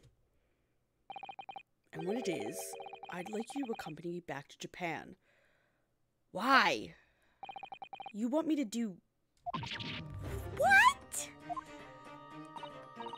Father, what's the meaning of this? Now, Susato, you should understand. You've seen how our courts work firsthand. Japan's judicial system is in its infancy, especially when it comes to defense. Oh, you mean... The Supreme Court of Judicature is in desperate need of a good defense lawyer. As soon as possible. Really, quite urgently, in fact. But, I've not even been in London a year yet. I've read all of Susato's reports. I'm well aware of your extraordinary talents. And having seen you in action with my own eyes earlier today, there's no question. You, Naruhodo, are precisely the man our country needs. Say no. So, you be leaving then, Runo? But then, what am I supposed to do, Father? You came here to serve as Otsuki's judicial assistant. Oh yes, she's supposed to be Kazuma's assistant. Our government is still in the process of deciding how best to deal with his situation, though. You've always chosen your own path, Susato, and I trust your judgment in this matter also. Father! Please, the pair of you, don't look so downcast. It's merely a suggestion, you understand. A hope, if I'm honest, but I won't force you. All I ask is that you consider it and come to a decision by the time this trial concludes. Yes, all right. You won't leave, will you, Runo?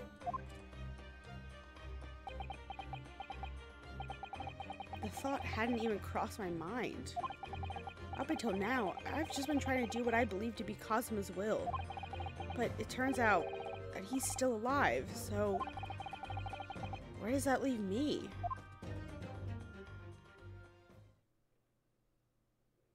Yeah. Well, if you'll excuse me now, I need to telegram government ministers and the Japanese police with this information about Assassin. Assassin.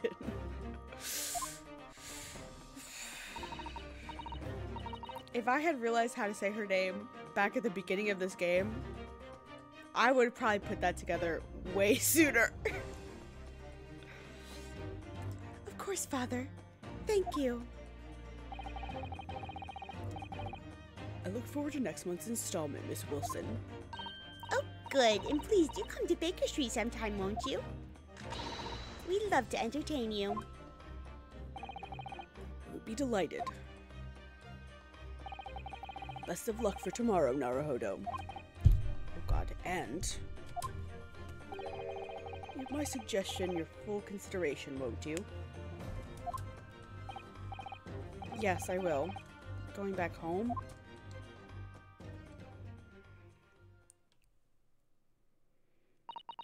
You know, Kazuma-sama has always meant a great deal to my father. I'm sure he'd love the chance to meet with him and talk to him about all of this. Yes, no doubt.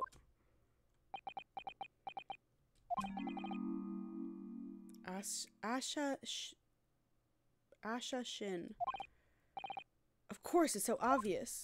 Oh, how could I have neglected to consider the possibility before now? Ugh! Mr. Sholmes! Hurley, where have you been? Why, I joined you all for tea, of course. What an extraordinary question. I didn't notice you at all. No matter, no matter. Anyway, to more pressing concerns, Mr. Naruhodo. Oh, yes? I must dispatch a telegram to your country at once. It is a matter of much urgency. To Japan, you mean? Tell me, to whom can I entrust the task? Quickly now, who? Well, my father has just now left to send a telegram to the Imperial Police Bureau of Japan himself. I see. Well, he looked reliable enough for a bearded fellow. I don't think what father sports could be considered a beard, Mr. Sholmes. There's not a moment to lose. Kindly ask your trusty unshaven father to see this is sent. I will, but what is it? No questions at this time, if you please, Miss Susato. All we could do is pray that for once, my deduction is awry. Doesn't that imply that your deductions are normally correct, Mr. Sholmes? Which isn't exactly now then. You may be surprised to learn that I am a very busy man. I certainly have no time to hide behind settees and eavesdrop in other people's conversations. So that's what joining us for tea meant. Oh, I leave the sending of this in your hands then, my dear fellows. Okay. Wait a minute, Mr. Sholmes. He just sort of ran off, didn't he? At quite a pace. And left the unpaid bill for his tea behind, too.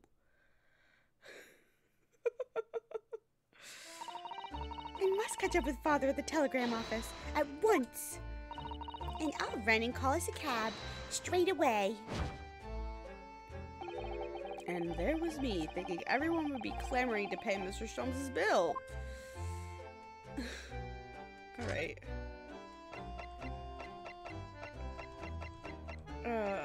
Okay, I guess...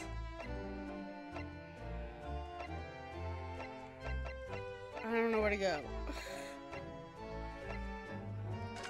You think Kazuma's here? Probably not.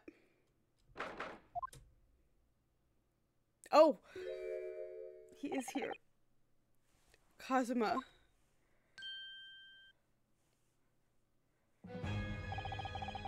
I thought it wouldn't be long before you paid me a visit, Ryunosuke. I was right about what I said, wasn't I? Sorry? That you have all the makings of a great defense lawyer. Well, I always believed that you'd fulfill your dreams of advocating in the British courts. I just never imagined for 1 second that it would be as a prosecutor. Oh, Susato's here. Seeing you stand in a foreign courtroom, so gallantly realizing your dream, Kazuma-sama. I'm truly happy for you. And I am truly thankful to you, Judicial Assistant Mikotoba.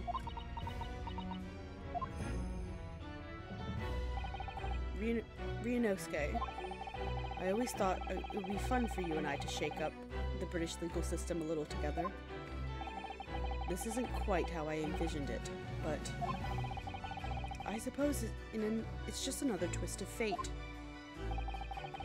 I've learned a lot of things during my time in London, about how Susato's father was himself a visiting student here once, along with Judge Jigoku, and about what happened with your father. Then you'll have no difficulty understanding why I had no choice, why I had to find a way to get to Britain as a visiting student myself. I want to hear it from you, Kazuma. As you wish, Ryunosuke Haruhodo. Why do you keep saying my whole name? Why do you keep saying my whole name?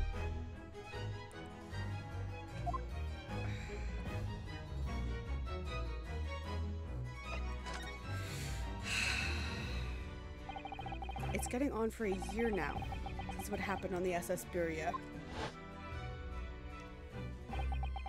We were heading across the oceans from Japan to Great Britain when a bizarre series of coincidences led to those tragic events. I thought I'd lost my best friend forever.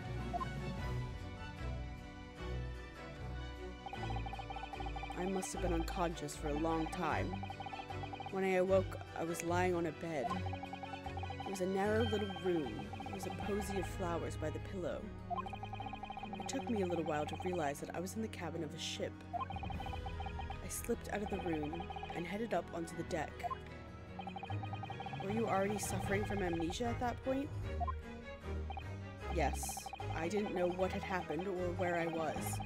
There was just this voice in my head. You have something you have to do, something no one else can know about. Go to Great Britain. Your task awaits you there.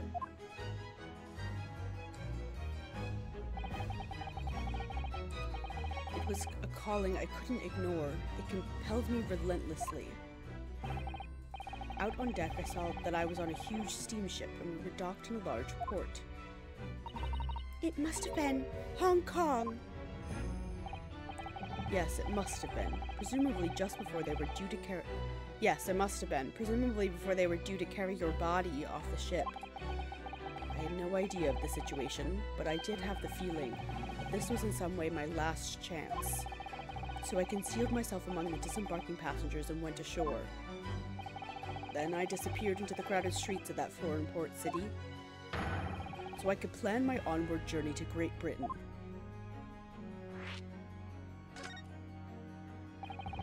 Just under a year ago, with all my past memories lost to me, I was left behind in Hong Kong. Everything was foreign to me. The sights, the sounds, the smells. My head reeled. I was truly at a loss. I realize now that I'd escaped as a dead man, with nothing but the clothes on my back. No money, of course. Oh, how terrifying for you. Luckily, though, I had 2 feathers in my cap. One being your knowledge of English, I suppose. That's right, and on the back of that, I was able to pick up some work as a deckhand on a cargo ship.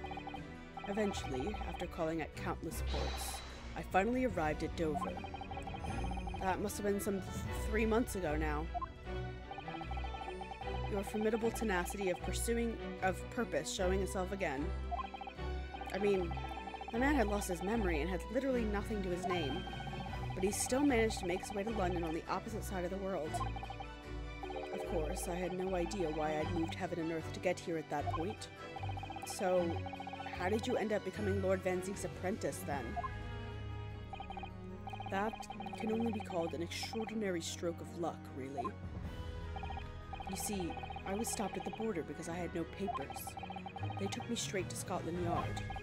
And by sheer coincidence, Lord Strongheart was there to attend a meeting. That's when the second feather in my cap came into play. Would that have been your knowledge of the law? Yes, exactly.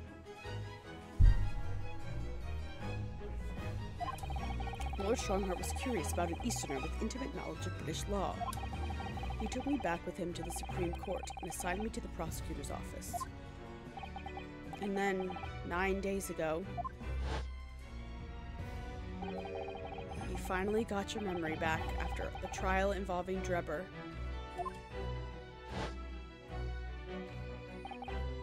Yes, I did.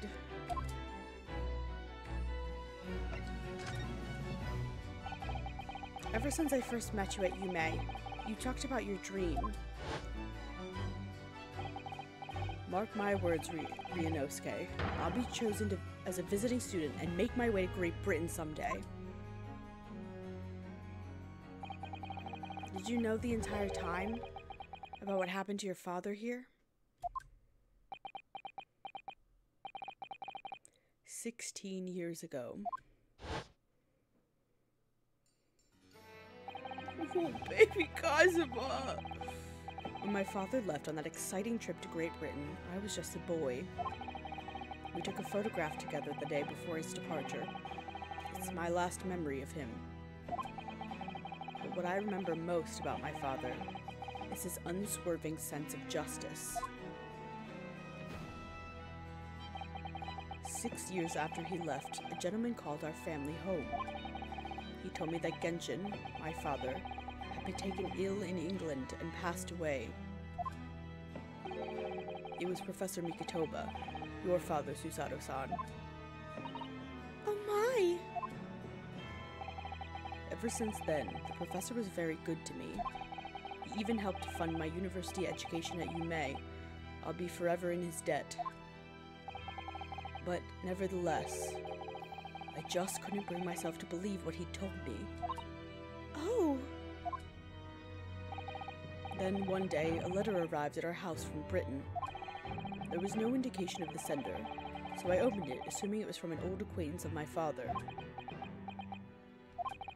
What I read in that letter changed my entire life.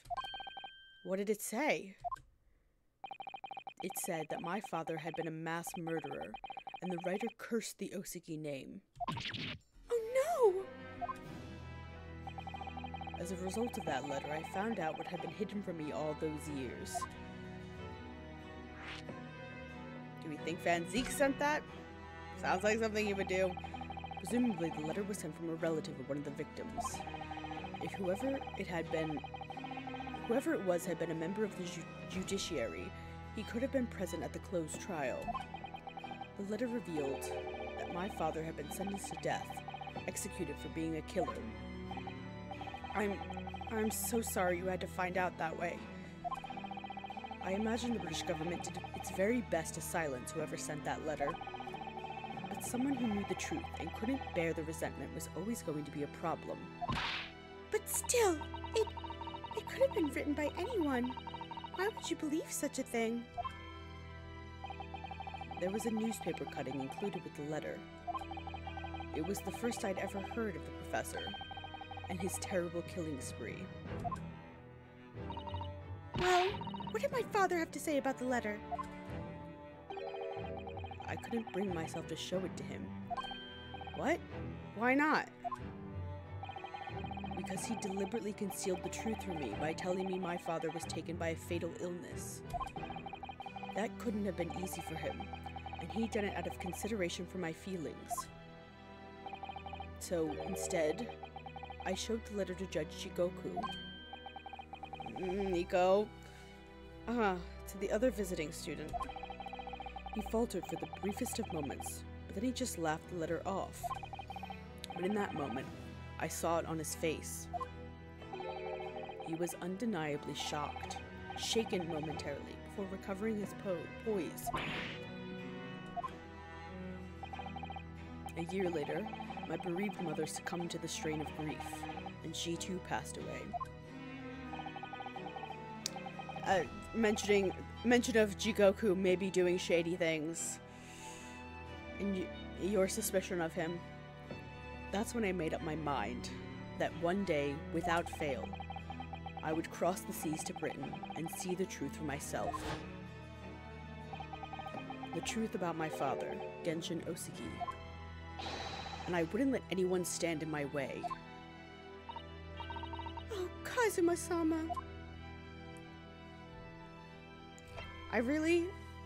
My theory is still that Genshin did kill everybody except for Barrock's brother. That somebody else killed. That's my guess. Because if he has this, like, strong, like, sense of justice, and there's all these people doing horrible things, I don't know. We'll see. What we learned today in court turned things completely on their head. It was an impressive piece of lawyering, Ryunosuke Naruhodo. Why do you keep saying my whole name? I say my, but whatever. Lord Van Zieks isn't the Reaper, you know. I almost don't want to believe it myself, but it turns out that Inspector Gregson himself, the victim, was... It's clear the Inspector was behind the Reaper's activity all along. What? You mean you knew? What the fuck? The real question is who's been giving orders to the Inspector? Yes, Barrack Van Zieks is the real Reaper. No. And I know that 10 years ago, it was him. He decided my father must be a mass murderer and sent him to his grave. No, he was merely seeing that justice was done as the law dictates. He's not to blame. Ultimately, it's people who condemn people. The law is just a tool that they use to do it. And when a man condemns another, he must take responsibility for his actions. Of course he must. But I know for certain that my father would never have taken another man's life. Kazuma. On the contrary, my father's life was taken by the Reaper.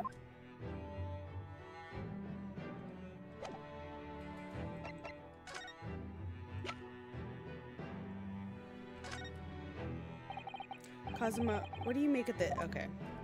Damn, I thought, oh, maybe I showed the picture of it. And...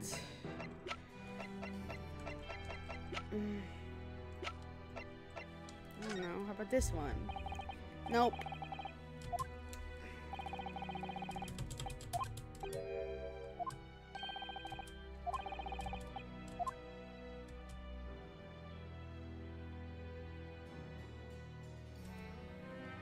I'm just looking it up because I don't feel like showing him everything, and I don't know. We're gonna show this.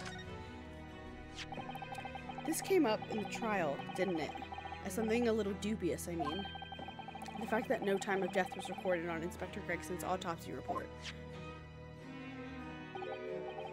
Yes, there were some unexpected turns in the courtroom earlier. The suggestion you came up with certainly took everyone by surprise. The idea that the victim died the previous day at some other location is quite something. Well, considering when the pocket watch had stopped and the scorch marks on the candle, it's certainly a distinct possibility. The evidence and the scene both point to it. To be honest, it bothered me too, so I paid a visit to the autopsy room earlier. The coroner responsible wasn't there, but I got a name. It's Dr. Gory. Gross. If it wouldn't trouble you, Kazuma-sama, we'd very much like to speak with the coroner, too. Of course, the last thing I want is for anything to be brushed under the carpet. Scotland Yard's autopsy laboratory is behind Lowgate Cemetery. By Barclay Prison, you mean? Ah, you know it, do you? Of course I know it! It's been mentioned constantly! The prison where my father was incarcerated and robbed of his life. Kazuma-sama. Well, thank you. We'll pay a visit to the laboratory later today. There we go. Ryunosuke, I want to thank you. What for? For this. You safeguarded the soul of the Osuki clan. Well, it is a famous sword that's been in your family for generations. My only slight regret is that I never got the chance to draw it before I returned it to you. Kuruma is said to have been forged by a master swordsmith during the Sengoku Warring States period. I come from a long lineage of warriors, many of whom were expert swordsmen. Well then, you're a chip off the old block, I'd say. This blade, Kuruma, is the symbol of the Osuki clan's honor and might. Apparently, one of my father's apprentices even took the blade's name for a surname. Really? Kuruma.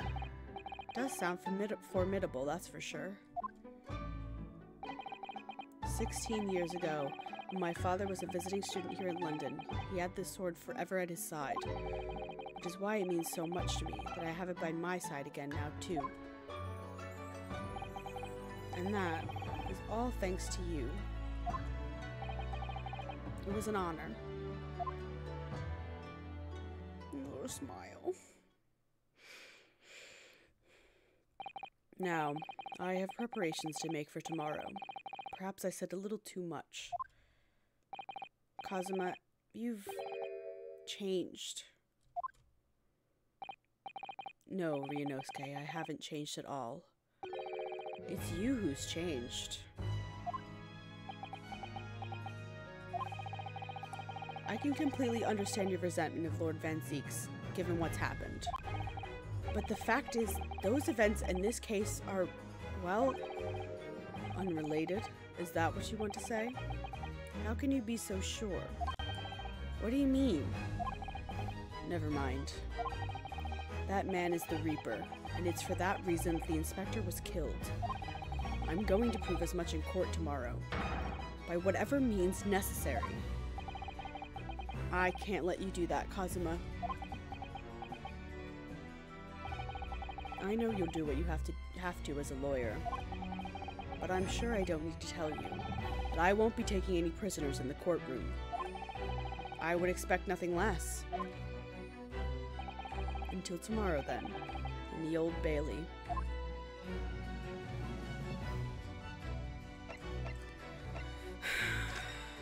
Bye. Alright, I got so many places to go to.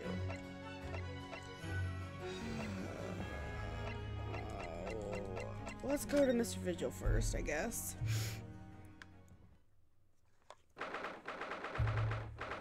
If I don't see the three of them happily hugging at the end of this game, I'm going to be so upset.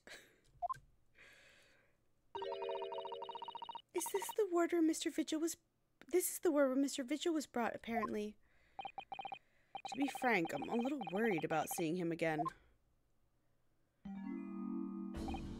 Ah, the lawyer. Hello again. Are you feeling better now, Mr. Vigil? Yes, thank you. Somewhat better. I'm so sorry to have caused you to... I mean, it was because of me. If I hadn't exposed your secret and forced you to remember things you'd obviously tried to forget...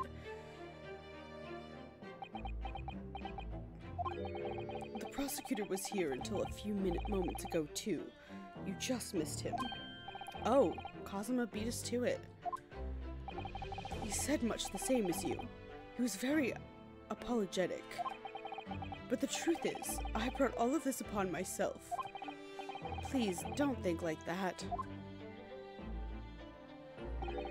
Keeping it from Evie, my wife, all these years, I've carried such a sense of guilt. But that's not the worst of it. Over time, I obviously came to deceive myself as well. You mean about your dismissal? Looking back now, I'm beginning to think that perhaps Inspector Gregson didn't stumble across me by accident at all. I mean, he compensated me so generously for acting as his stand-in. He was clearly concerned for my well-being and doing what he could to help.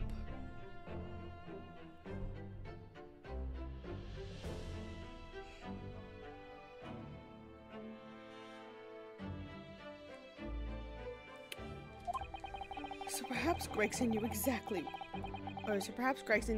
what had become of Mr. Vigil all along then. I'm sure this just deserts for 10 years of lies and deception, but it wasn't me that helped the professor escape 10 years ago. It wasn't me. I swear it. I swear it's true.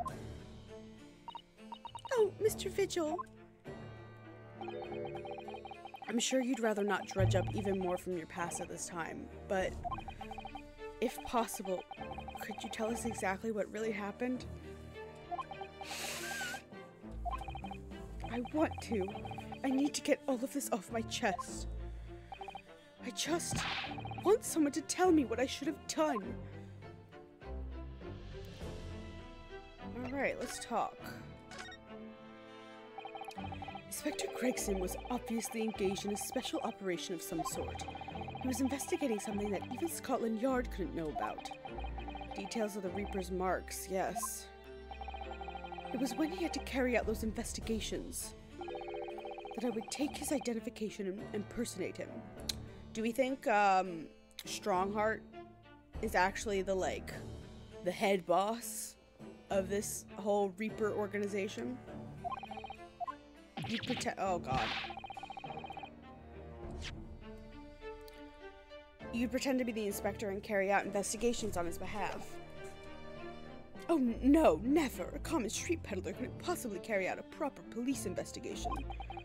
All I would do is go to the specified location and make a little hoo-ha. Just something to leave an impression, so everyone there would think a detective called Gregson was here. So, that's what you were doing on the day prior to the incident. Yes, he asked me to make an appearance at the park on Lime Street for the Red-Headed League event. So, as usual, I flashed the inspector's identification around and was very vocal about my presence. But then you were taken prisoner by those red-headed fraudsters. Yes. So, you would always make a point of showing Gregson's identification and generally being loud. That was what the inspector asked me to do, yes.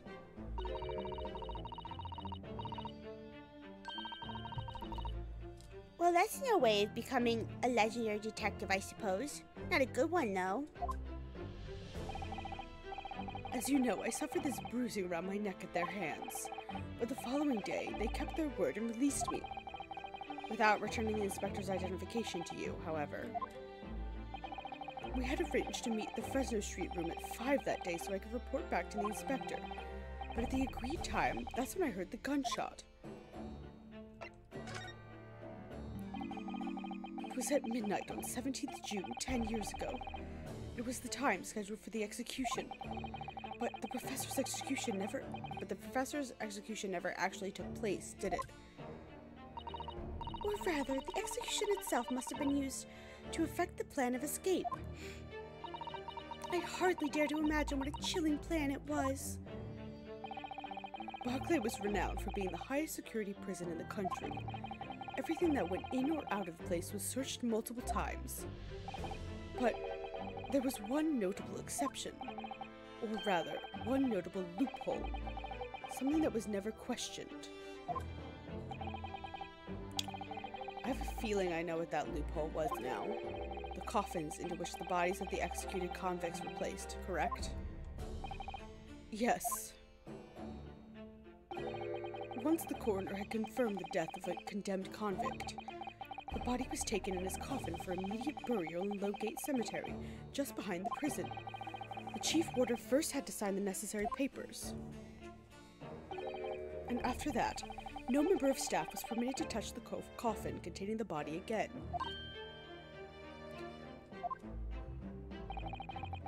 When executions took place, only the executioner and the coroner were permitted inside the chamber. I would wait in the adjacent room for word that the condemned convict was dead. Nose itches. On that occasion, once I had that confirmation, I went into the mortuary to find a lone coffin as usual. The procedure was that I would sign the paperwork having checked the coffin and nail it shut. But for some reason that day, the coffin was already nailed shut. No! I didn't think anything of it at the time. I assumed that my deputy must have checked the coffin and nailed it shut before I arrived. So, you mean the coffin contained... Yes, I can only imagine that Oseki, having escaped his execution somehow, was alive inside the coffin. The coffin was then taken out through the main gates and deposited in Lowgate Cemetery. Presumably there wouldn't have been enough air inside to breathe for long. So in the early hours following the burial, somebody dug up the coffin again to set Genshin free. But in the end, he was fatally shot in the graveyard anyway. What on earth really happened in Lowgate Cemetery that night, I wonder? I'm afraid I really don't know. All I can say with certainty are two things. Oseki couldn't possibly have escaped that way without help from somebody working in the prison. And that somebody was not me.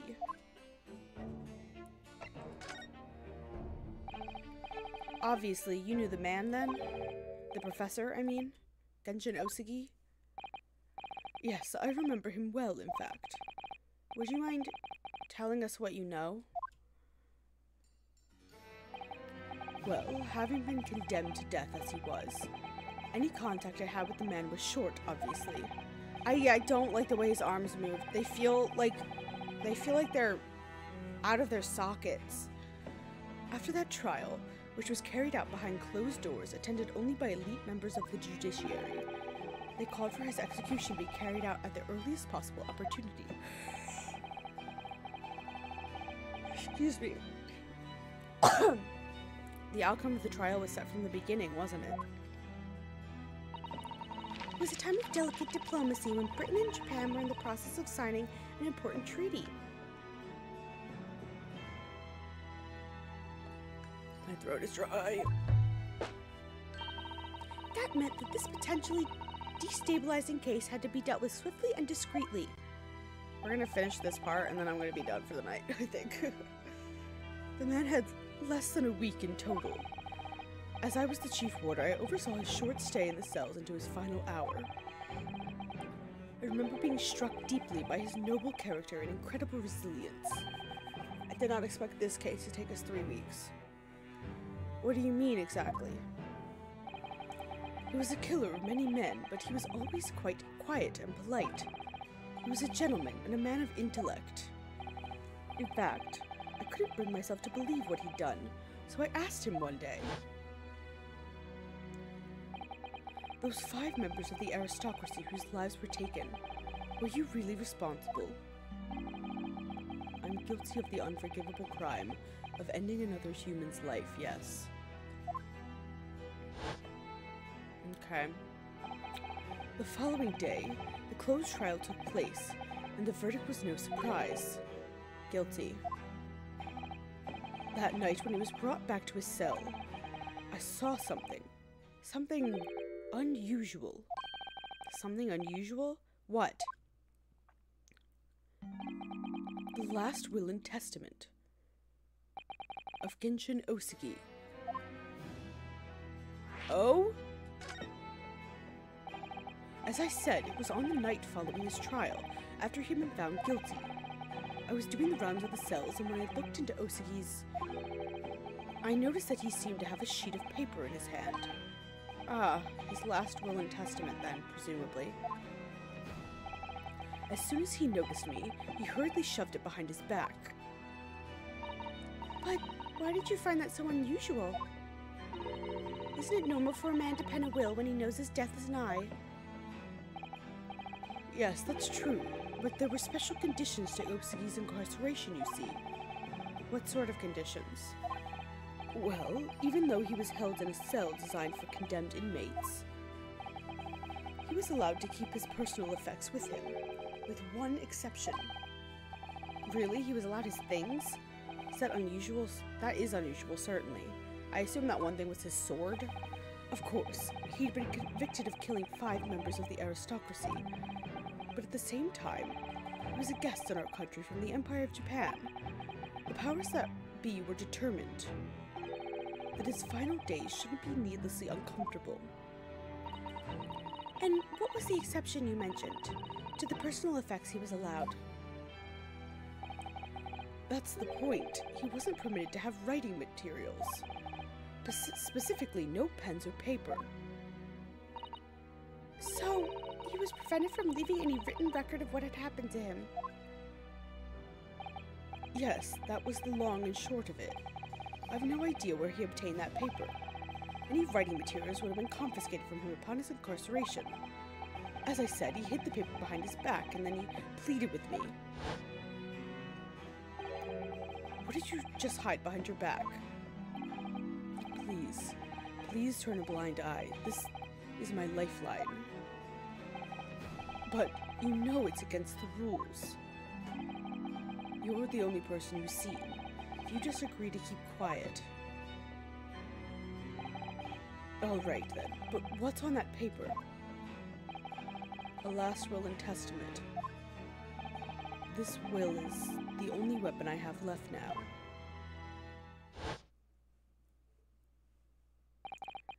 How can a will be a weapon?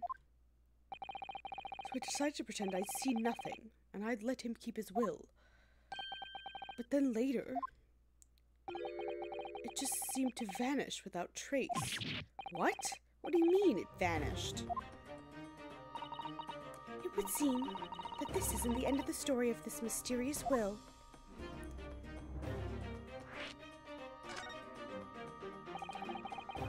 I was the only person who saw Osugi's will, but somehow it disappeared. It was after Osugi's execution. Which was actually an elaborate jailbreak. The warders gathered up Osugi's possessions that were in his cell. They were all to be sent back to his family home in Japan, you see. To poor Kazuma-sama. And you're saying that it wasn't anywhere to be found among his personal effects. The will, I mean. That's right, though I didn't search through them myself. But Governor Caden was livid. He was screaming, "It cannot have disappeared completely." That doesn't quite make sense, though, does it? In what way? Well, we'd understood that only Mr. Vigil was aware of the will's existence. Yeah, how did he find out? In which case, how did the prison governor know to look for it? Oh yeah, you're right. I really don't know how he knew, but it certainly seemed as though he knew of the will's existence from the outset. Only he didn't refer to it as a will. He said it was the Osugi Papers. The Osugi Papers? I really can't tell you anything of the subsequent events. Because, well, of what happened. your dismissal and the way you blocked it all out from your memory. I'd forgotten all of this until today. I don't suppose it's relevant to the case, though. Well, anyway, thank you very much for sharing it with us, Mr. Vigil. We are very grateful.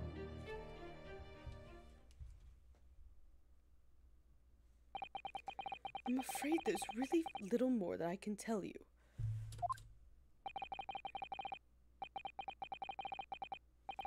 My wife Evie will be here shortly, so I do hope I don't appear rude, but... No, not at all. Thank you again. But what will become of you now? Well, impersonating a police officer is a criminal offense, of course. I imagine that once I'm fully recovered, I shall be arrested. I'm so sorry. Don't be, please. This is all my own doing. I always knew that this day would come. Well, I wish you well. Goodbye, Mr. Vigil. Oh, before you go, there's just one more thing. Yes? What is it? The Osuki papers. I'd be very grateful if you'd make no mention of the things I told you about them. Presumably for some good reason. It's my understanding that their very existence is a closely guarded secret. If it became known that I'd remembered, well, it could be rather troublesome, I think.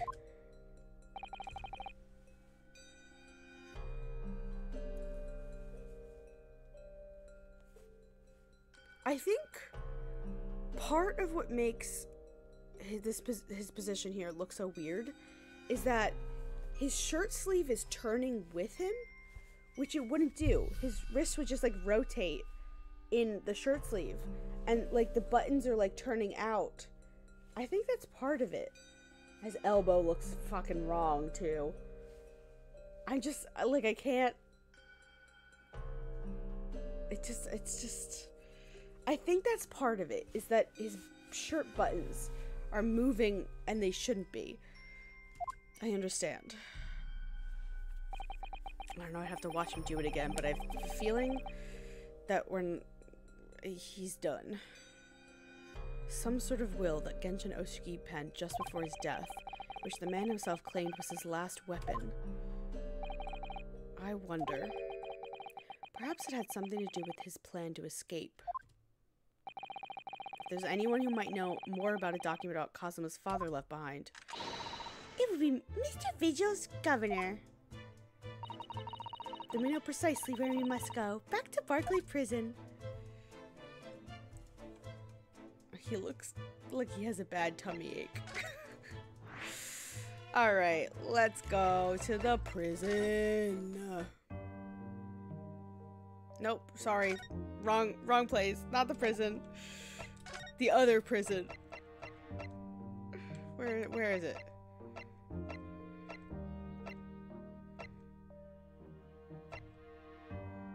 Shamsa Suite, Chief Justice, the hotel, Governor's office. The Governor's office, that's it. Me after pizza. Last time you drank soju.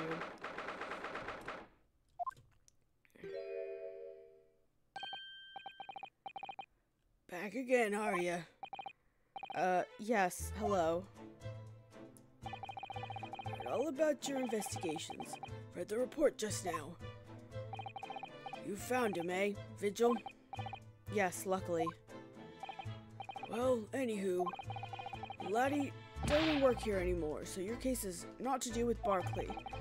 I wouldn't have liked you to get the wrong idea about that. I'm not doing Scottish. We're not doing it. Of course, yes, Mr. Vigil stopped working here 10 years ago now, so... Yes, we've seen his dismissal notice, haven't we? He was given the chop. Aye, you can very well. How about a wee handcuff biscuit? Oh, they really are like little handcuffs, and as hard as irons, too. So, what brings you down here today? Well, there's something else we'd like to ask you about, actually. Is that so? We believe there might have been a document that disappeared from Genshin Osagi's cell. I think it's been called the Osagi Papers or something.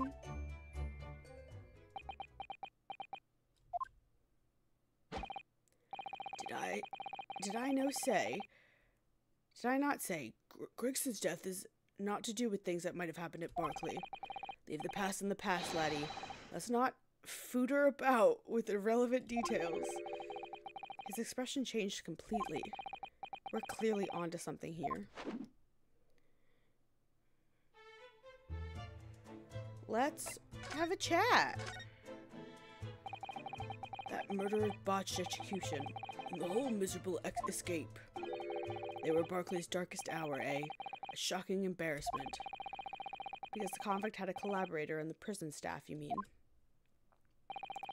Aye, for shame.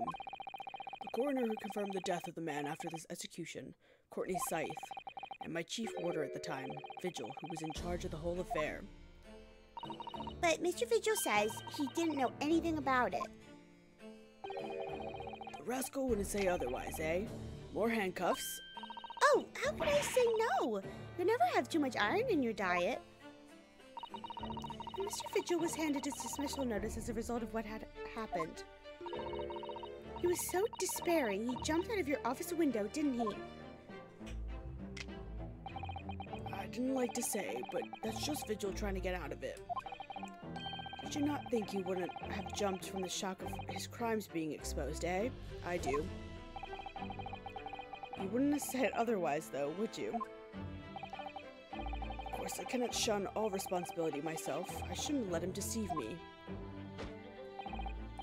Actually, there's barely anyone that kens what went on at the time now. The Gregson have been murdered, and Dr. Scythe forbidden from having any visitors. No visitors. Someone obviously doesn't want her giving anything away. Well, we're not going home empty-handed. And I wouldn't dream of sending you packing without Kimmer. Here, take a handcuff or two. Oh, well, it would be rude to say no. Wouldn't want to become anemic. I suppose, if there's anybody who might still know about what happened back then, it'd be that last from the forensics division, Maria Gorey. Maria Gorey? Oh, that's the coroner. Aye, Scythe's daughter. Oh god, it's Scythe's daughter. The scary one.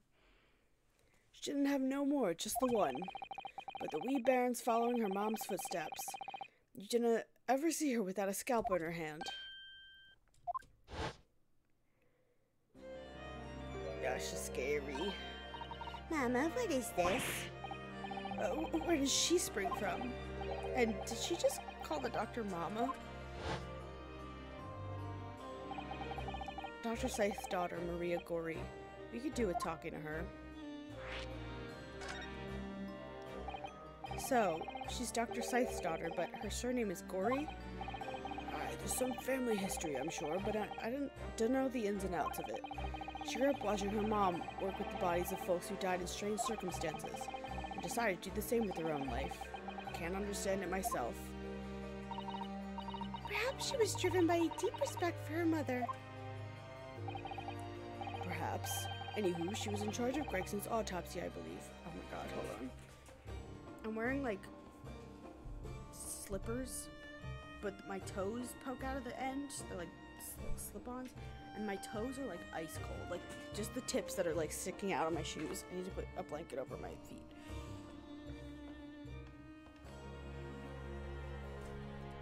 She was in charge of Gregson's autopsy, I believe. Right, and the coroner's responsibility for this incomplete report. Someone told me once that the wee lassie always loved her mom's stories about cutting up bodies. There's even a rumor that she used to listen to the funeral march as a lullaby. Well then, perhaps her mother might have told her about the autopsy from the case 10 years ago. I'd say there's a fighting chance at least. After all, that was a life-changing case for all of us. I really need to speak to Miss Gorey herself about this, I think. Well, thank you very much. not happy about any part of this. It took years for Londoners to finally forget the whole professor business. Can you not give up on this, laddie? Stop asking pointless questions. I'm sorry. I don't like dredging up these painful memories for everyone. Can you not just stay away now? Leave me alone and don't come back here, eh? Well, I have one more thing I have to ask you about, so... How'd you come to know about that, laddie? There's not many folks even here in the prison who've heard of those papers. Well, I can't tell him about Mr. Vigil... I can't tell him Mr. Vigil told me. I'm afraid our sources must remain confidential, sir. We've been led to believe that the papers are actually a last will and testament. Is that right? The professors, or rather Genshin Osugi's?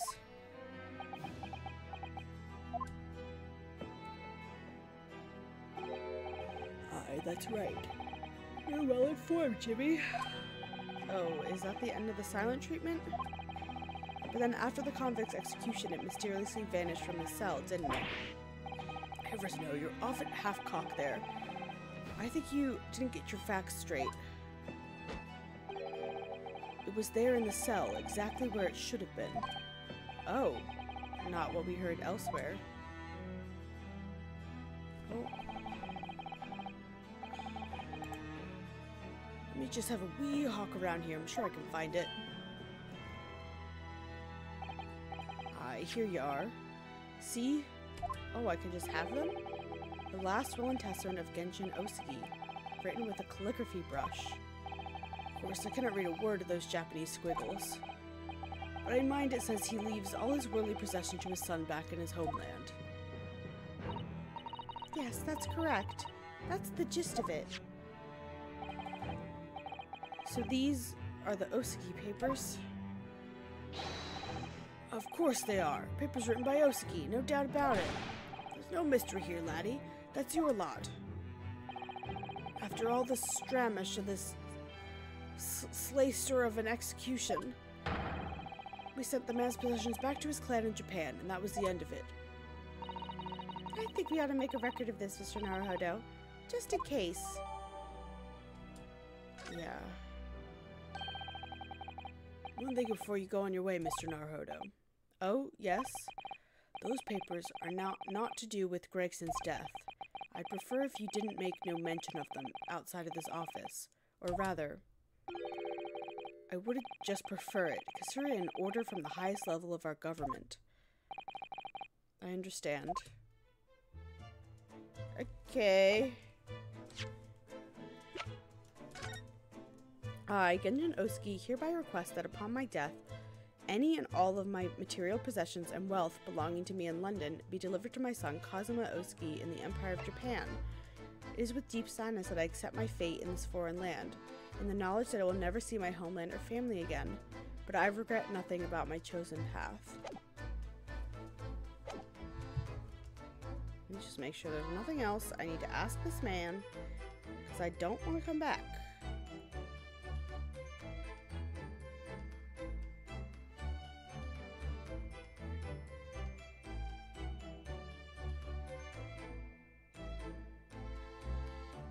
Okay.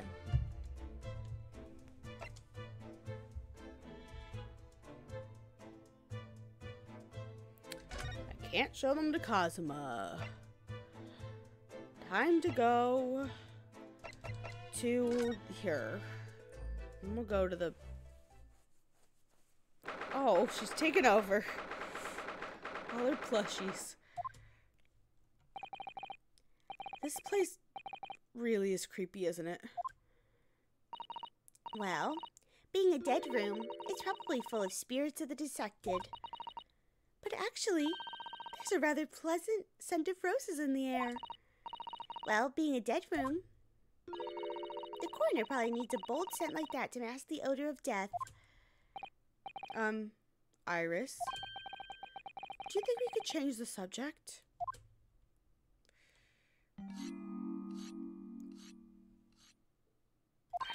I don't like that. What was that? No, I don't like it. No, I don't like it. Dr. Gory?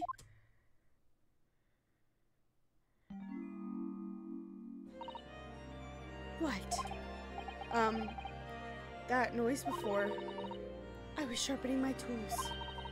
I'd be dead meat if I didn't keep a perfectly keen edge on them. Right. When following the collagen fibers in the dermis, an expertly sharpened scalpel cuts like cheese. Would you like a demonstration? Oh, yes, please. I'd love to see. Then, I think you'll do nicely. Huh? No, I wouldn't do nicely at all. I mean, maybe some other time. Was that a tut? Well, we came here to ask questions, so...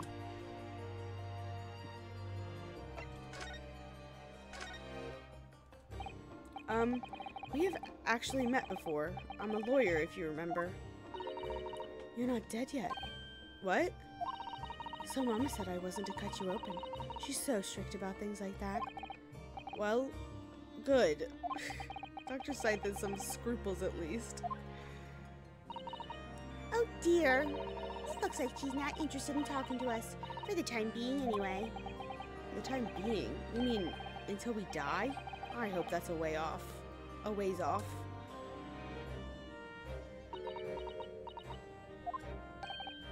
Sorry, but I wasn't planning on dying anytime soon. Surely there's some less dramatic way of making her listen. Okay, do I need to show her? Oh, no.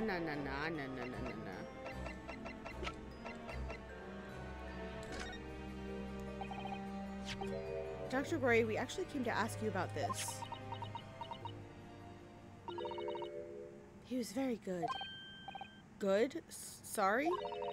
His skin didn't snag my blade once. Very little mess. His joints dislocated easily, and his muscle tissue was a pleasure to work with. We can skip those details. But there is one thing about the report that's caught my attention. You don't seem to have recorded a time of death.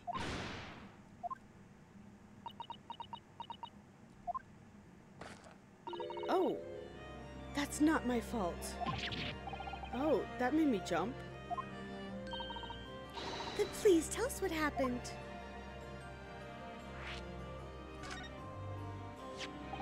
So, why doesn't this autopsy report include the victim's time of death then? It's really the most crucial detail. I was told not to write it. What? By whom? Mael Strongheart, the Lord Chief Justice. He came here. I knew I was suspicious of that man. Lord Strongheart came? He said that from the witness statements about the gunshot and the other evidence, it was obvious. The man clearly died at 5 p.m. on 1st November, when the gunshot was heard. That's not the time of death you wrote in the report. You didn't write anything. Was there some reason you didn't include it?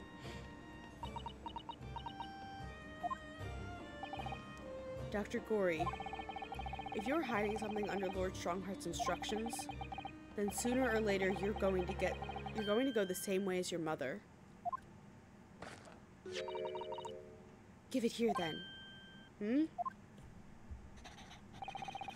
What's she scribbling so furiously? There. You've written... What? What? What's she written? Tell us. Indeterminate. But... An accurate estimation of the time of death is not possible.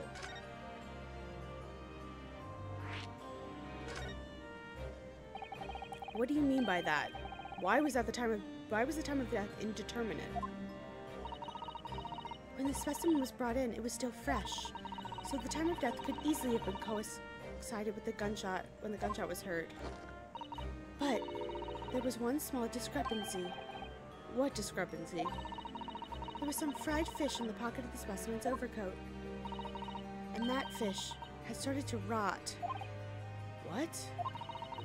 If the victim liked fresh fish, he presumably liked to eat it before it went off. Well, yes. What are you really trying to say? It's possible that someone tried to manipulate the apparent time of death. Manipulate the... Is that even possible to do? Theoretically, if you were to chill the body in ice, you could delay the onset of putrefaction. If the overcoat wasn't on the body at the time, then only the fish would have started to rot. With today's science, it's not yet possible to determine if a body was chilled or not. But today's science is advanced enough to let you freeze a corpse, it seems. But surely, to chill a corpse like that would require an enormous electrical refrigerator. Now, I don't imagine many households in London are equipped with such a device. No, definitely not.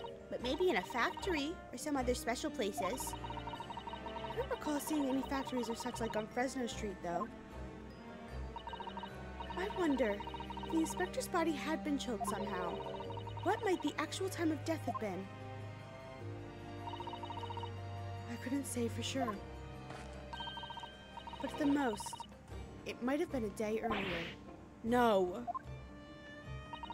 In other words, it would corroborate your previous deduction, Mr. Naruhodo. That Inspector Gregson was killed a day before his body was discovered at a different location. Did you inform Lord Strongheart of this possibility? He simply said that there were no electrical refrigerators of that size in the vicinity.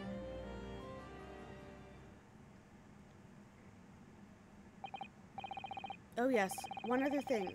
It's something the governor at Barclay Prison told us. He said that your mother, Dr. Scythe, was responsible for confirming the death of the professor after his execution. The professor. Apparently, you always enjoyed listening to your mother's stories about her work, so we were wondering if you might know something about what happened 10 years ago.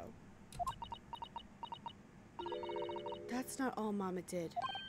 Sorry? My mama carried out the autopsy of Clint Van Zieks as well. Oh my god! What? Really? The brother of Lord Van Zieks, the professor's final victim. The idea of carrying out an autopsy on a member of aristocracy was completely unthinkable back then. But the detective in charge of the investigation insisted, and it was miraculously authorized.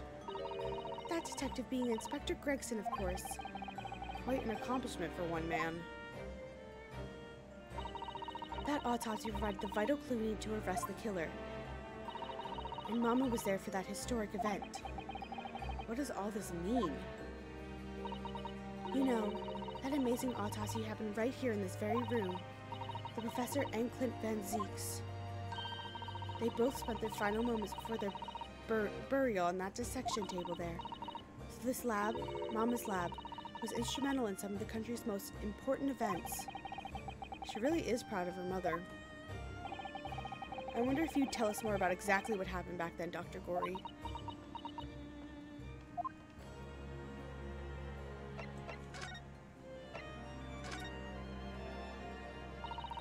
The professor's execution was Mama's first big case. She had to be in attendance at Barclay's Prison's execution chamber and signed the certificate to confirm the convict's death. Mama is the best coroner in the world, you know. I was so proud of her.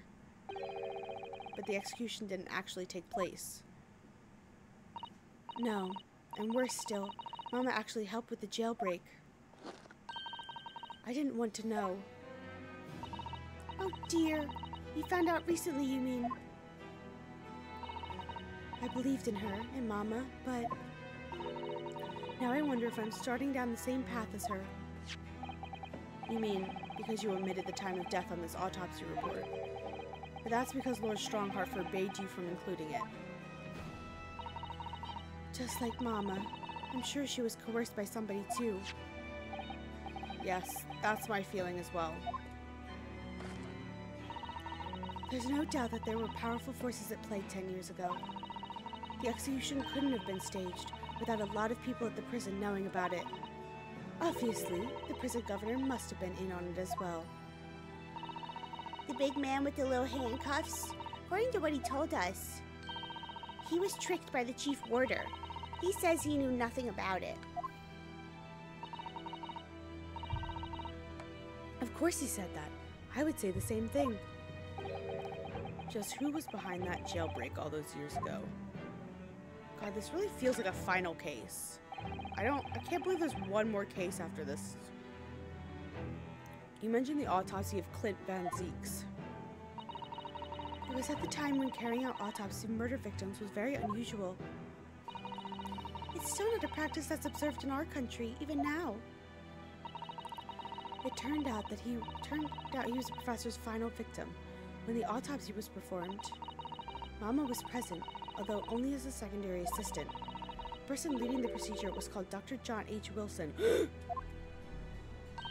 That's right, my daddy. And there was one other person present, the primary assistant. He was a visiting student from the Far East. Migatoba? Wait, a visiting student?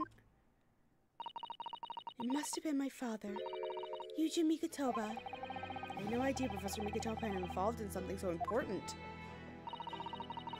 But the outcome of that historic autopsy was the discovery of a vital piece of evidence that led to the capture of the professor. So that's how they came to identify Genshin Osugi as the infamous mass murderer.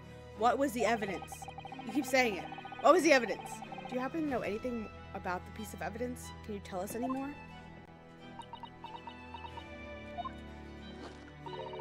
Would you like to see the records for yourself? Yes. Would that be alright?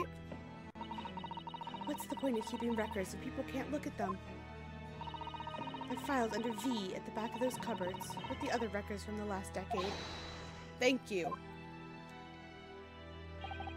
Let's see.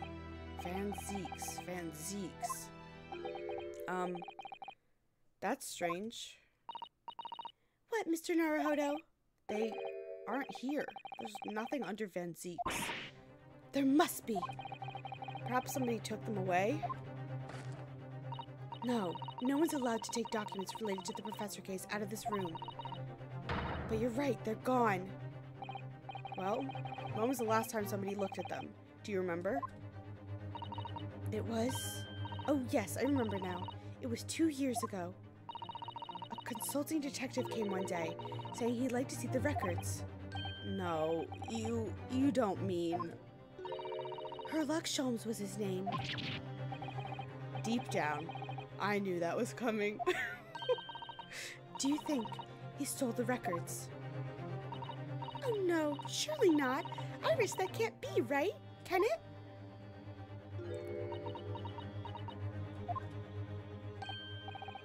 Iris?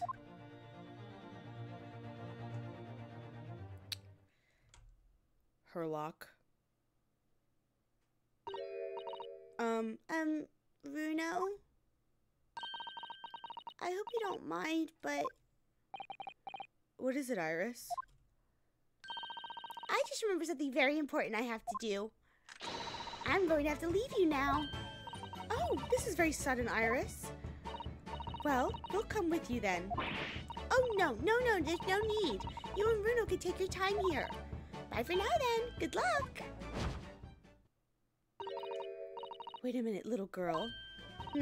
Me? I remember now. You've been here before, haven't you? Have you, Iris?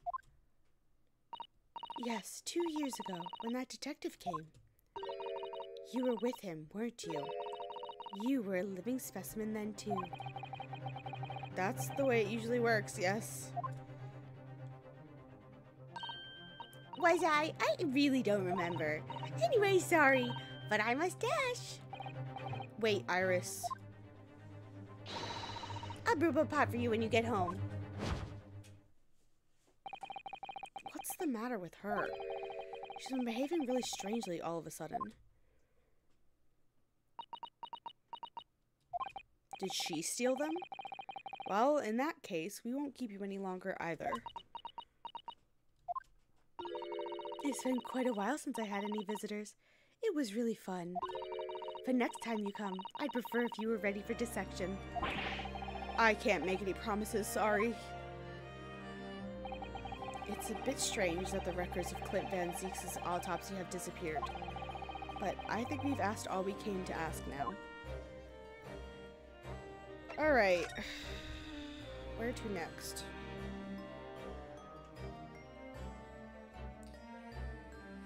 Alright, let's go back to the room and let's go do some investigating there.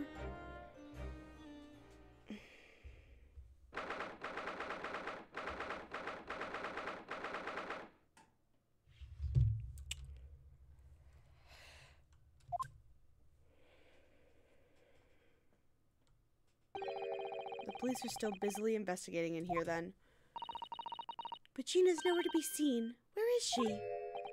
Yes, it has been blissfully quiet, hasn't it? Perhaps she's out investigating on her own, practicing what her boss taught her. Well, I expect she'll be back before too long. Shall we wait? Actually,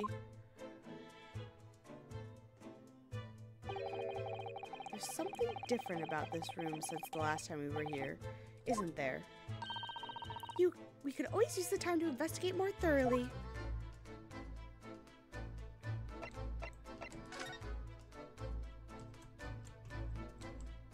Is this little trunk wasn't here before, was it? Oh, it appears to be made of metal. It must be very heavy. I wonder to whom it belongs. There's some initials on the outside. Look. TG. Let's ask one of the policemen if they know how it came to be here. Oi, what do you think you're doing? Yeah. That's my trunk, that is, and hands off. Gina! Where were you hiding? I don't know. You leave something unattended for a few seconds and every Tom, Dick, and Harry's got his greedy eyes on it. Just a wild guess, Gina, but... What? Spit it out, Odo. Is it fair to say that you've only owned this trunk since this morning's trial? What? What are you trying to say? Come on, this trunk goes with me everywhere. Always has. Where you been for last year? Trying not to incur your wrath, mainly?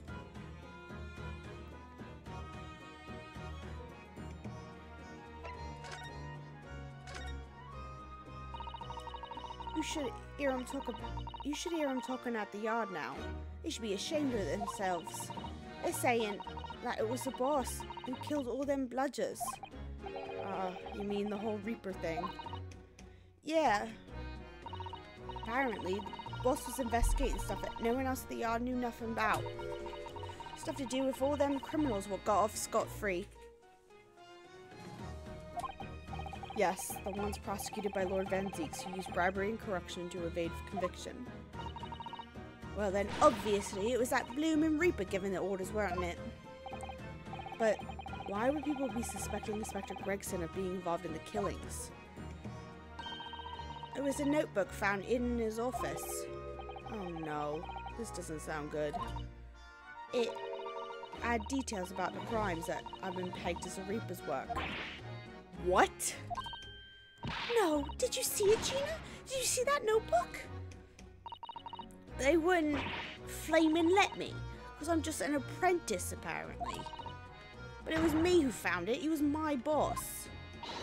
That's right. I was pretty miffed about it, so I sneaked a peek at what it said anyway. Oh! That's our Gina.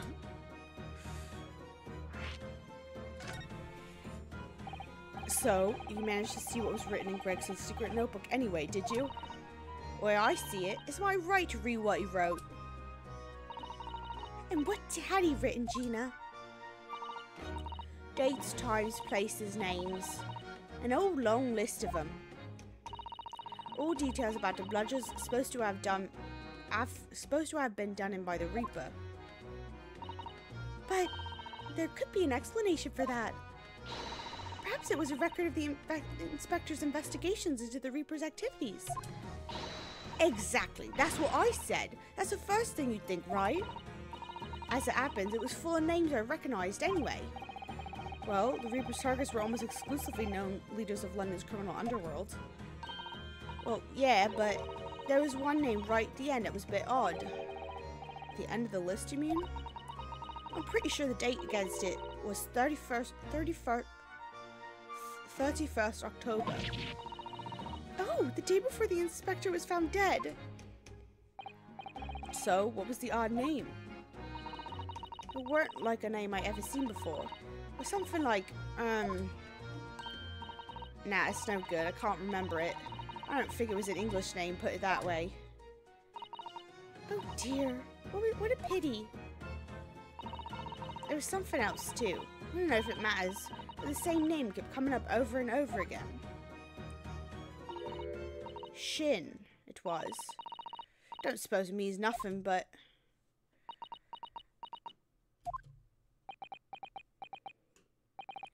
Did you say Shin?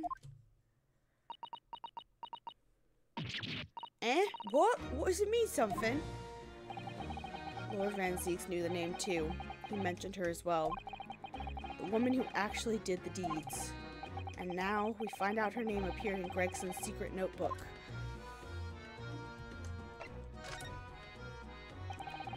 We haven't seen you for a little while, have we, Gina?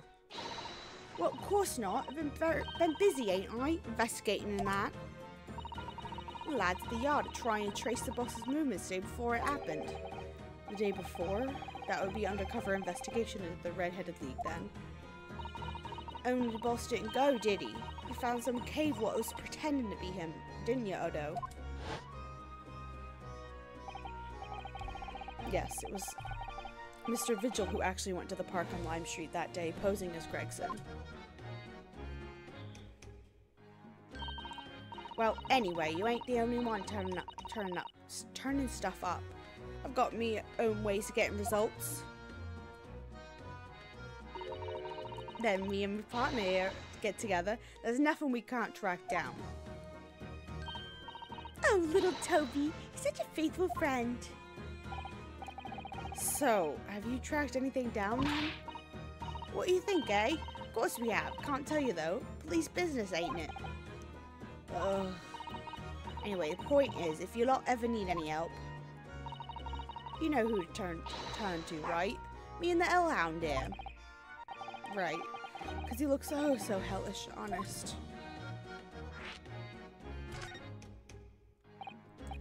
Gina, about your Hellhound there. Chief Inspector Toby, you mean? He's a pride of the force, he is. In Japanese, police dog means something quite different, and not altogether nice to those involved in crime. But here in Britain, it's a wonderful compliment, it seems, for a canine at least. It should be. After all, in the great exhibition case the other day, it was Toby here who managed to locate Drebber's workshop. Maybe it's time for another demonstration of what a super dog can do, eh? Do we have something the Chief Inspector could catch the scent of, I wonder? Oh, God.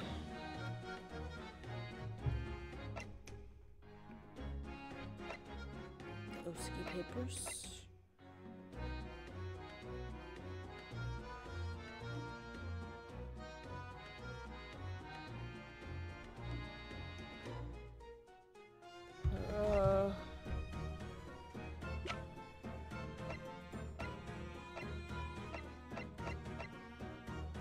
The wig.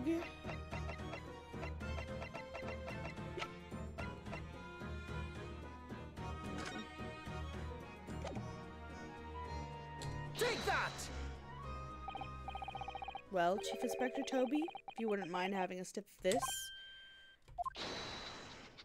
Oh my god, he's so fucking cute. He might be a little too keen, don't you think?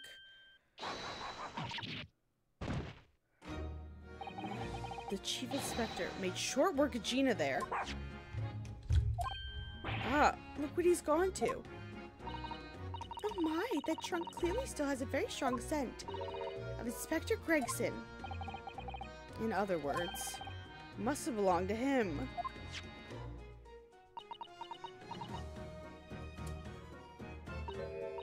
Oh, alright. It's a fair cop, I suppose. And you really got away with it, too. You always talk so proudly of Chief Inspector Toby's nose and what it can achieve. Oh my god. I must have, like, kicked a wire and it startled me. It moved. Did it not cross your mind that he might identify something that was right next to us? Yeah, that was a bit of a bloomer, wasn't it? That's enough now then, Gina. Eh? I think it's time you told us the truth about that trunk. We got real aggressive about that.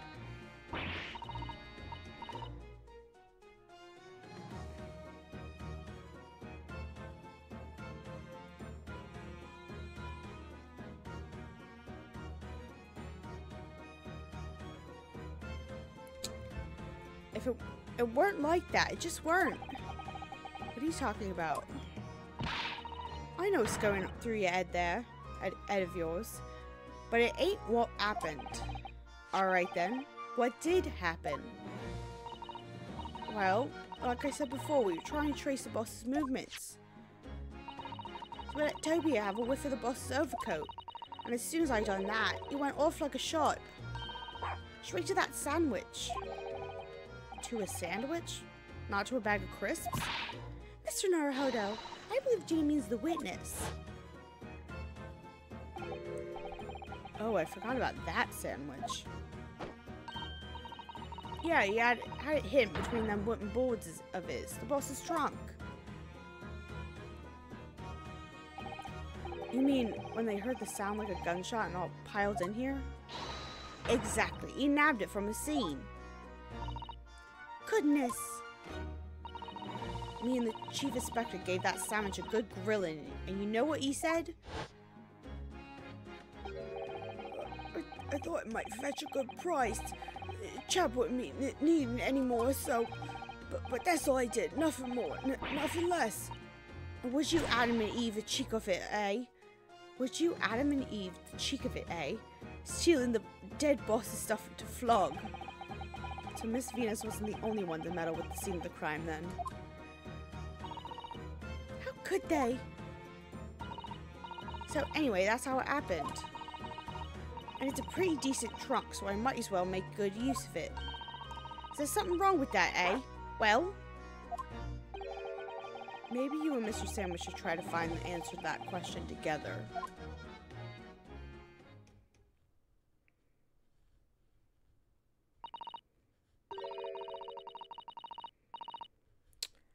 I think perhaps that trunk should be turned over to the police, don't you? What are you on about? I am the police. Gina, if you wouldn't mind, could we maybe examine it? Yeah, alright then. Do what you want with it. Thank you. We shall make a detailed record of our examination of the evidence. Okay. Toby? What's the matter with Toby? Why is he acting so aggressively towards me all of a sudden? Mr. Naruhodo, be careful. It must be the trunk. Oh my god. Toby! Toby, oi, what are you doing? You're gonna lick his face off. Mr. Naruhodo! Mr. Naruhodo! Gina, quickly, hail a carriage. Did we pass out?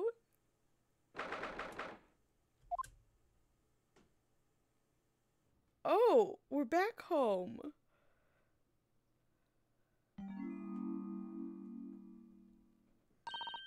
Oh, Mr. Naruhodo, are you all right? Miss Susato? Oh, Sholmes, that outfit, I can't. Stop showing up in that. Ah, consciousness at last. A blessed relief, my dear fellow. After all, to drop dead after a moderate licking by a small terrier. Most unseemly. What is it? What is or isn't seemly is irrelevant here, Mr. Sholmes. He's so dramatic. I'm so glad there's no lasting damage. How are you feeling? I'm fine, thank you. Did you bring me back here? What is this on my head? A bandage? Sadly, we had no ice, so that's a compress of sugar water. Sugar water? Don't worry, Mr. Naruhodo. It's a first aid treatment that my father taught me. Oh, thank you.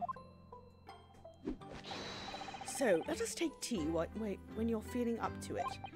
But of course, no sugar in the patient's cup. Ugh, the bump on my head is throbbing sweetly enough, don't worry. Whenever you feel ready, then.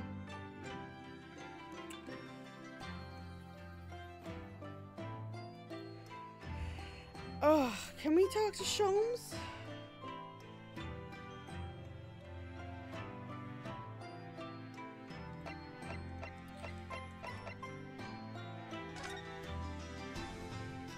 Hey, you. Thank you for your concern, Mr. Sholmes. My dear fellow, think nothing of it. I must say I was quite startled when I heard you'd been attacked by a dog. For a moment, I feared that infamous murderer of so many had come back from the dead. You mean the professor? Oh, I forgot the professor killed with dogs. Fortunately, I see your prize throat is unscathed. That stiff, turned-up collar of yours obviously afforded some welcome protection. Was I that close to death? All I really remember is the dog licking my face over and over and over again. Well, if you wish to avoid such troubles in future, a little mustard spread on the cheeks should do the trick. I should think that would balance the sweetness of your bandage rather splendidly. Okay. I guess let's go back there.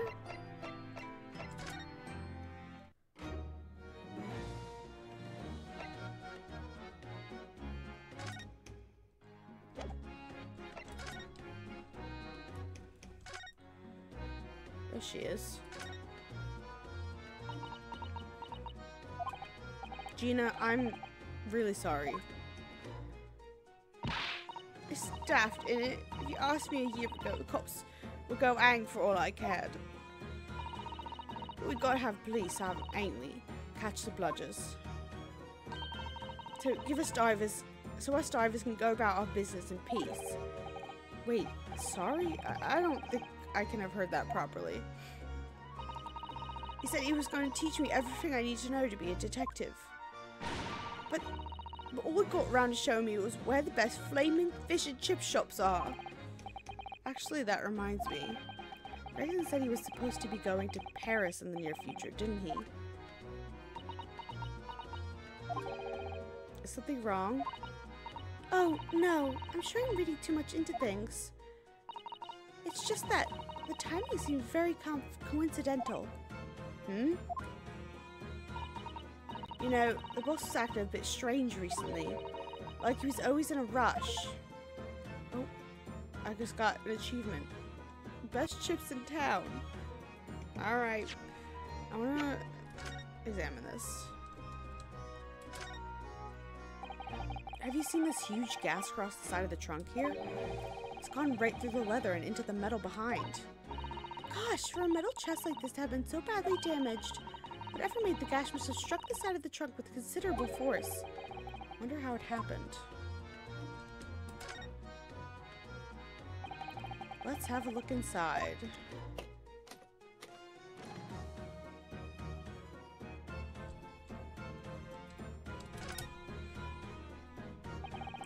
Do you see that? There's something stuck in the side of the trunk here. It's glinting. It looks like a fragment of metal of some sort. But it's wedged in so tightly I can't remove it. Well, don't cut yourself. You better leave it, I think. Look, there's something inside. Oh, let's see. It appears to be a passport, authorizing him to travel overseas. Is Inspector Gregson about to go on a trip abroad, then? He was about to go to France. We literally just talked about this. Perhaps the date of departure might tell us something. That was... Oh! What was it? It was for travel on 31st October, just one day before the incident. What? Really? Passport has been entered into the record. Gregson went to France the day before his body was discovered. Did he actually go?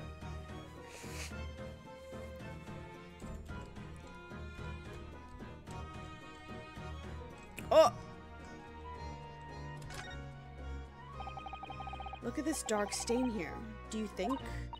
Yes, I'm afraid so. I think it's blood. Ugh, I knew you were going to say that. So that presumably means that this was present at the scene when Inspector Gregson was killed.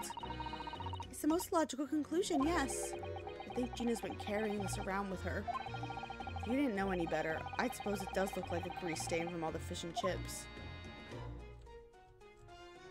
Alright, I think that's everything that could be examined.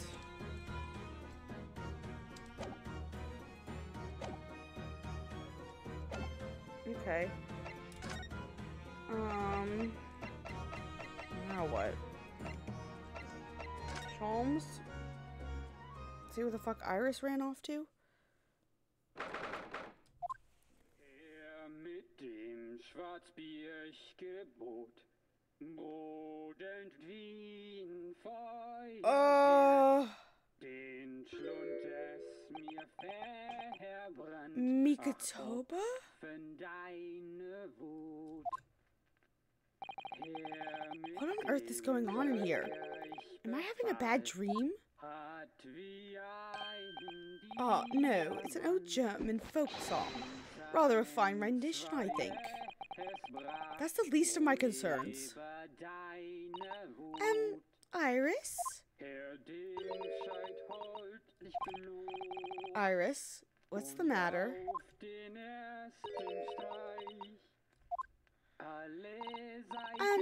Who is that sprawling, that relaxed gentleman over there? Iris, is she even listening? Excuse me, sir. I do apologize for troubling you whilst you were singing so merrily, but would you be kind enough to explain the situation? He's obviously asleep. I hope. Well, that worked. A crooning gentleman and a mute young girl. A rather tantalizing juxtaposition. And one that appears to have incited the gods of deduction within me to find their voices too. Oh god. Mr. Sholmes, do you mean? I'm gonna have a fun deductive reasoning. Ugh. The strains of reasoning with me are playing now as a delightful duet. One melody sings a reunion full of nostalgia, whilst the other is a morose theme about the great secret you're trying so desperately to conceal, Iris. She's turned as white as a sheet. This part hasn't gone on for long enough. We have to do a Sholmes deductive reasoning too. So as usual, you've instantly seen to the very heart of the matter. And by the time my own brief performance is over, I feel this gentleman's song will reach its finale.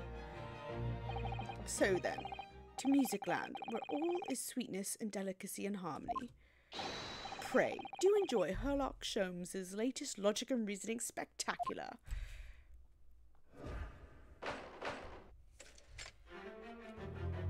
The silhouettes. Oh god, I love this outfit that he's in. I don't know, every time I look at it, I'm like, ooh, it's so good. Firstly, we consider the gentleman's nationality. Clearly he's a German with no grasp of the English language, as evidenced by the Germanic song he sings and his apparent inability to understand when asked to desist. So why is the man here at all, in such apparent high spirits? The answer, of course, Iris, is clearly known to you. Indeed, we need only follow the gaze of these bright young eyes to unravel the particular parts of this mystery. The reason for the man's mildly irritating warble is revealed by the herbal tea. No, probably by the trunk that's open. We obviously offered our German guest a copy of our latest herbal blend. This delectable flavour has made the man's spirits soar, and resulted in this joyful ditty tumbling incessantly from his lips.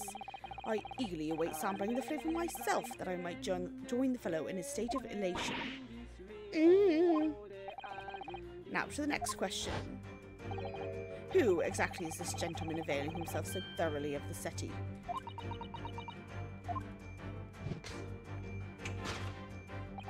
As it happens, a number of years ago now, a certain gentleman of German origin engaged my services in solving a particularly delicate case. He required the retrieval of letters once sent to an acquaintance that might have proved problematic. In order to conceal his noble identity, he has also arrived in my office in a mask. The gentleman's name was Wilhelm Gottsreich Sigmundson von Ormstein. the King of Germany. No. If my memory serves, the mask worn by this gentleman is identical. Yes, there can be no question that mask belongs to the King of Germany. That mask belongs to Kazuma, but sure, it appears His Majesty remembers the fine service I afforded him, and has decided to show his face again, mask and all, in order to express his gratitude.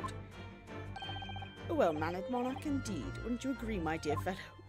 Iris's face is so cute. So, the identity of this masked visitor is in fact my former client, the King of Germany. Indeed, his son is currently in London as well, enjoying the wonders of the Great Exhibition. No. Sholmes. Honey. Girls, silence. Which leaves us with one remaining imponderable. Yes, you, young Iris. But your apparently inexplicable silence is unable to hide the truth. Yes, the reason your muteness is concealed inside that knapsack.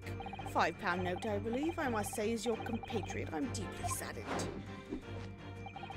It would appear that you've allowed yourself to be bribed into silence by His Royal Highness, earning yourself some spending money in exchange for keeping quiet about the King's secret. And now, the final piece of the puzzle. What is the secret you strive to hide in your silence, Iris? Ah, yes, you need only follow that brief involuntary twitch of your eyes to find the answer. You are attempting to abscond with that coffee cup. My favourite coffee cup, in fact. Or should I say, the handle of my favourite coffee cup. It appears that His High-Spirited Highness broke it in the midst of his hijinks. Which leads us to the sad truth. My favourite coffee cup has been broken by the King of Germany, and Iris, you tried to conceal it from me. Same, Nico. I really can't tell. Is he this dumb? Or not? I shall have a bill sent via governmental channels to the German royal family for its replacement. Look at that man. So sad.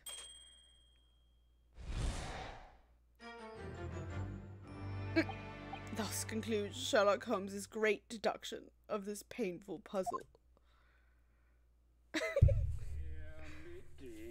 I'm really done listening to this German song, please.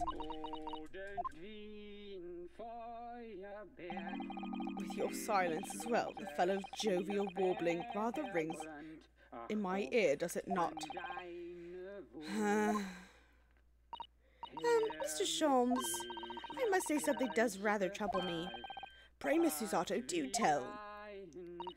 His Royal Highness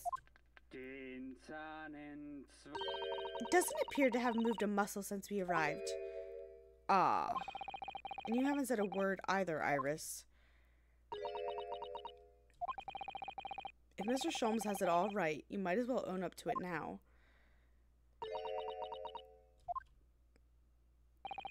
Your reasoning isn't entirely without substance, I must admit. And one thing, Mr. Sholmes. Yet another grievance, Mr. Naruhodo. Surely not. Well, I actually read the story of that case recently, the one you were just describing, and according to that, at least, it wasn't the King of Germany, it was the King of Bohemia. Goodness, was it? Yes, it's quite true. Master Gotz, the prince, testified to that in court. In his words, I have come to see the great exhibition all the way from my home in Bohemia. I would ask you to keep that minor error to yourselves. It could easily become quite a scandal. I believe, Mr. Naruhodo, that it's our turn now to make some corrections to a number of minor errors that may have slipped in. Yes, even Mr. Sholmes is willing to admit he might be slightly wide of the mark this time. Though it's clear that Iris is definitely hiding something. We need to find out the truth behind this mysterious scene. One truth is incontrovertible. My favorite coffee cup is no more. So, shall we embark again? On a joint presentation of Sherlock Holmes' logic and reasoning spectacular.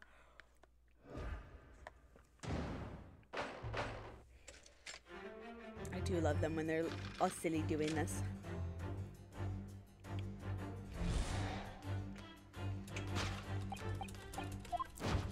Alright, clicking through.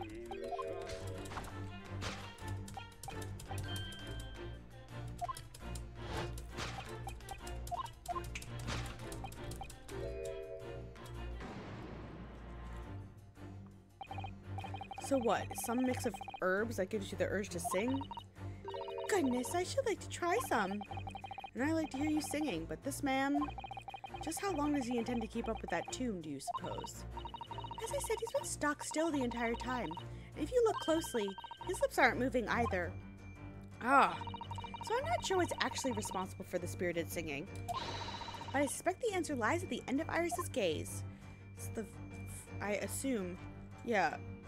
The gramophone. Take that!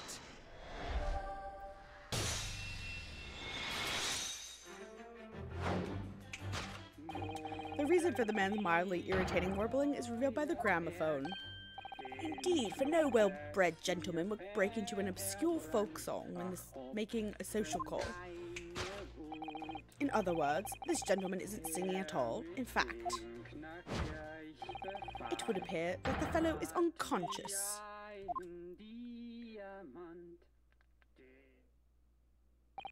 Ah, the music seems to have stopped now. I ask you, Mr. Naruhodo. Yes? Them standing here together. It's so rare that we see Ryu in his scene. I love it. Why would I have purchased a recording of that gibberish? How should I know? Well, never mind. On with the deduction. Who exactly is this gentleman availing himself so thoroughly of the settee?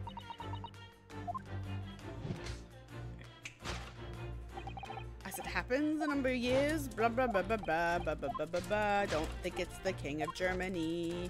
Pretty sure it's not the King of Germany.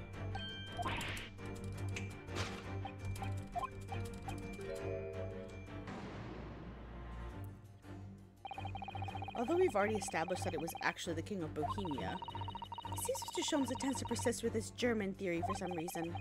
Come to think of it, the young prince was wearing a mask as well, wasn't he? Master Gotz? The boy whom you had in tears? Oh yeah, that little guy. Don't remind me or anyone else. Do you suppose all members of the aristocracy of mainland Europe wear masks? I'm sure they do. Well, probably, anyway. The point is, the mask doesn't belong to any king. No, that's right. As we well know, because we can identify the true owner of this mask. Where is he? Take that!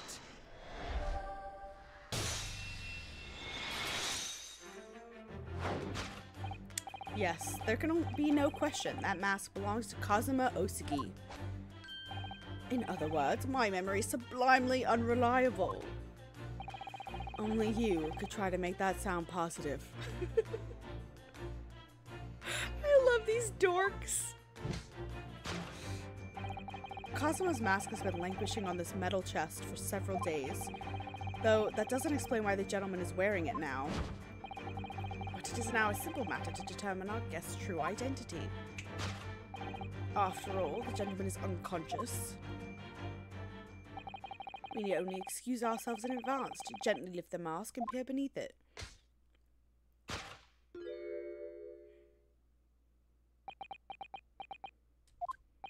I don't believe it. What? The thing I said immediately upon entering the room? Father? Father!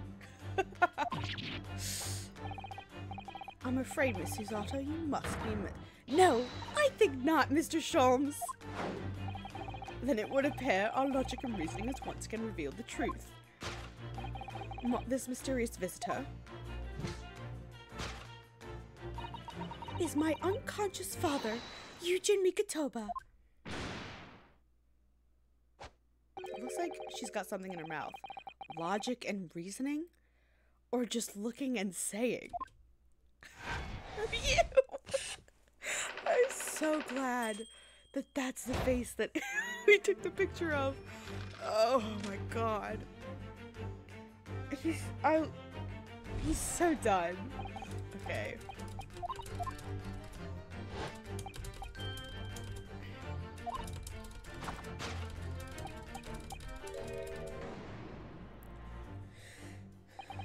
So that's a 5-pound note poking out from Iris's knapsack, is it? Oh dear, I can't be sure. Most money we encounter is in coin form. I know, I'm not even sure if we've seen any banknotes here in Britain at all, have we? But anyway, Father would never have paid money for Iris's silence.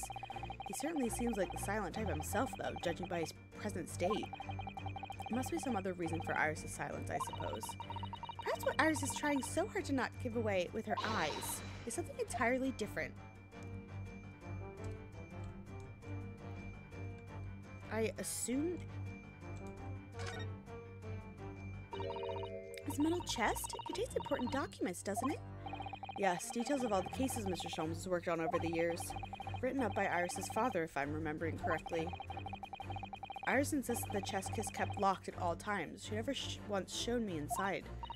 Well, its contents are invaluable to her, I suppose, and entirely irreplaceable. But look at it now. The catch is unlocked for once. So it is. That's hard to ignore. Very. I've never seen that chest unlocked before in all the time we've stayed here at Baker Street. Yeah, okay. Take that!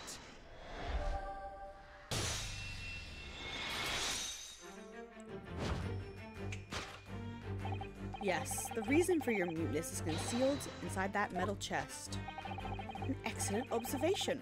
For upon closer inspection, there is something different about the chest's appearance.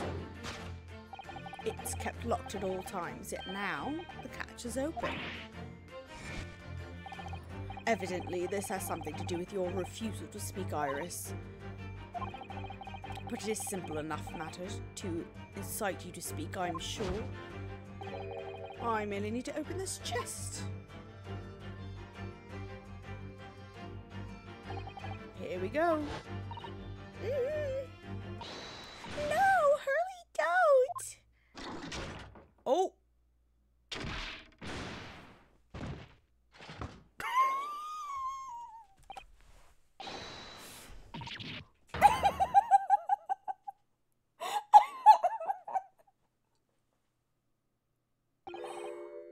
He's dead!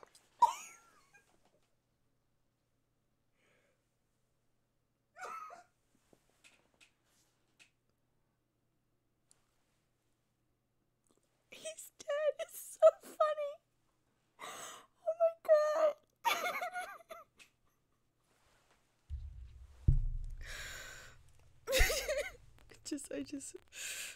Oh my god. He's dead. Never. Oh, Hurley, I told you not to open it. Ah, so you found your voice now, Iris. Ah, In other words, what just happened clearly reveals the truth here. Yes, the real reason for your silence until now is... this is somewhat different to the usual dance of deduction you perform with Mr. Sholmes, isn't it? Well, he's left me alone on the ballroom floor, so I'm going to have to dance this next part solo. Anyway, I need to get to the bottom of this for my own peace of mind. Now then, Iris isn't usually the silent type, so... You mean you don't actually know the answer yet?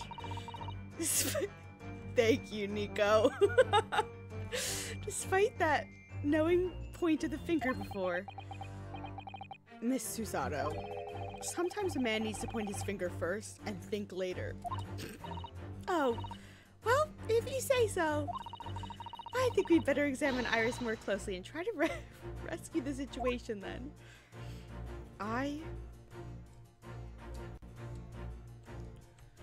Something... That's a key she's holding. That's a key she's holding, look. I'm sure that wasn't in her hands before, was it? No, you're quite right. It appeared as if by magic. That's strange. A big old iron key. Where did it materialize from? Yeah, I meant to just present it.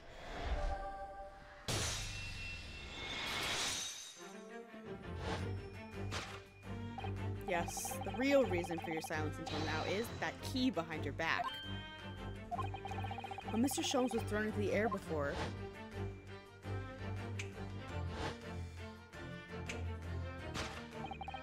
just before you called out to try to stop him, you slipped something out of your mouth.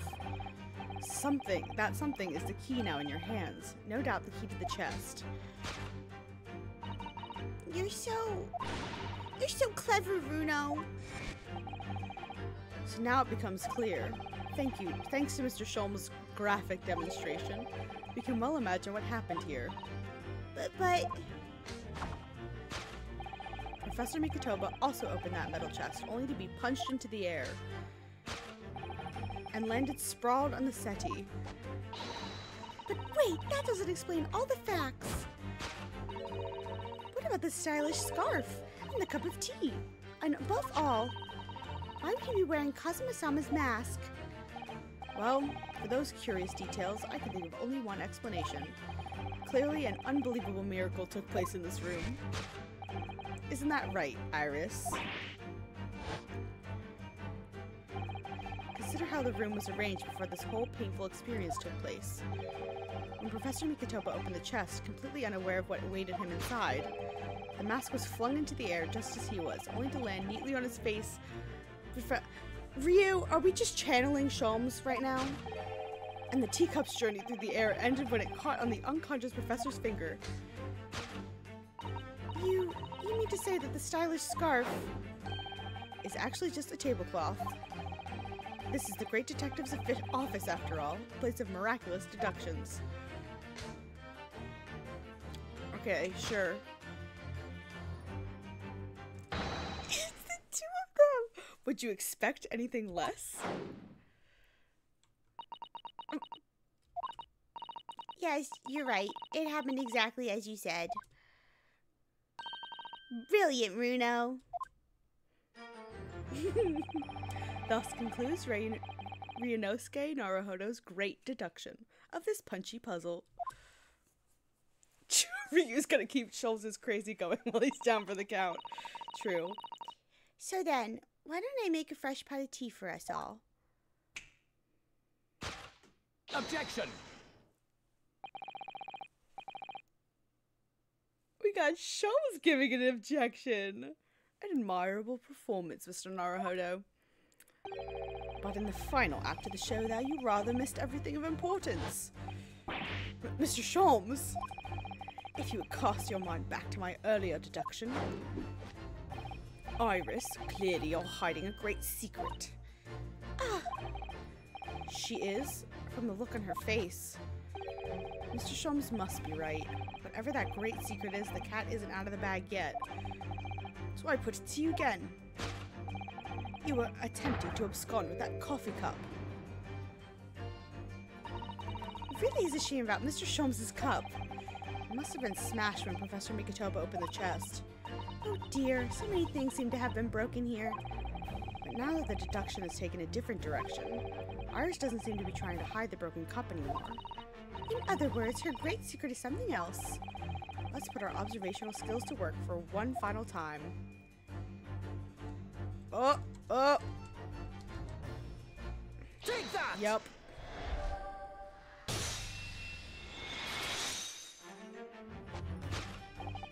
You were attempting to abscond with that case file.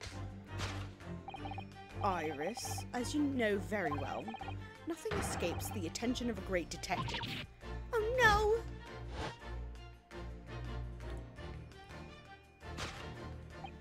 We visited Scotland Yard's autopsy laboratory earlier today, and Dr. Gorey informed us that the autopsy report of Clint Van Zieks had gone missing. Clint Van Zieks? Yes, I do seem to recall. That some years ago I asked to see the reports in question. You were with me, weren't you, Iris?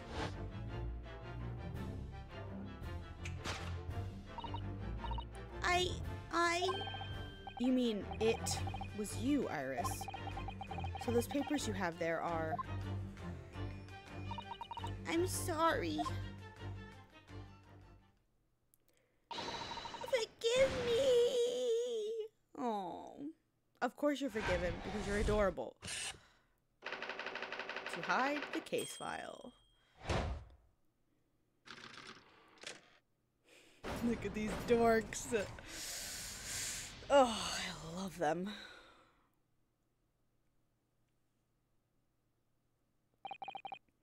In truth, I would like to have thought I could have predicted the booby-trapped chest, but it caught me completely off guard. I was very nearly the late consulting detective Herlock Sholmes. I'm sorry, Hurley. So you mean this autopsy report really is? Yes, I took it from the lab, even though I knew it was very important. Was there something in it that troubled you, Iris? Not exactly something that troubled me. Something I'd been looking for. When I saw this report, when I saw the writing on it, I knew it was Daddy's. The writing? Your father's writing? What did you really mean? Or what do you really mean? Iris, must be something that's hard for her to talk about. Forgive me for interrupting, my dear fellows. Mr. Sholmes, what is it? It feels as though the poor unconscious gentleman on the settee has been somewhat forgotten. Ah, Father! Perhaps we should find our guest somewhere more peaceful to rest. Mr. Naruhodo. Yes? Would you be so kind as to lend him your bed? We must do our very best to make him comfortable, I feel. Oh, yes, of course. I'll help you carry him. So will I. No, I can manage alone, thank you. I have tea to enjoy. You have tea to enjoy. We wouldn't want Iris's brew to stew. Because there's no better way to make the professor comfortable than dragging him upstairs like a trunk. I wonder. Perhaps that was deliberate. Maybe Mr. Sholmes is making himself scarce to give Iris the chance to talk more freely. We must use this opportunity to talk with Iris. Find out what's going on. This is the never-ending episode. Oh my god. Please tell me this is the end. Okay, thank God. It is. Would you like to tell us about it, Iris? About your father? I'm sure I told you before, didn't I, that Daddy used to be Hurley's partner? Yes, and that notes about all the cases they solved together are kept inside that metal chest. That's right. Hurley told me, you see. He said that Daddy's somewhere far away now, so we can't meet. That's one way of describing it. God. Then, when I secretly unlocked the trunk and read through the papers inside, I started to build up a picture in my head of what Daddy must be like. Well, that's only natural. You're just like any other girl of your age. I read that Daddy was a professor of medical science, so I studied and took my degree, too. Well, that's only natural, I suppose.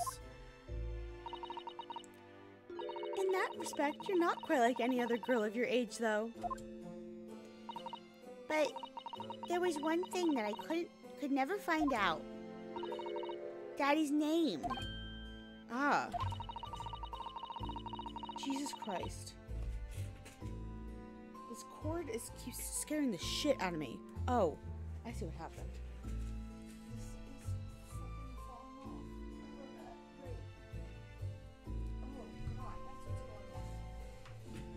Hold on.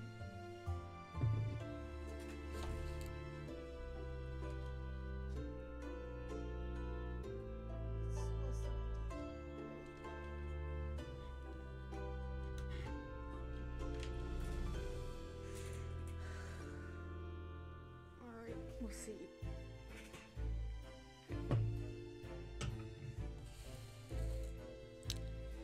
His name wasn't anywhere on any of the notes that he made about his work with Hurley. But then one day... That's what happened, is it? When you saw this autopsy report, you finally managed to work it out. Is that right? Yes. So it was the handwriting in the report that caught her eye.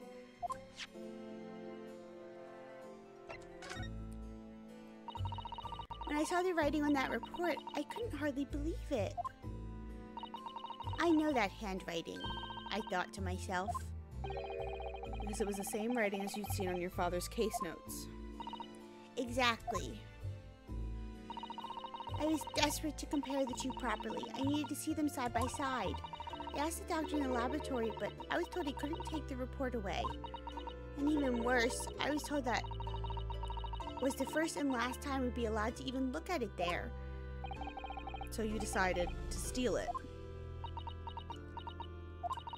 When I compared the autopsy report with the case notes I had here, there was no doubt. The handwriting was exactly the same. It was Daddy's. And the signature of the coroner at the bottom of the autopsy report read Dr. John H. Wilson. So that's how I finally found out. I learned Daddy's name at last. I see. Ever since then, I've called myself Iris Wilson. And that's also when I had the brilliant idea of writing stories all about Daddy's exciting times with Hurley. I decided there and then I'd write the adventures of Herlock Sholmes. Oh, Iris, I had no idea the stories had quite such a deep personal significance for you. I can see why the autopsy report was so important to her now. And why she was prepared to break the law to get her hands on it.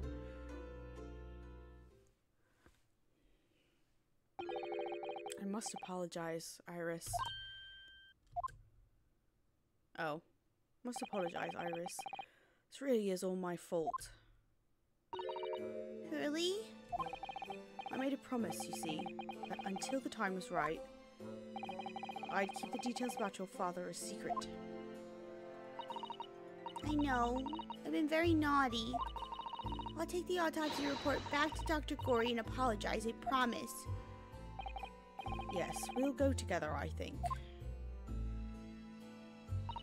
Then, let me look after it for you until we get there. I would love to read it.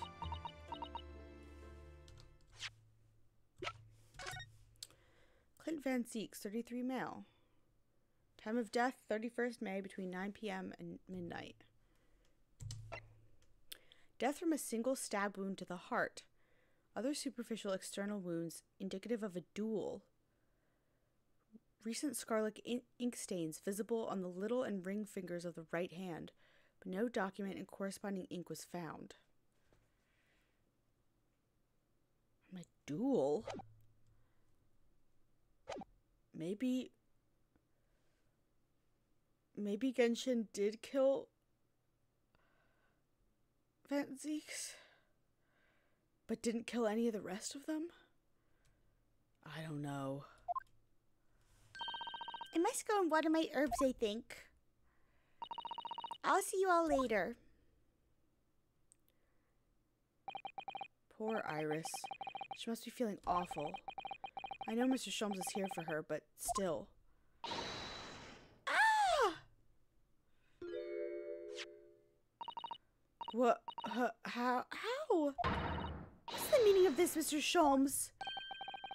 Mr. Sholmes? Oh dear me. So, you've noticed, I see. But that would mean... What on earth's the matter, Miss Susato? You've turned as white as a sheet. It's this autopsy report, Mr. Naruhodo. One from 10 years ago. The writing isn't Dr. Wilson's at all. Huh? What do you mean? How could you possibly know that? Because I know this writing very well. This writing is my father's. Oh no. Oh, Professor Migatoba's. Indeed, it's true. And now you know, my dear fellows. No, I don't know anything. What on earth does this mean, Mr. Sholmes? Because the idea that's slowly forming in my mind, it's just too extraordinary to believe. Please, you have to explain. Yeah, we're gonna talk about this. So, this autopsy report was actually penned by Professor Migatoba then. But that makes no sense. It's not possible, surely. not possible. My dear fellows, pray, take a deep breath and think again.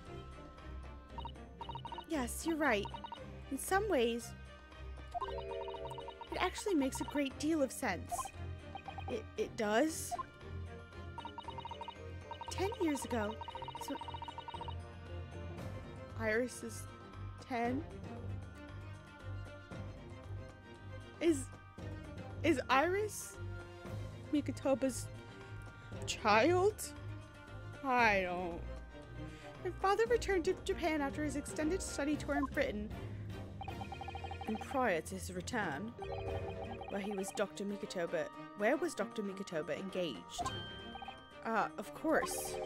He was an assistant in Dr. Wilson's laboratory, learning about forensic science.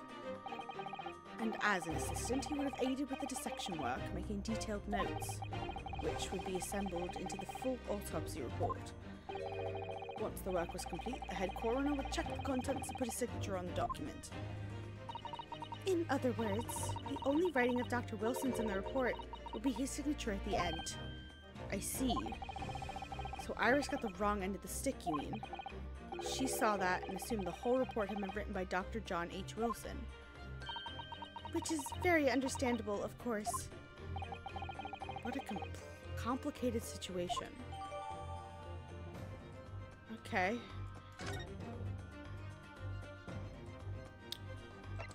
So Mikotoba was actually Sholmes' partner?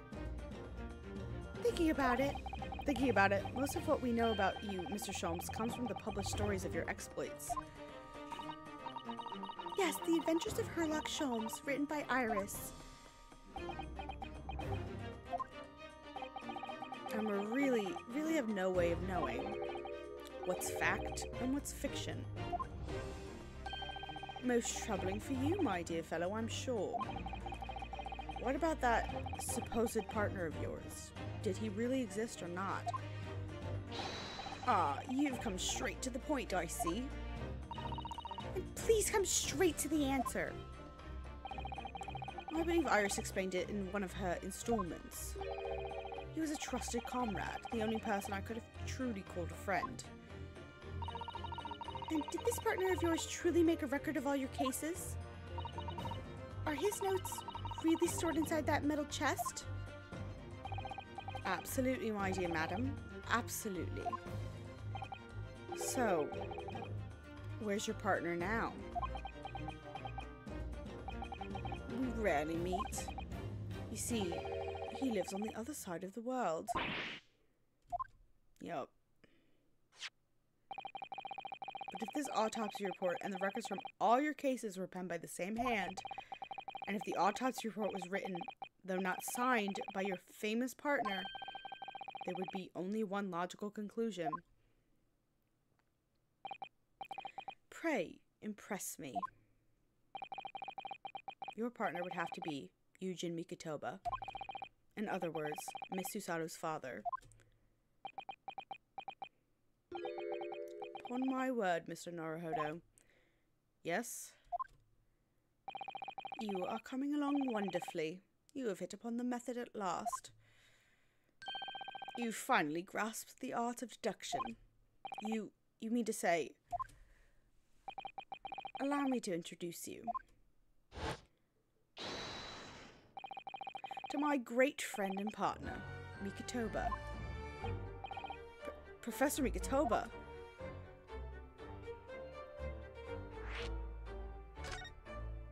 Crazy. This is not the twist I thought was going to be happening. Does this mean that you were the real Dr. Wilson? No. My dear, I'm still my old self. Yujin Mikotoba, your father. Oh, of course. This is obviously too much for Susato-san to take in. I must say, though, my old friend has attained wide world celebrity as a great mystery solver is the greatest mystery of all. I still remember the first time we met. Ah, pray remind me, when was it again, Mikotoba? 16 years ago, Sholmes. Ah, yes, quite. 16 years ago. I just arrived from Japan with Shishiro and Genshin. I was in search of lodgings close to the hospital, some comfortable rooms at a reasonable price. But rents are devilishly high in that particular area. That's right, so I decided I needed someone to share lodgings and the expense. I was fortunate enough to be introduced to Sholmes, who found himself in a similar situation. I was a callow fellow back then, a mere shadow of the great detective you see before you now. I was working at the hospital's chemistry lab at the time, indulging my curiosities for little gain.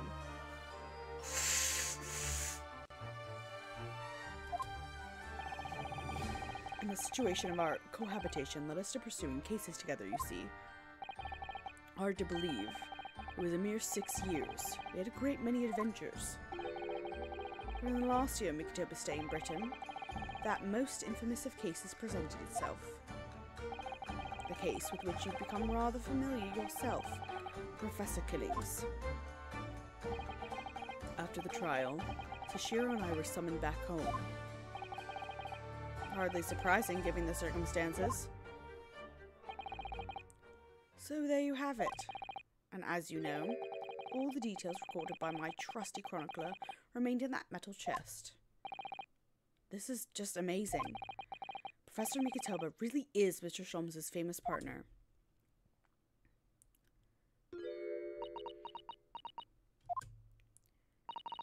Father? Goodness, my dear, what a cutting look.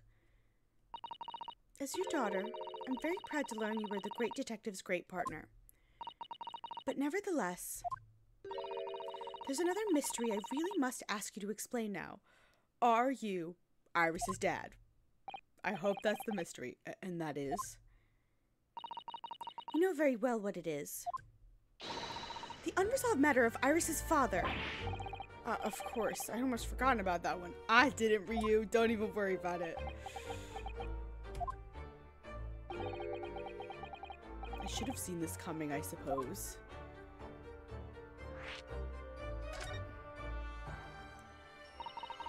Iris told us that all of the notes about the great detective's adventures are in that metal chest were written by her father. Isn't that correct, Mr. Sholmes? That is indeed what I told young Iris. But if you're Mr. Sholmes' partner, father, and you wrote all of those case notes, then Iris's father must be you. Ah. Upon my word, Miss Susato, you are coming along wonderfully as well. You too have hit upon the method at last. You finally grasped the art of deduction. What? Mikotoba was so confused. What you've always told me, father, is that my mother died when I was born 16 years ago, and you left me in grandmother's care whilst you embarked on your study tour of Britain, and I've always accepted that. But all this about Iris. Oh, there it is. Susato-san's ice-cold stare. No, hold on a minute. It was very complicated. It was very complicated. I mean, it's really not what you think. Then perhaps you'd like to explain exactly what it is. And there it is. Now the eyes go from ice-cold to red-hot just before she... No, really, you've got the wrong end of the stick. Sholmes, say something, man.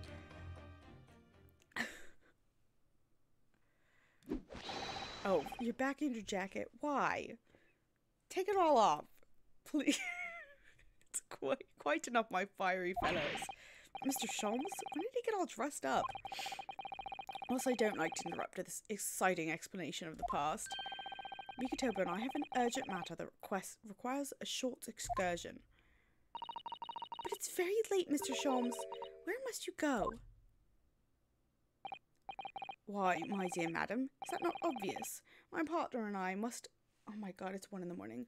Must pursue our natural enemies. This case will never end. So get your coat, Mikotoba. The game is afoot. But Sholmes, I really must give Sato a full explanation, I think. Later, my dear fellow, later. Our carriage awaits downstairs already. You haven't changed by one iota, have you?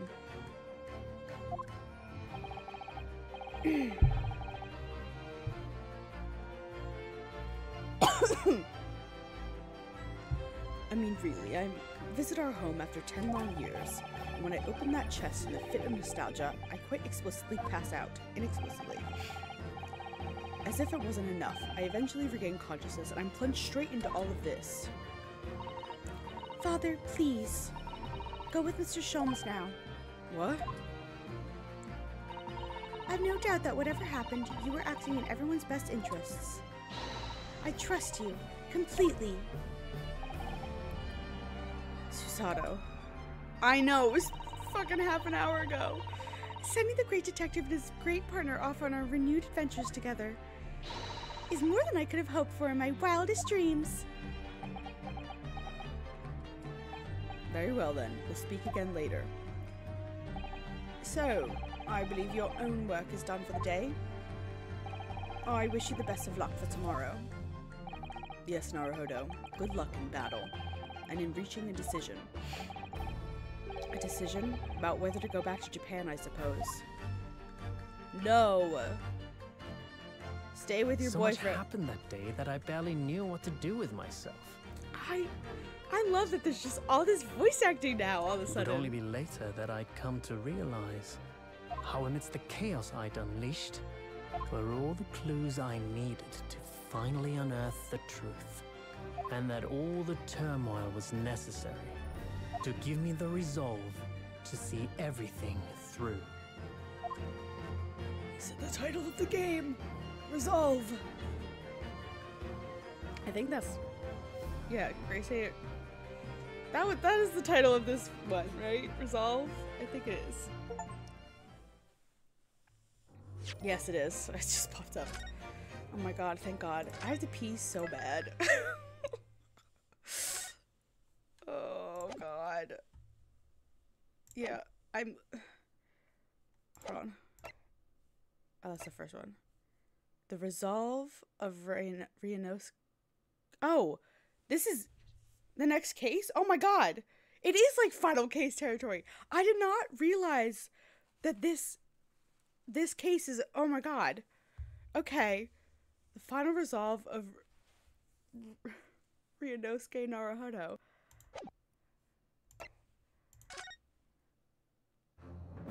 I didn't realize that this was split over two, like, Hujinwatas.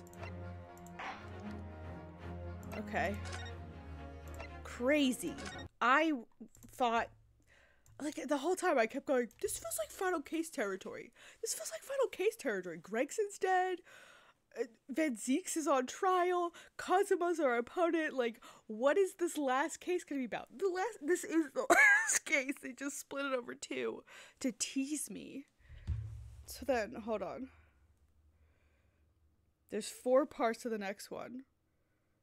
And we'll see if I get through all 4 parts next time. I don't want to stream 6.5 hours again, but we'll see. We'll see. But thank you to everybody who's fucking stuck through that. Because good lord. Good lord. Oh, this game it's trying to kill me, I think. This game series by the end wants me to like just drop dead from a heart attack. Why is Cosmo being so mean? Why is he so mean? Anyway, thank you guys for hanging out. I can't. We're almost done. Final case, and then I have a couple of weeks to kill before the Apollo Justice trilogy comes out at the end of January. So I'll figure out what to do in the meantime. I don't know what, but I'll figure it out. But yeah, thank you guys for hanging out. I very much appreciate it. You're the best, and I love you all very much. I hope you guys have a great rest of your Saturday night, if there is still Saturday night left where you are. And an amazing rest of your weekend. And I will see you guys all next week, okay? I don't know that I'll be streaming on Friday. I might have to do Saturday again. But I also might just be late on Friday. I have a Christmas party thing that I don't think I'm going to stay that long at. So I might just be like streaming at like 8 o'clock instead of 6:30, like pushing back a little bit. But anyway, thank you guys for watching, and I will see you guys all next week, all right? Goodbye!